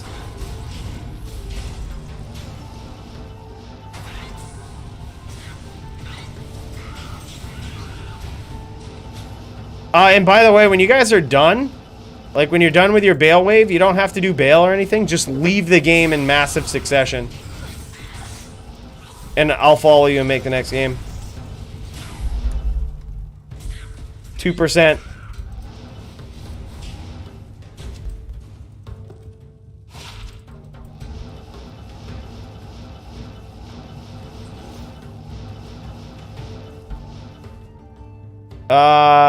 Yep.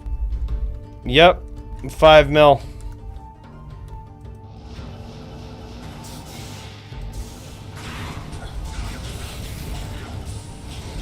And as BattleNet would have it, we're not really going to get any champions or anything besides the ones that automatically spawn down here. Don't worry about it. Blizzard doesn't like to give me champions or any boss packs or any drops or anything. Which is fine. I'm okay with it. I'll kill normal monsters while you guys kill Bale. It's fine. Yeah, Telly hybrid Zons are hard to lock down. Yeah, for sure.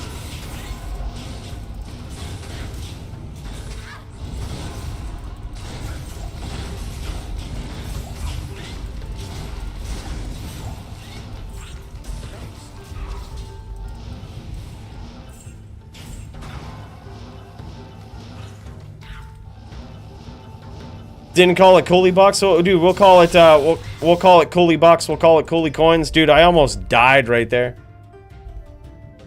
I almost died. This terror zone is real.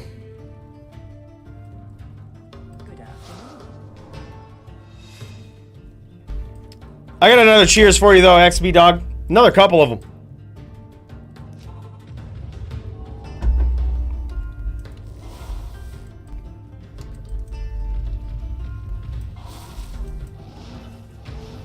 What's this, PVM? I had to check if it was the right stream. Yeah, we're waiting on duels right now. Waiting on duels. Trying to get to the highest level I've ever achieved in my life.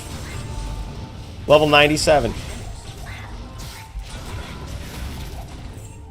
Wow, that was a lot of shit right there.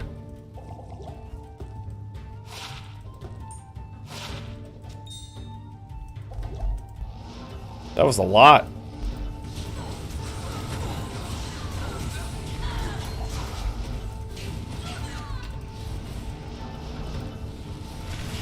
If we keep getting good boss packs, dude, we'll get there in no time.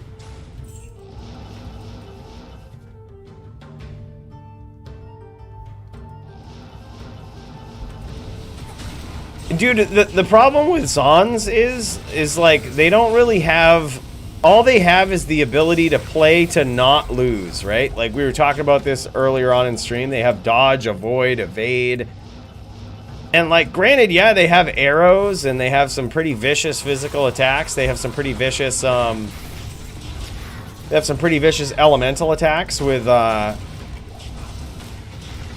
like lightning fury and all of this stuff. Oh man, oh, we got a new terror zone. But like they have such terrible cast frames that it's almost impossible to catch anything. Like it's almost impossible to catch any other character. And that's the big problem.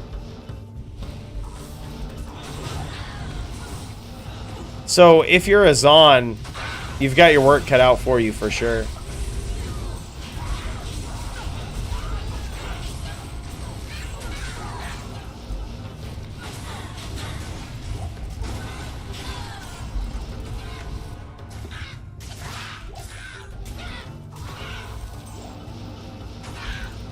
We gotta pay attention, boys. We can't be dying at 98% till level 97. We can't be dying. We have to be on point. We have to not die.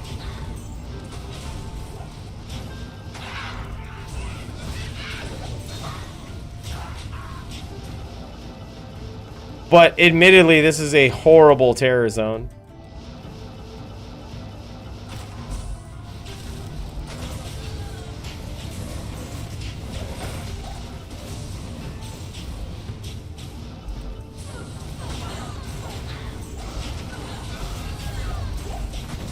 It's not? Cold Plains is not a horrible terror zone?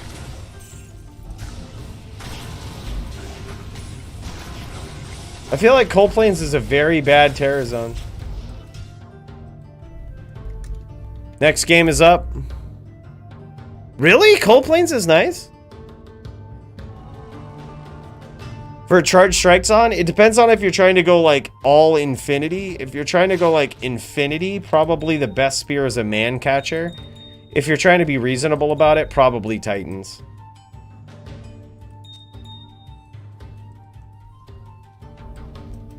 Go directly to cave and clear that. Okay. Yeah, because cave is like naturally a level 85 area, and I honestly, in my experience, feel like the level 85 areas tend to be better. Because the only thing that really happens is they just, being level 96 monsters just reduces the amount of experience that you lose from killing the monster. They still basically give the same amount of experience with like only a little bit of buffs, only a little bit of bonus.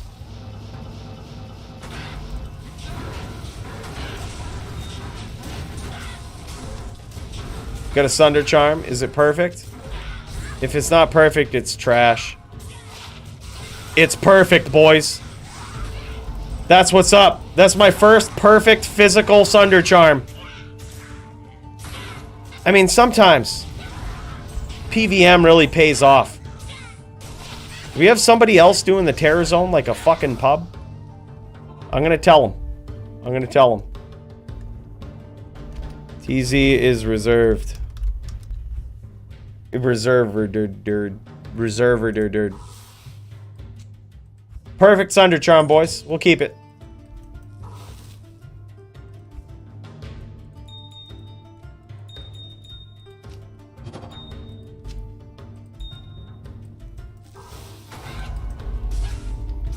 No, I can probably fuck this guy up if he wants to duel, but I'm just letting him know the terror zone is reserved. That's the responsible thing to do. It's the responsible thing to do before you go ape shit and absolutely murder somebody.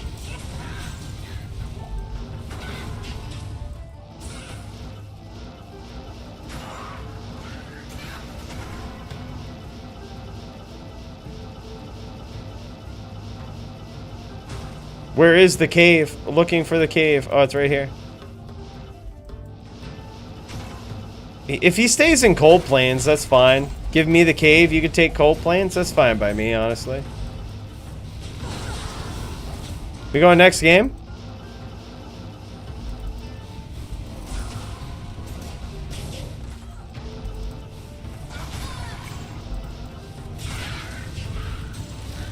No? Okay, okay. I see some people leaving and I was wondering.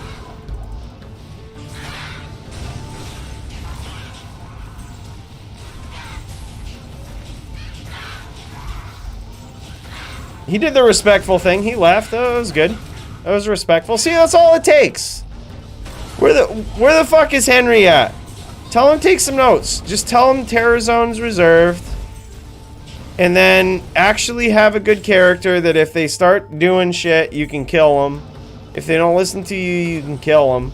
Just have a good character. Be good at the game. Where's Henry? Someone tell Henry. In-game character named Henry. Tell him that.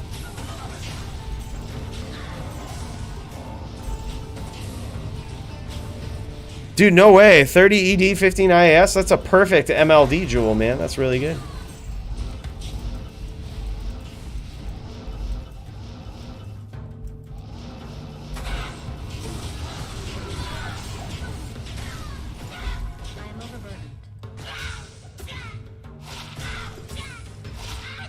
I got a 15 max damage jewel, but it's level 50.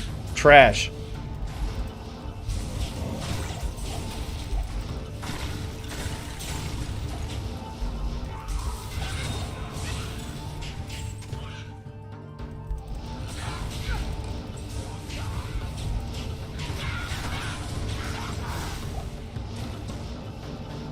We're getting there, man. We're like probably 98.5% now.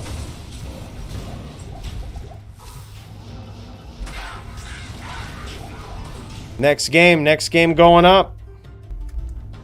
Tempest, I appreciate you, dude. Thanks for the heads up.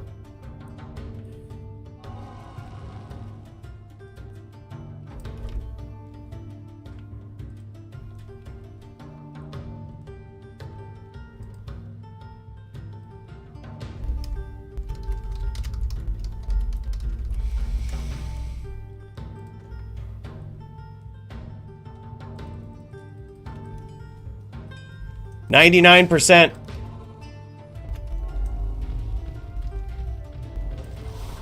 Yeah, dude.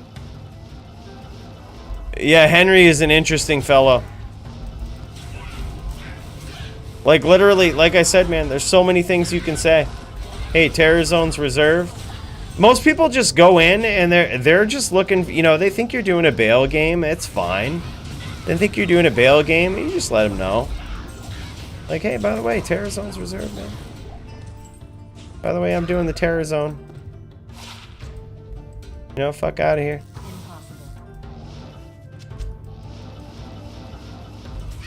It's no big deal. But you gotta let them know. Oh, we got another Sunder Charm. These Sunder Charms are so rare, man. It's not perfect. It's trash.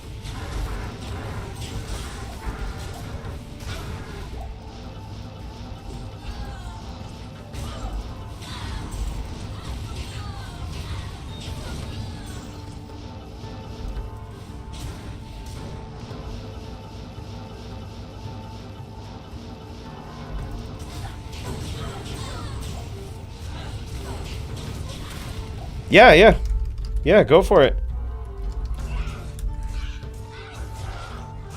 I'll drop it in town for you, bro. Or it's right here, bro. Right here.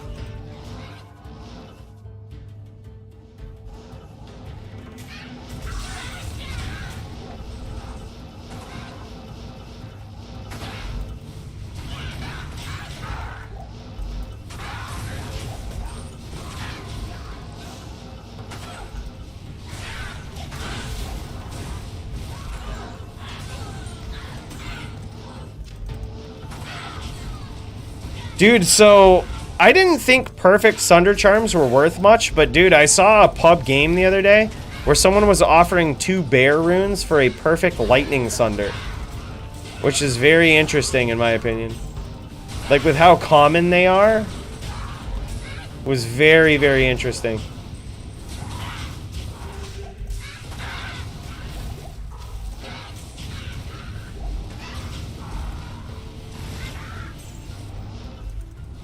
Dude, duels were insane tonight. We're just kind of like giving some time. I'm going to try to get to level 97 in the meantime. But, dude, the duels were insane tonight. This was like a very good night of fights, man. So far. Hopefully we get to see some more. You going next game? Yeah, probably next game. Okay.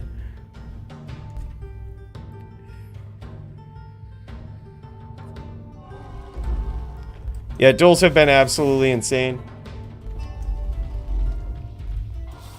99% of the way to level 97, boys. The highest level Cooley would have ever legitimately gotten to.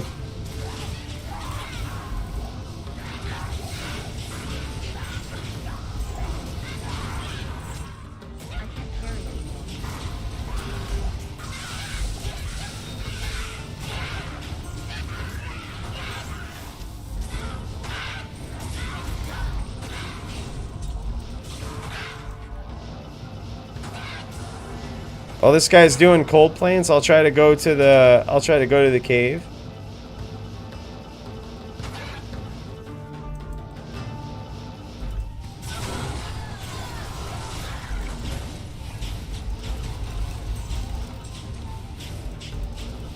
Okay, yeah, more champs in the cave. Okay, thanks, Tempest.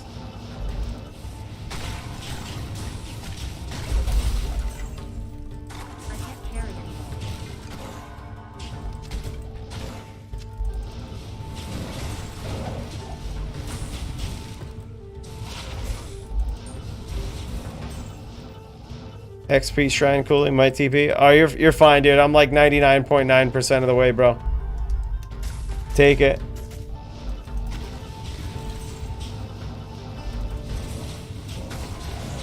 I'm like 99.9%, bro. This went way quicker. I'm level 99. Oh, Tempest is level 99. Oh, shit. Okay. Someone else take it. I'm very close.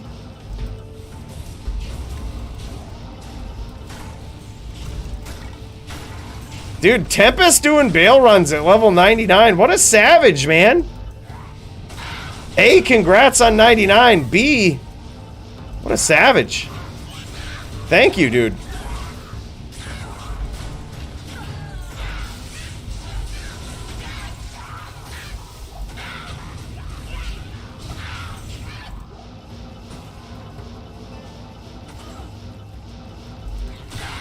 Yeah, dude, level 99 got so much easier, and thank God for that. Don't worry, we got an experience shrine anyway. Alright, where are all the uniques at now?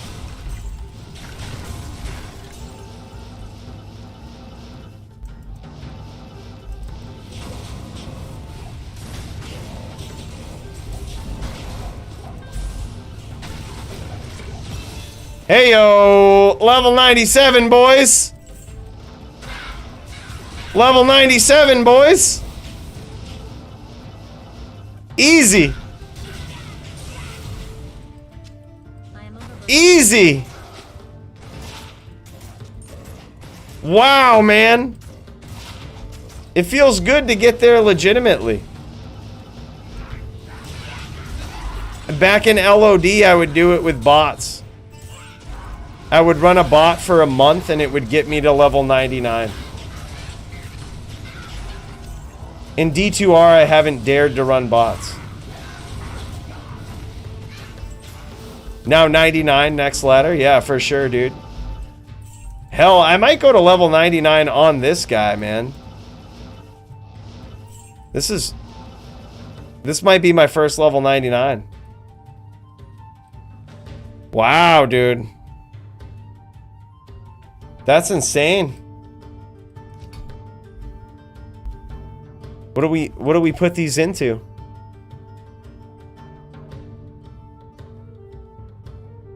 Holy hell, man.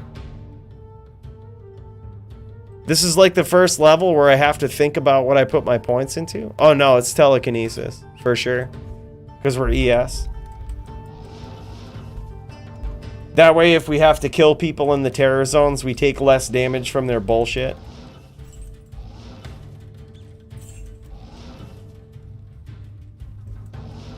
Yeah. And technically, it would probably only take, what, 2 days? 2 or 3 days, maybe? And that's even with sleep. Dude, that is awesome, man. Level 97, dude.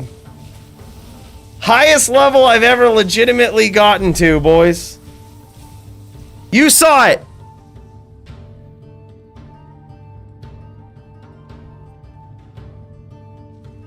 Oh, for sure. Well, granted, the bot was on players 1. The bot was on players 1. But still. This guy hostile the whole team. I'm not sure if that's a good idea. I'm just gonna sit here with my meteor up. I'm just gonna chat with you guys with the meteor up. And if we have to get big, we have to get big. If we have to teleport away, we have to teleport away. But I don't think we'll have to. I think we got this. My gear is pretty decked out, I'm not gonna lie. Like, this guy is set up for PvP, not PvM. Like, this guy is literally geared towards killing players that talk shit for me taking their terror zone. Like, MF? Stupid. We just found a perfect Sunder Charm with no MF. Like, and that's all we play ladder for, is like Sunder Charms and new rune words. I just made a ton of plague rune words because of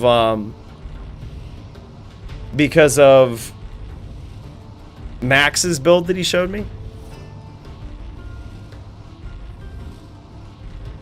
Oh no, I wish you would actually, no, that's cool, Andrew. I wish you would actually come down that level 2, because I'm curious to see if this meteor is enough to kill you. Just sitting there. Let's come get it, dude. Come get it. I won't even take your gold. That I'll TP you and invite you afterwards. I'm just curious.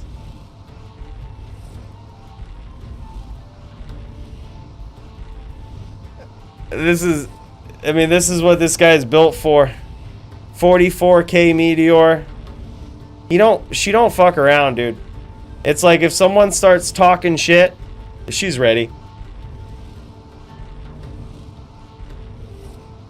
Oh, yeah. Oh, we should probably roll some more flickering flames, too. Cave is, like, to the left of the waypoint. I think, anyway, if I remember properly.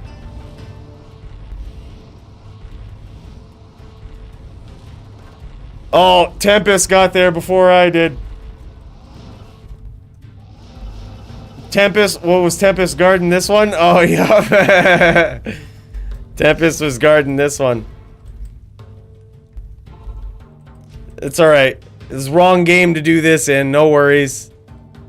Just the wrong game. You got some PvP phenoms just leveling. Don't worry about it.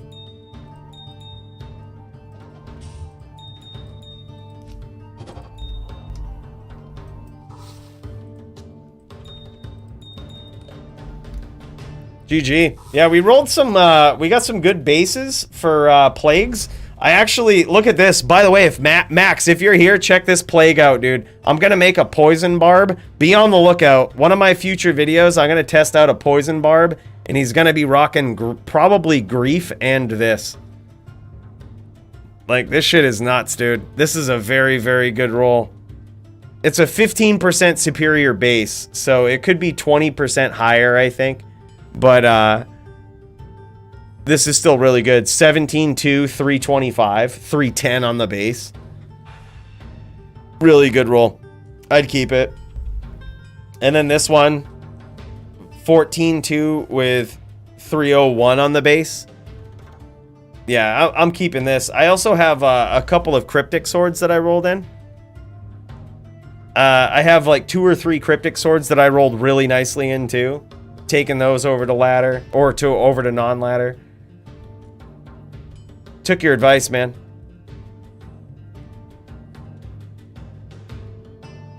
Barb's sword mastery applies to daggers, so we could do... Oh yeah, that's true.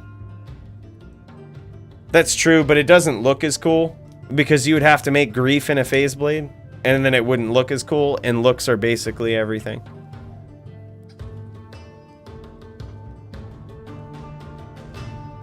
Yeah. I'm actually glad we're on the same page with that, Max, because yeah, the poison barb seems really cool.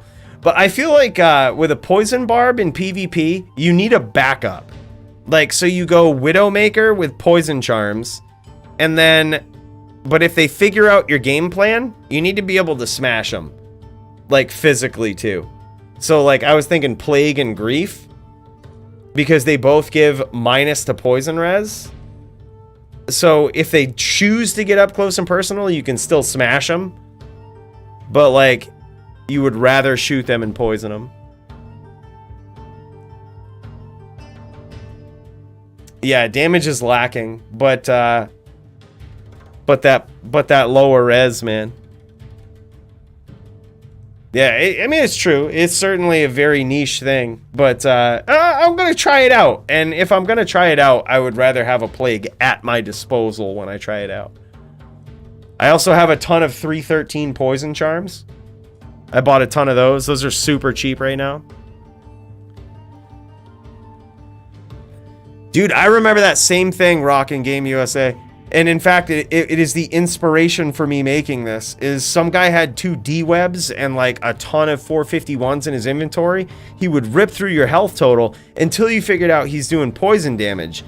And then you could easily negate it. So my thought was, if you have Plague and Grief, you can't so easily negate it.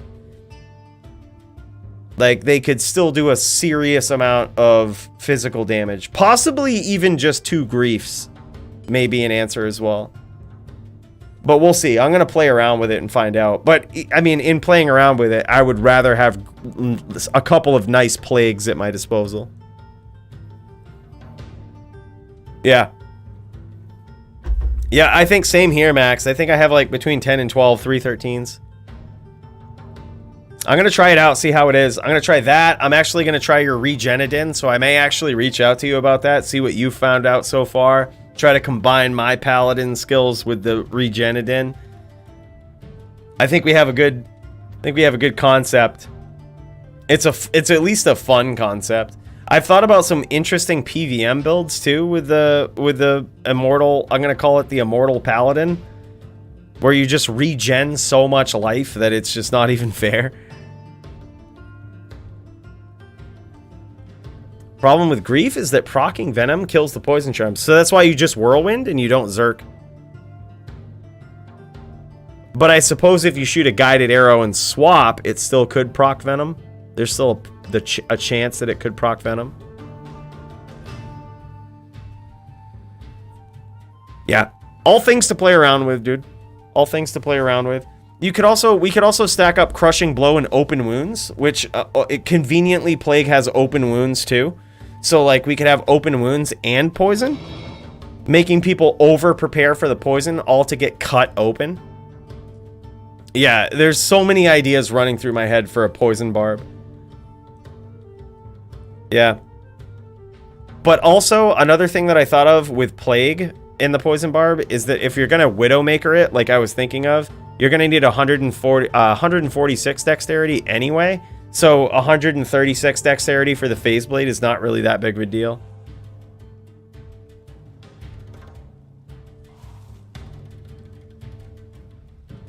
Yeah, Primo, be ready, dude. I got a couple of builds I'm gonna test when ladder resets in PvP. It's gonna be insane. I'm gonna have at least some fun with it. They probably won't be tier 1 builds, but they'll at least be fun. Yeah, should be a good time either way. By the way, if you're wondering, I kept this charm right here because it's only the second ever Black Clef that I've found on ladder. I've only found 2 this entire season, and that includes the night that we did all of the glitches. I've only found 2 magic Sunder Charms this entire ladder. Holy boy. It's a paladin. Let's fucking go, bud. Is it an Oridin? It's an Oridin.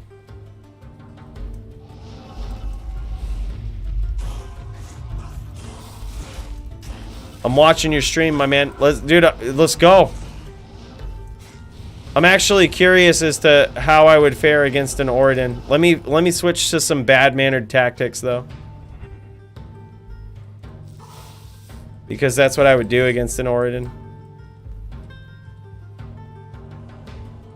If someone came in with an Oridin, this is what I would do. Go, bro.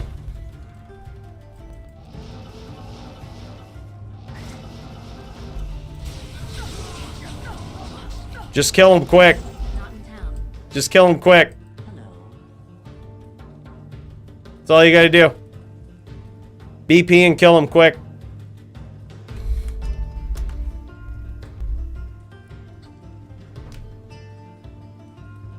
Don't let that aura take over.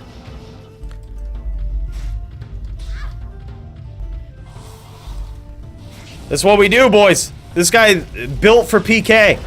Built to defend that terror zone.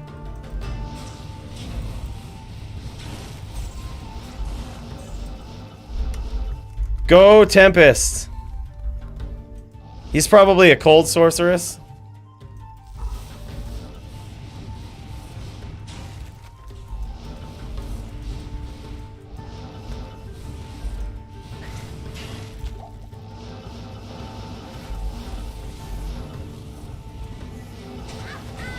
Oh, shit. Alright. Sec. Let me prepare. That's some serious damage. That's some serious damage.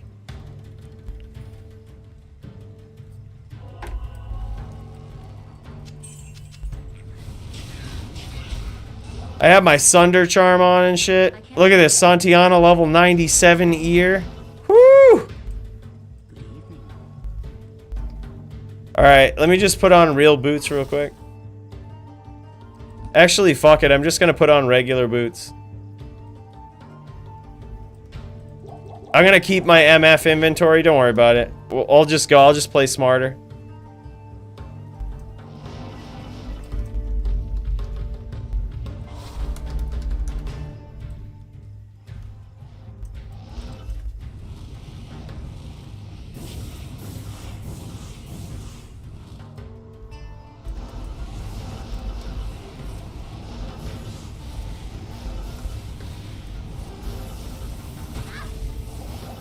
Rejuve. We don't have mana pots, we just have rejuves. We just have rejuves, boys. We're out of mana pots.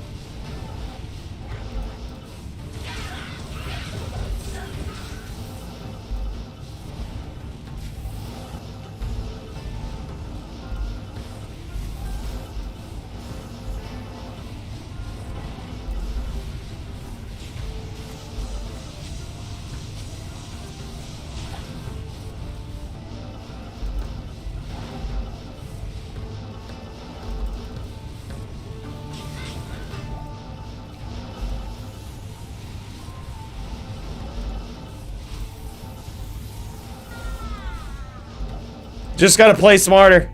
Yes? Just gotta play smarter.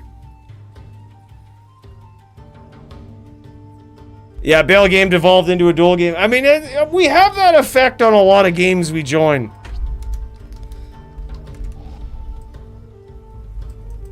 We have that effect. Go holy.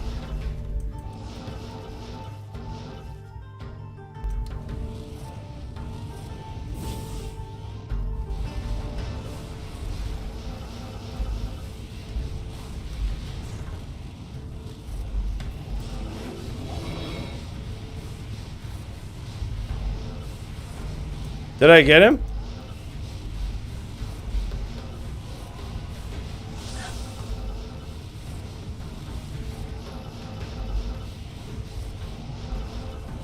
Oh no, he's out here. He's out, Chia.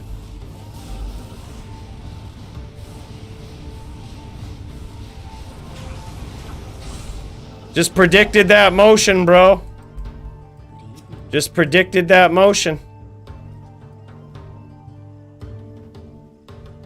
It's all about predicting. You're talking to the top din that shoots people with a Widowmaker, predicting their motion. Not relying on that guided.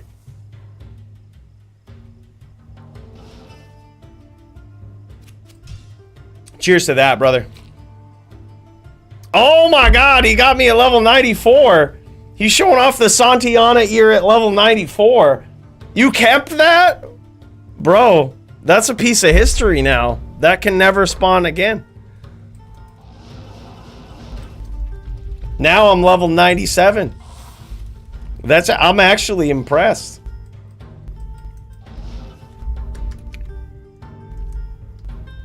D2 history books. Go Tempest. Let's do this, bro.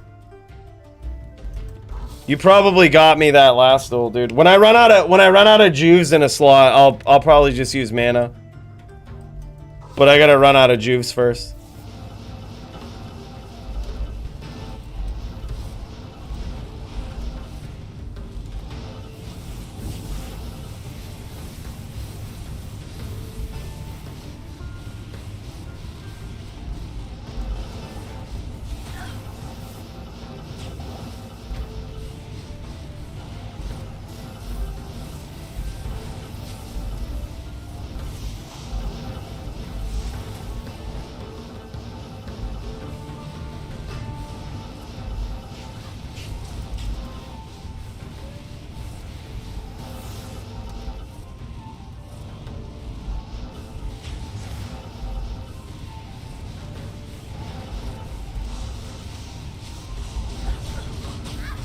Oh, dude, GG.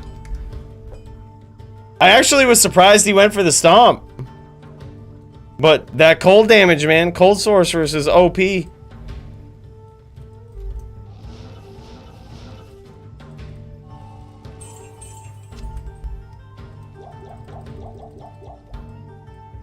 What is my cold resistance at, by the way? I have a very minimal energy shield. It doesn't really give me much. My cold resistance is only 200. It's very, very low.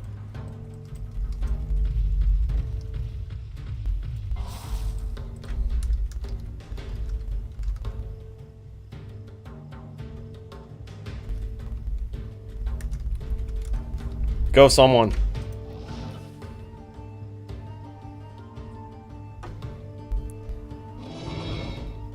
Oh my god, can you imagine? All I ask for is that they just make Cold Mastery work like regular all the other masteries. That's all I ask.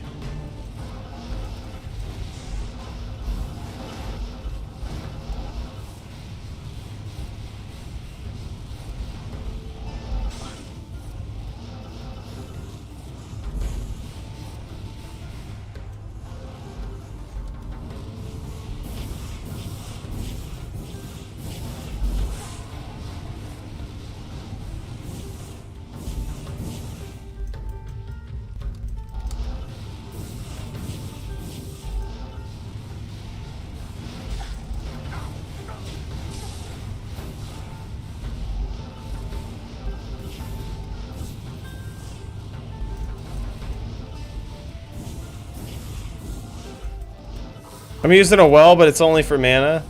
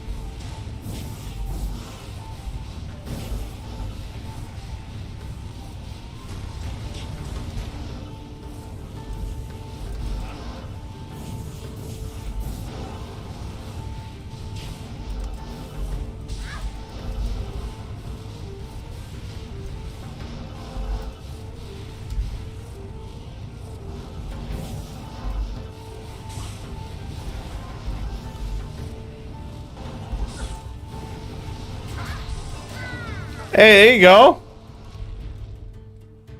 GG. So he actually does do physical damage too.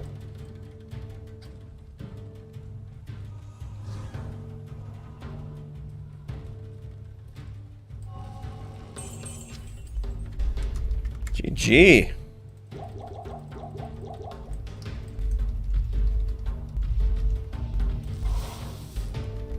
Go Cav. Against an assassin, I'm probably dead.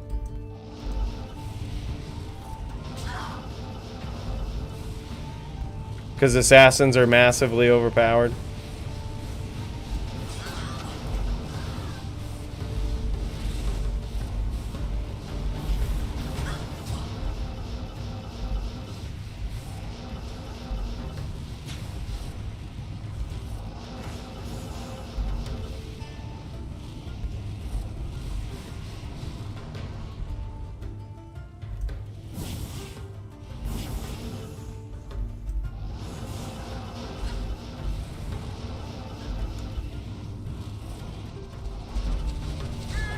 Oh shit! Yes, Sins with the Blade Fury.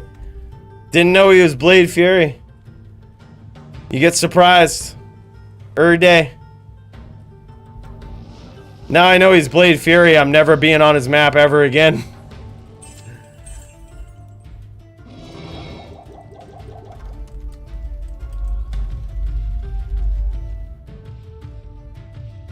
GG, Kyle. Appreciate you, man.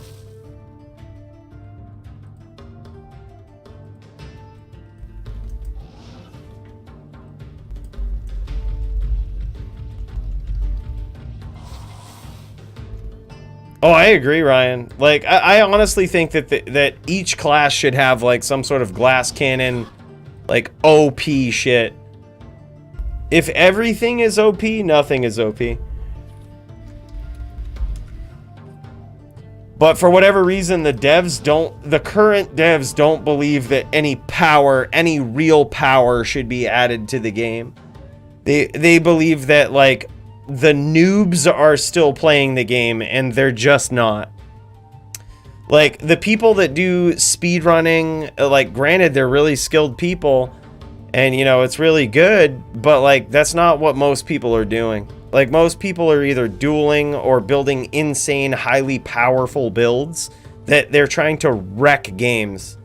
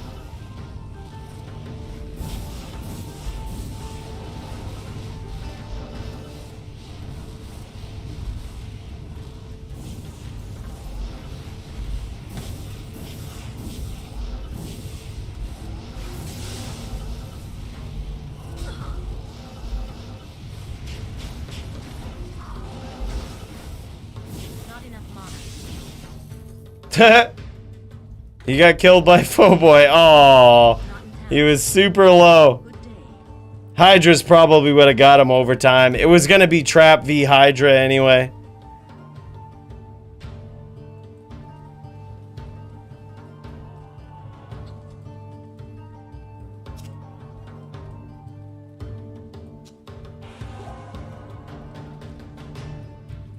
I still got my juves, boys. I still haven't used all my juves.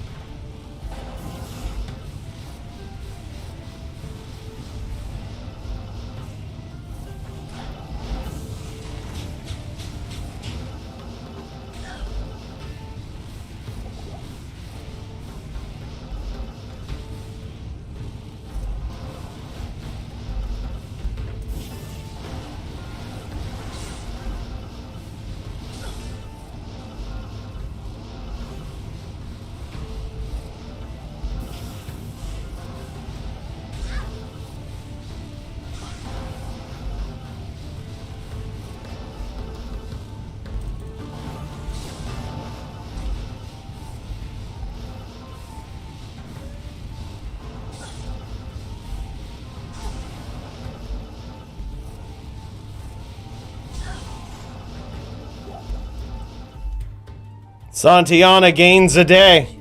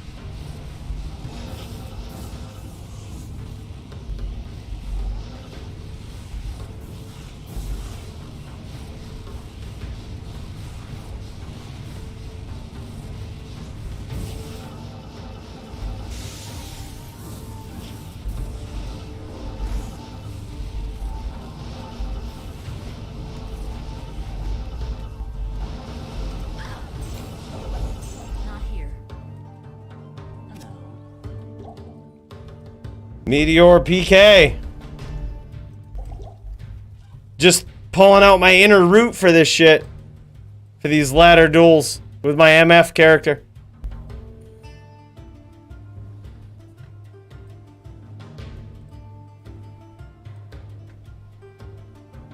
This is what we rockin'. Santiana's Inferno Stride. Santiana's Mage Fist. Santiana's Arachnid's Mesh. Perfect, by the way. Perfect here. Perfect gold find here with a 1-2-3 defense. Not 100% perfect, but 1-2-3 with 12 to 33 fire damage added, I think, is some good spice. And these are the Santiana's Inferno Strides. Easy to replicate perfects, not as easy to replicate these. Dude, I can't wait either, Primo. I'm actually going to have a sorceress. Level 97. That's like ready to go. Probably be fire sorceress. Like, look at all this shit, dude. We got some shit. 2020. Perfect charms. Just absolutely perfect charms.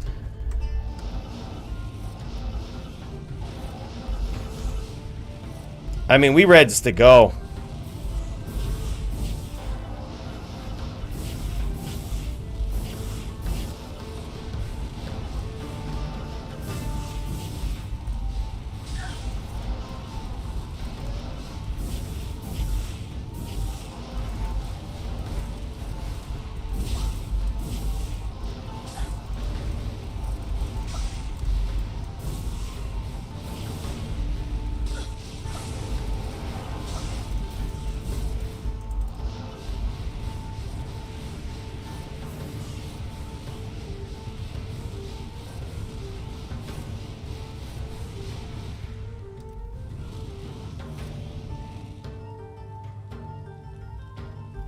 We just here.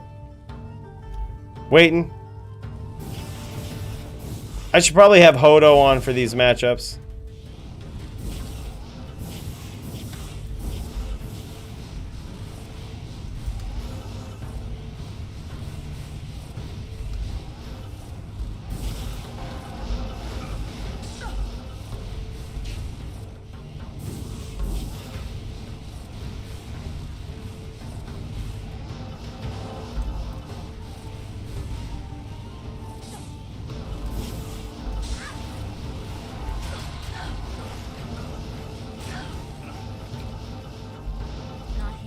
GG, dude. Sometimes you just gotta lead him into the Hydras.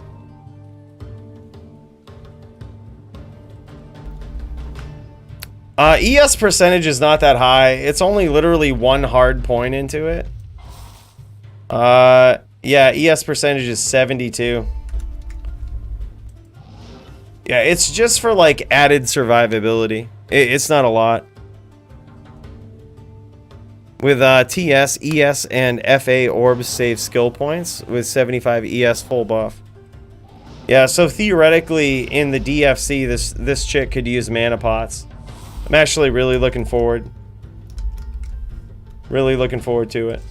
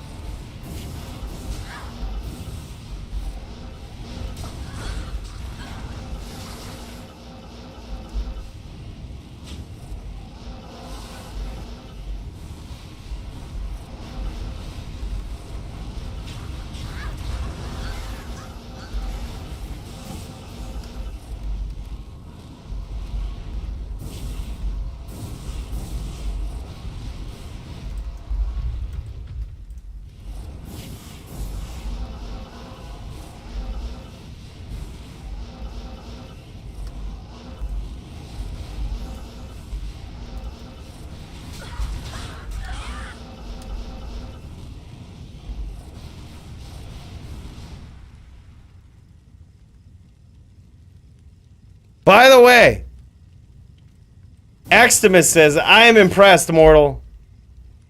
Extimus, cheers to you, my dude. Big cheers. 2 cheers to X. 1 and 2. GG, my dude. Thank you so much. Axe, you're the man, brother. A true living legend in and of himself. This guy. This guy. Dude, I can't wait to see that video. You showed me that thumbnail too, bro.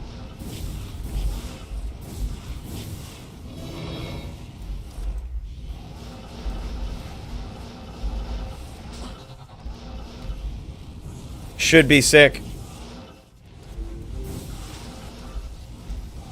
Oh my god. GG. We were both regaining mana. I was 1 life for like 10 minutes.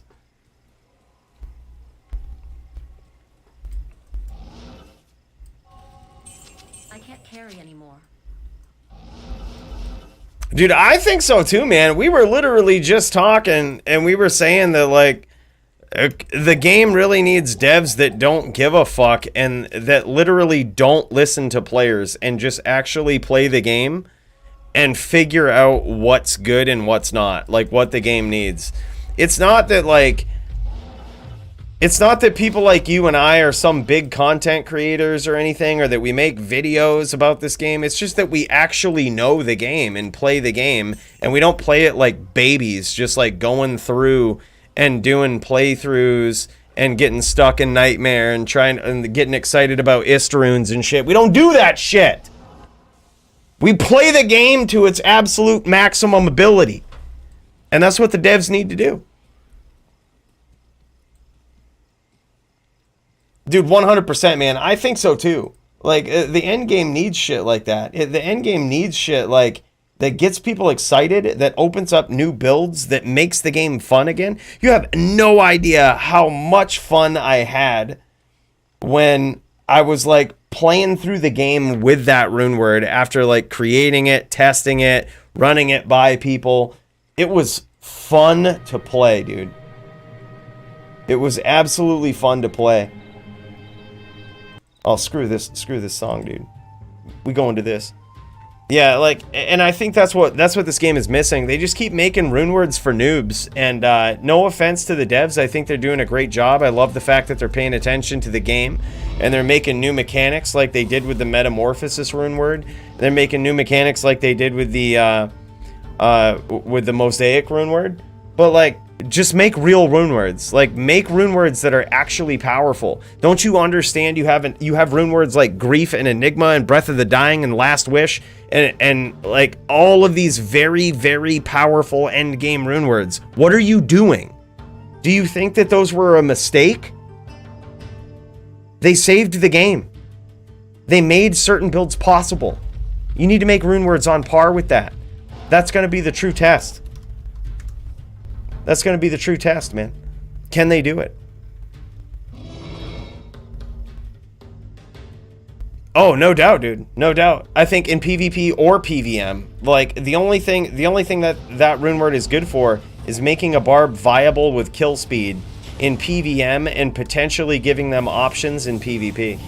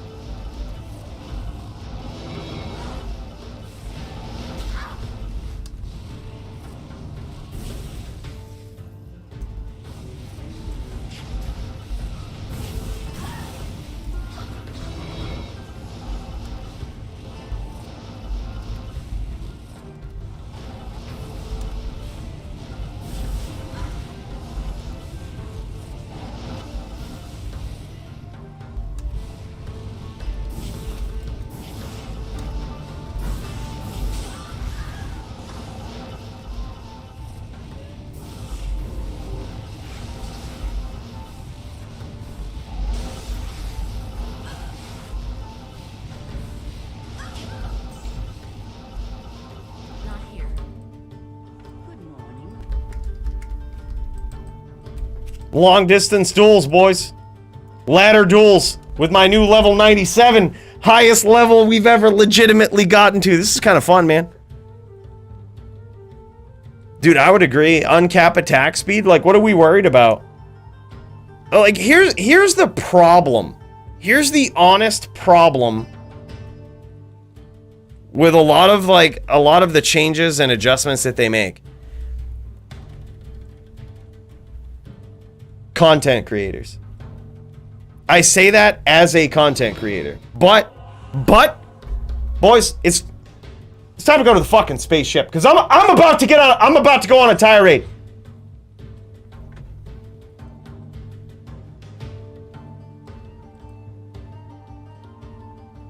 Boys.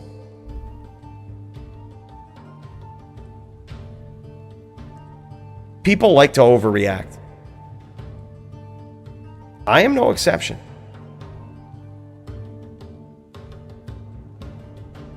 Oftentimes, I overreact to stuff. Probably D4, a lot of the announcements that we heard that really weren't final, right? They gave us fuel. It's fun to overreact. But they shouldn't listen to that shit. They shouldn't listen to content creators. They shouldn't listen to literally anybody saying anything about their game. Just imagine for a minute, right? I'm going to challenge you to think about this for a minute. Imagine I made Diablo 2. Imagine I made Diablo 2. I was the creator of it, right? Imagine I was David Brevik and team from Blizzard North. Just picture that for a minute. Do you think I would give a flying F about what you said about my game and how balanced it is? It would be like me making DFC rules. I would hear what you say, and I'd be like, okay, well, this person just doesn't know that you can do this. But every once in a while, you have somebody that says something that you're like, that's kind of a good point, and you make an adjustment. But it comes from a very deep, very in-depth understanding of the game, right? It comes from a point of love, appreciation, and understanding for the game. I feel like those rune words were made for the professional speedrunners and 2% of the player base. 100%. They were made for professional speedrunners because they keep listening to content creators. And there's a lot of content creators that make speedruns out there because a lot of the content creators emerged at the time of speedrunning when speedrunning really became a thing. Mr. Llama SC got in the forefront of that stuff. He saw an opportunity there, and he just so happened to be a very likable, very knowledgeable guy as well. And that was the formula, dude. But then you had a whole bunch of people that followed suit, tried to be llamas, man, put on their llama suit, tried to be llamas. And they started speedrunning. And they started playing through the game and just finding stuff and started this whole movement of solo self-find, when in reality, that's how 99% of people did not play the game. They didn't play the game like that. They played to absolutely smash people online. They played to make the most powerful, most busted builds they possibly could. And if you think I'm kidding about that, and if you think I'm in the minority, I hate to tell you this, but you're just wrong. You're just wrong. You are in the minority. You are in the minority by thinking, oh my gosh, I play like this, so everybody else plays like this. Let me tell you how people play, man. People play to break this game. People play to have fun with this game and make absolutely groundbreaking, astronomical damage-dealing builds. They play to kill each other in the blood more. They play to measure the size of their e-penis with ruler-sized tattoos on their legs. That's what they do. They don't play to make mid-tier shit-ass rune words so that they can maybe get through the game. I can't tell you how many YouTube comments I get that I see all the time and I just kind of laugh at. of people saying I'm some elitist, that I have no idea what it's like to actually play this game anymore. Hey, maybe they're right. Maybe to some degree they're right. But you know why? It's because this game is too fucking easy. It's because it's too easy, boys. Why are we making rune words and changes for the mid-tier, the speedrunners, the people trying to get through the game?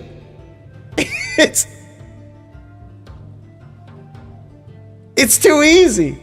Why do you think I get rushed? Why do you think I prefer to get G-rushed and speed level my dudes? Because I done been there, boys. I done played this game for 20 years. I know how it is. Put it this way. You put me up against anybody.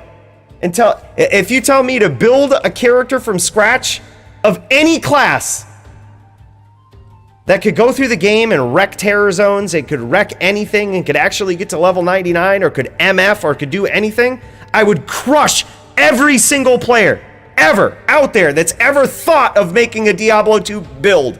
I'd crush them embarrassingly. But I just like the PvP because that's the true endgame. I know how to make all your PVM builds. I know how to make all your PVM builds far better than you know how to make your PVM builds. I know how to make your PVM builds far better than you make build videos on how to make your PVM builds. I'm a savage. I've been doing this. How do you think I ran 7 different bots at the same time and had none of them die?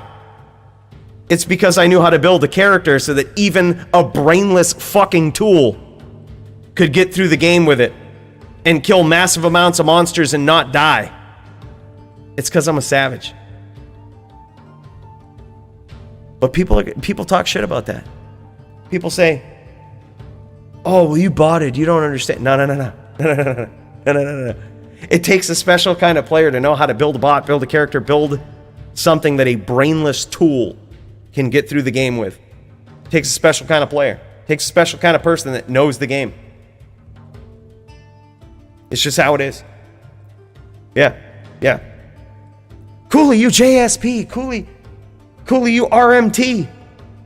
Yeah, I do. You want to know why?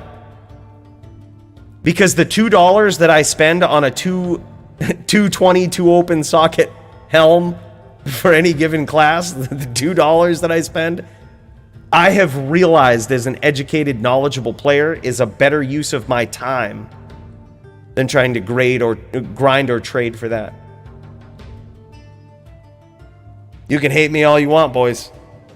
You can also waste all the time you want. I'm just speaking the facts. It's just how it is. What do you want me to say? You want me to sit there and waste hours, days, months of my life looking for something I could easily JSP or pay $2 for? Fuck you, is what I say to that. No. I understand what it takes. I get it. But I'm gonna do it the easy way. You can do it the hard way if you want. Yeah. Someone actually sent me a message on Discord. They were like, dude, I got this on Yes Gamers for $2. And I'm like, nicely done. 220 Paladin Helm with 16 dex and 58 life. You'll never find that. Oh, you need it for a Necro setup? Good, you'll never find it. And the people who are willing to trade for it in game will want 20 or 30 bear runes for it. Pay the $2. Are you dumb? Who wouldn't do that? Oh my God. It's like, that's what I want to say to some of these people. But boys, I just tell it to you because I feel like you guys understand. I feel like you guys understand.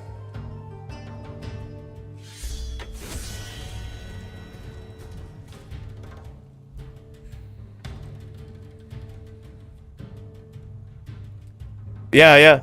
Dude, this is what I say, Xtimus, and I've always been a fan of this. This is always, I shouldn't say this has always been my mentality, but I'm not gonna lie. I was aware of how people treated you and other content creators before I started making content for Diablo 2. I quickly realized that if I'm gonna go into this game, I need to not give a fuck about what anybody says. People are going to call me a bad dueler. That's true. I'm not the best dueler in the world.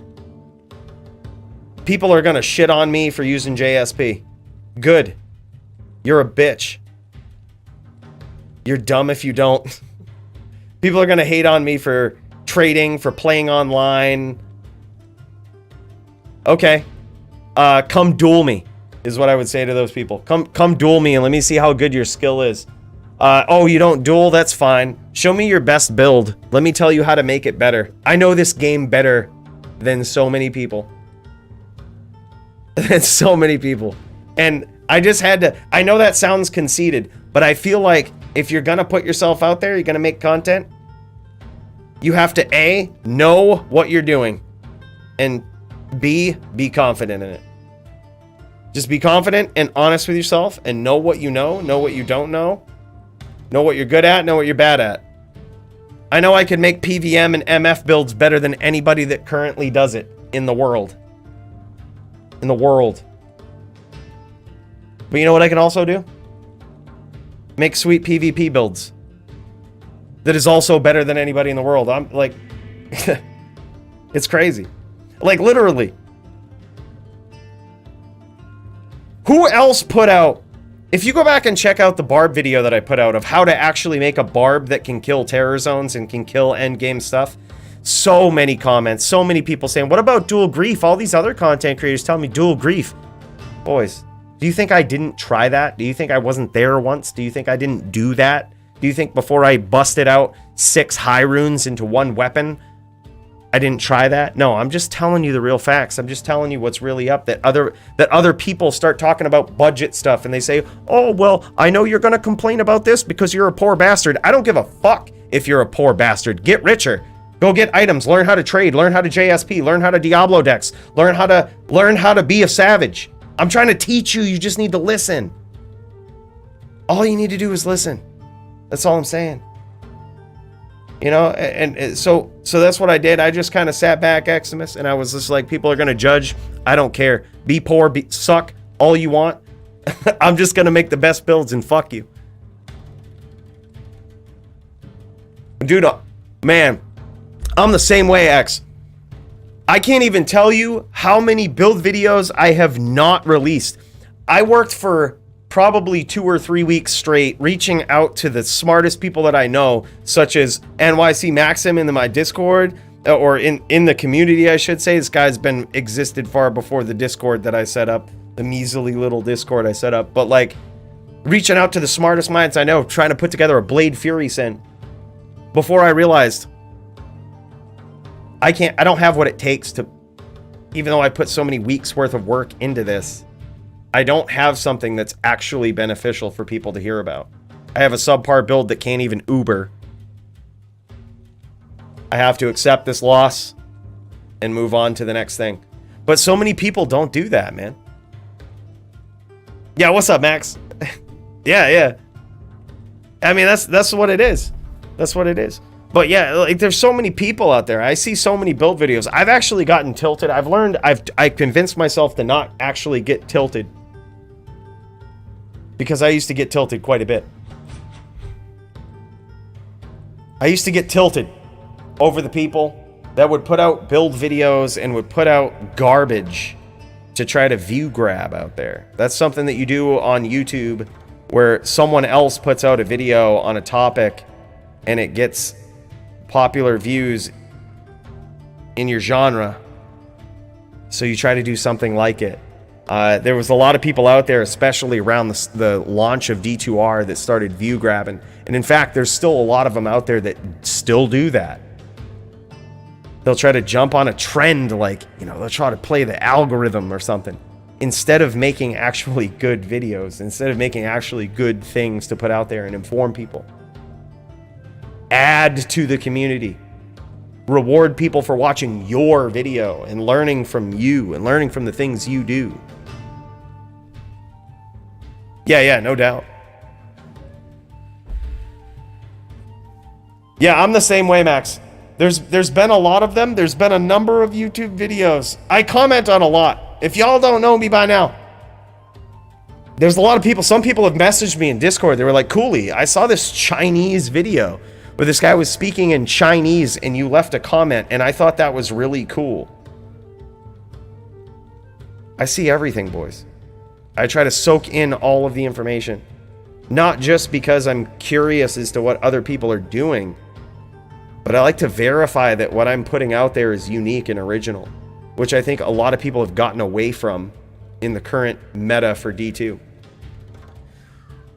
I mean, I don't just want to do D2 my entire life. I would love to do a whole bunch of different things, and y'all have seen that on the channel. But man, I got a passion for D2. But everything I put out there, man, it's gotta be something that if you watch my video, you're like, I'm glad I watched that. I'm either entertained or heavily informed or both. But so many people, like I've seen so many build videos out there that just view grab. They're just like, oh wow, this is a good build. Let me make a shittier version of it and put a video out there for people to watch.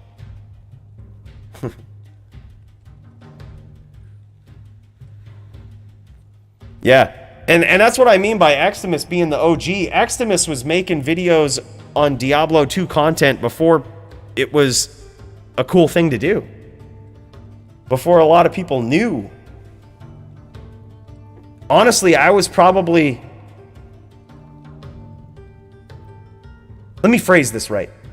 There was a lot of people that started making Diablo 2 content when D2R came out. The real OGs were doing it before that happened. I think.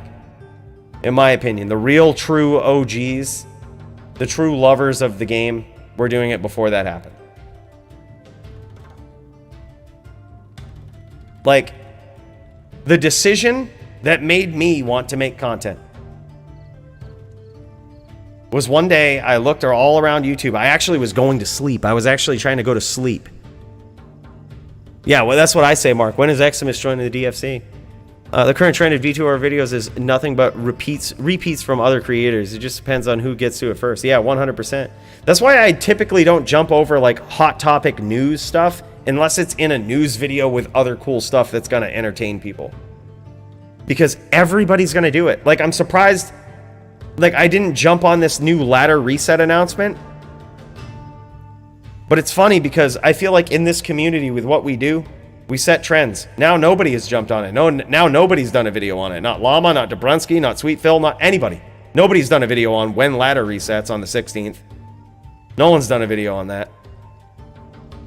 Because people are realizing it's just an absolute smorgasbord slosh fest of people reiterating shit.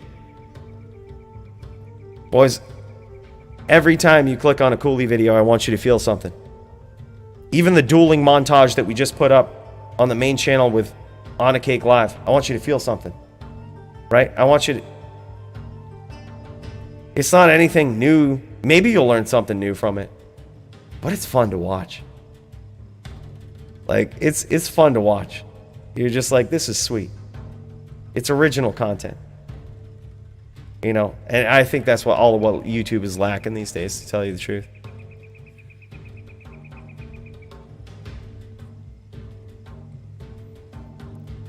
Yeah, I agree, Eximus. There's like infinite content with it. But I would caution with that because some people think that the game is perfect. Like, people like you and I will say things like the game is perfect.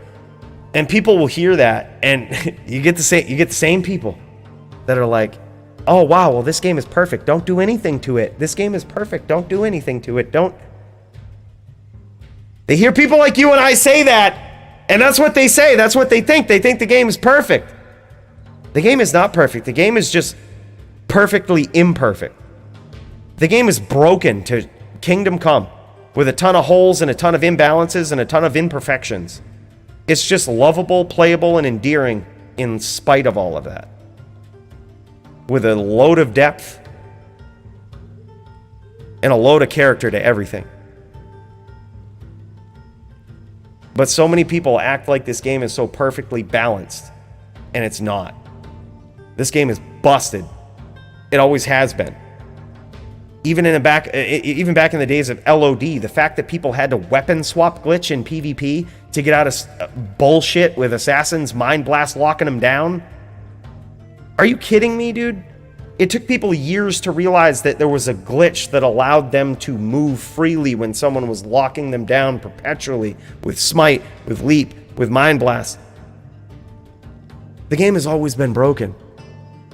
I'm happy that the devs now, to some degree, are focusing on balancing that and doing things that further the game and make it better. But if I could say one thing to these devs, it would be this. Don't be pussies. Break this game. Give us new powerful stuff. If you mess up, just undo it. Push the limits. Make people uncomfortable. All those people that comment, submit tickets, submit all of that bullshit that say, oh, this is so bad. Just do what you did with Dabrowski, where you heard one of his videos and then he made an entire charm series that did exactly what he said. Do that. Break shit. And don't care about what anybody says about it.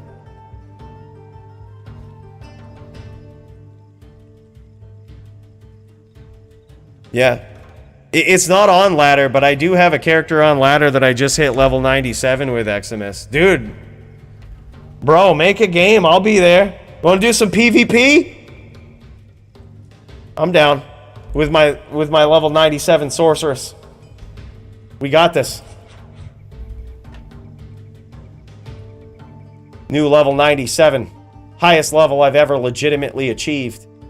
Boys, this could be the one. This could be the first character I ever hit level 99 with. I haven't decided how motivated I want to be, how motivated I want to get to the final level with this yet, but this is the closest we've ever been.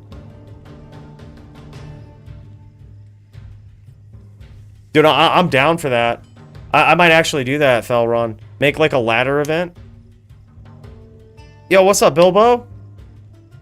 Yeah, it's non-ladder because that's where most duelers are. It's just like any other format, X. It's like LLD. It's like it's like Iron Man. It's like the real duelers don't have an interest in those formats.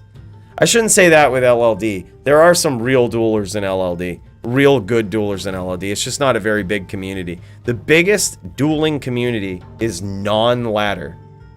It's just where it is. And it gets a bad rap too because everybody thinks that the richest, most powerful, most savage people are trying to climb the ladder with their forum gold. That's just simply not true. They're trying to buy the most GG items on non-ladder for their non-ladder duelers. It's just where it is. It's where it's at. Yeah.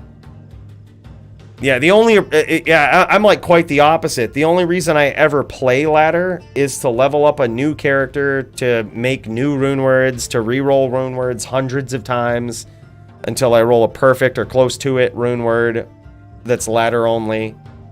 Get the new ladder only items in D2R. That's the only reason I play ladder.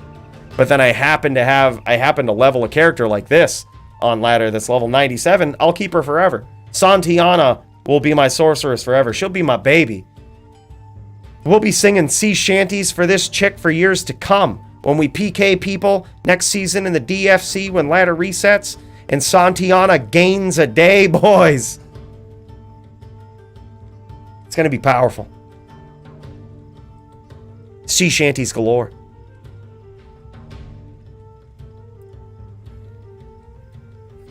Yeah, and then let's not forget there's a premium. Like, one of the things you guys should be doing on non-ladder or on ladder right now is trying to roll these. These are perfect upped Trang's gloves, 97 defense. Super cheap, super easy to do, and will fetch you a premium on non-ladder. Aim for these. I have 4 pairs for my duelers. But if you want to make some money, you want to make some forum gold, you want to have some clout on Diablo decks, roll these. 97 Trang gloves.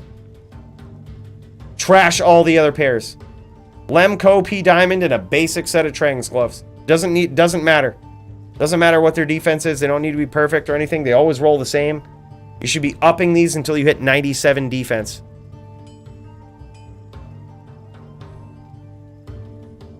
It's just the way to go. Those are the things. Make ladder-only rune words. Like I made these plagues.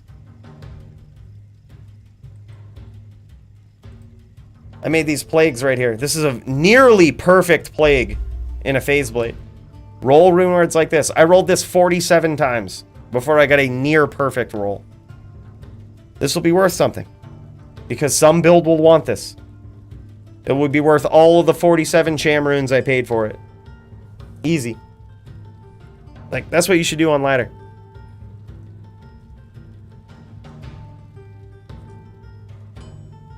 Yep, rolled a mist, a plague, and a perfect up triangles gloves. GG, dude. Yep, that's how to do it. What are your thoughts on world PvP? I also want going into a chaos run and just PK people and find it lots of fun. And people get angry and toxic. I think it's just fun, though. Yeah, I think that is a necessary evil in D2. People will PK you. Alternatively, you can PK assholes. Like I did the other day. For someone getting all uppity about a terror zone and talking about mentally abusing people, I mentally abused him and PK'd him. You can kill people like that, and that's part of the beauty and the endearingness of D2. Is you can not only can you be toxic, but you can kill toxicity randomly. You don't need to be in a certain arena. People can't just get away with being shitheads. You can PK them. Are you a better dueler? You got a better character? You can kill them. It's the Wild West, baby. That's how it is. Don't be a douche. So many young men learned how to be old men. Learned how to be respectable young men. Through D2. They learned how to not get scammed. Through D2. They learned that people who seem nice aren't always nice. They learned that people who are shitheads are still killable. Through D2. Believe it or not, this game was larger than itself. And that's why it's so good. Because it's not some safe zone. That's why it pisses me off in game that, like, I can't type the word fuck or shit or bitch. Like, I can't type that stuff. Don't censor me. This is the Wild West, baby. This ain't no safe zone. Or cunt. I can't say that. This will probably get me limited monetization on YouTube. I don't give a shit. Douche. I can't say that either. There's so many things that are just limited. This is the Wild West. It's always how it's been. Yeah, you can't say queef either. Wow, yeah. Yeah, you can't say that. It's ridiculous. Just absolutely ridiculous, dude. This is the Wild West. This is the game that taught young men how to be respectable young men. It ain't no safe zone. Don't turn it into a safe zone. I know the whole world is going toxic, liberal, safe zone, safe space. Don't say things that I don't like to hear or don't agree with or that might tilt me sideways. But those people are bitches.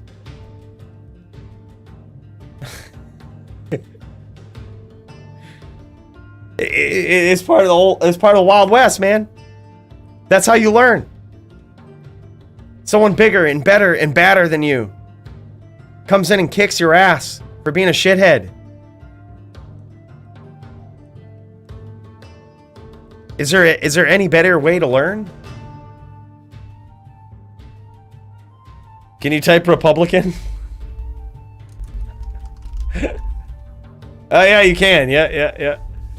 Surprising. Yeah, but I mean, that's what it is, man. Like, it's just, this game is, a lot of games these days, they treat it like a safe space, and it's going to be safe for everybody, and it can't be offended. Boys, that's what the internet was designed around, and that's why Diablo 2 LOD was so good, because it evolved in the times and the days of the internet when it was the Wild West and people could do or say whatever they wanted. It's part of the charm. It's part of the charm. Now there's reporting and all of this stuff. If your game is getting trolled, and if people are able to troll in your game, then perhaps you just adjust the game so that people can't troll. You got to realize that in any game, any internet venue, you're going to have shitheads come into it that are trying to grief you, that are trying to ruin your day. You're going to have that. So if you have a game that just allows that and proliferates that, then adjust something about the game. Don't punish the player. You're always going to attract those types of people, no matter what. People play games to escape their real lives. I can go on here and talk shit and beat up on Root and then lose to Root, and it's still GG at the end of the day. It's still fun. It was a fun alternate universe that I stepped into for a moment. It's just how it is. That's why people play games. That's why there's a sense of anonymity online. Don't censor it. Don't tell me what I can and can't say, what I can and can't do. Yeah, that's what it is. It's just a game at the end of the day, right? Yeah, it's just like that guy I was telling you guys about earlier, the mental abuse guy.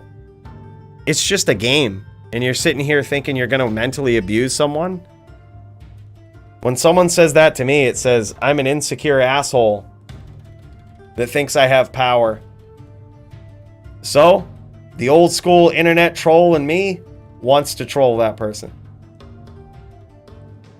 It's just how it is. Welcome to the Wild West.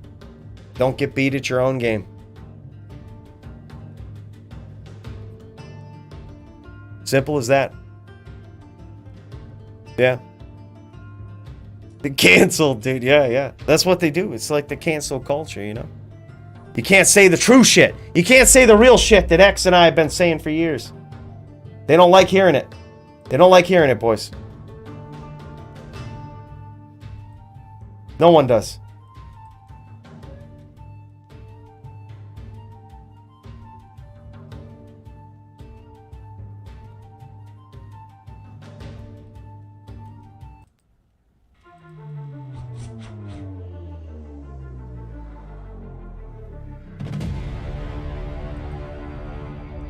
Boys, I'm going to say this. What a hell of a night of fights we've had.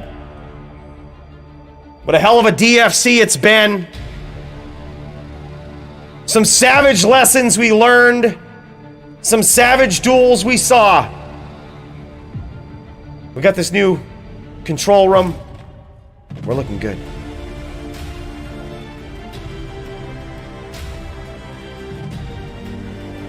Very good duels tonight. Thank you guys for helping me hit level 97. Thank you, Tempest, for joining with your level 99. Running a bail game at level 99. Savage. GG's, boys. Just want to say thanks again so much for joining me. Another great night of fights. Another great night of live streaming here with you guys. Thanks, Telron. Appreciate you, man. Appreciate you guys being here. Look, I'll see you guys by the very least next week. But by the very most, on a bonus stream where we do some absolutely savage shit. Boys, take care of yourselves. Be good. Don't drink too much, okay? Keep it real. And don't forget, always put the fucks to the man. Take care, boys. See you in the Discord if you're not already there. Have a great night. Kick this weekend in the ass. Tomorrow's Friday, boys. Let's get it. Have a great night.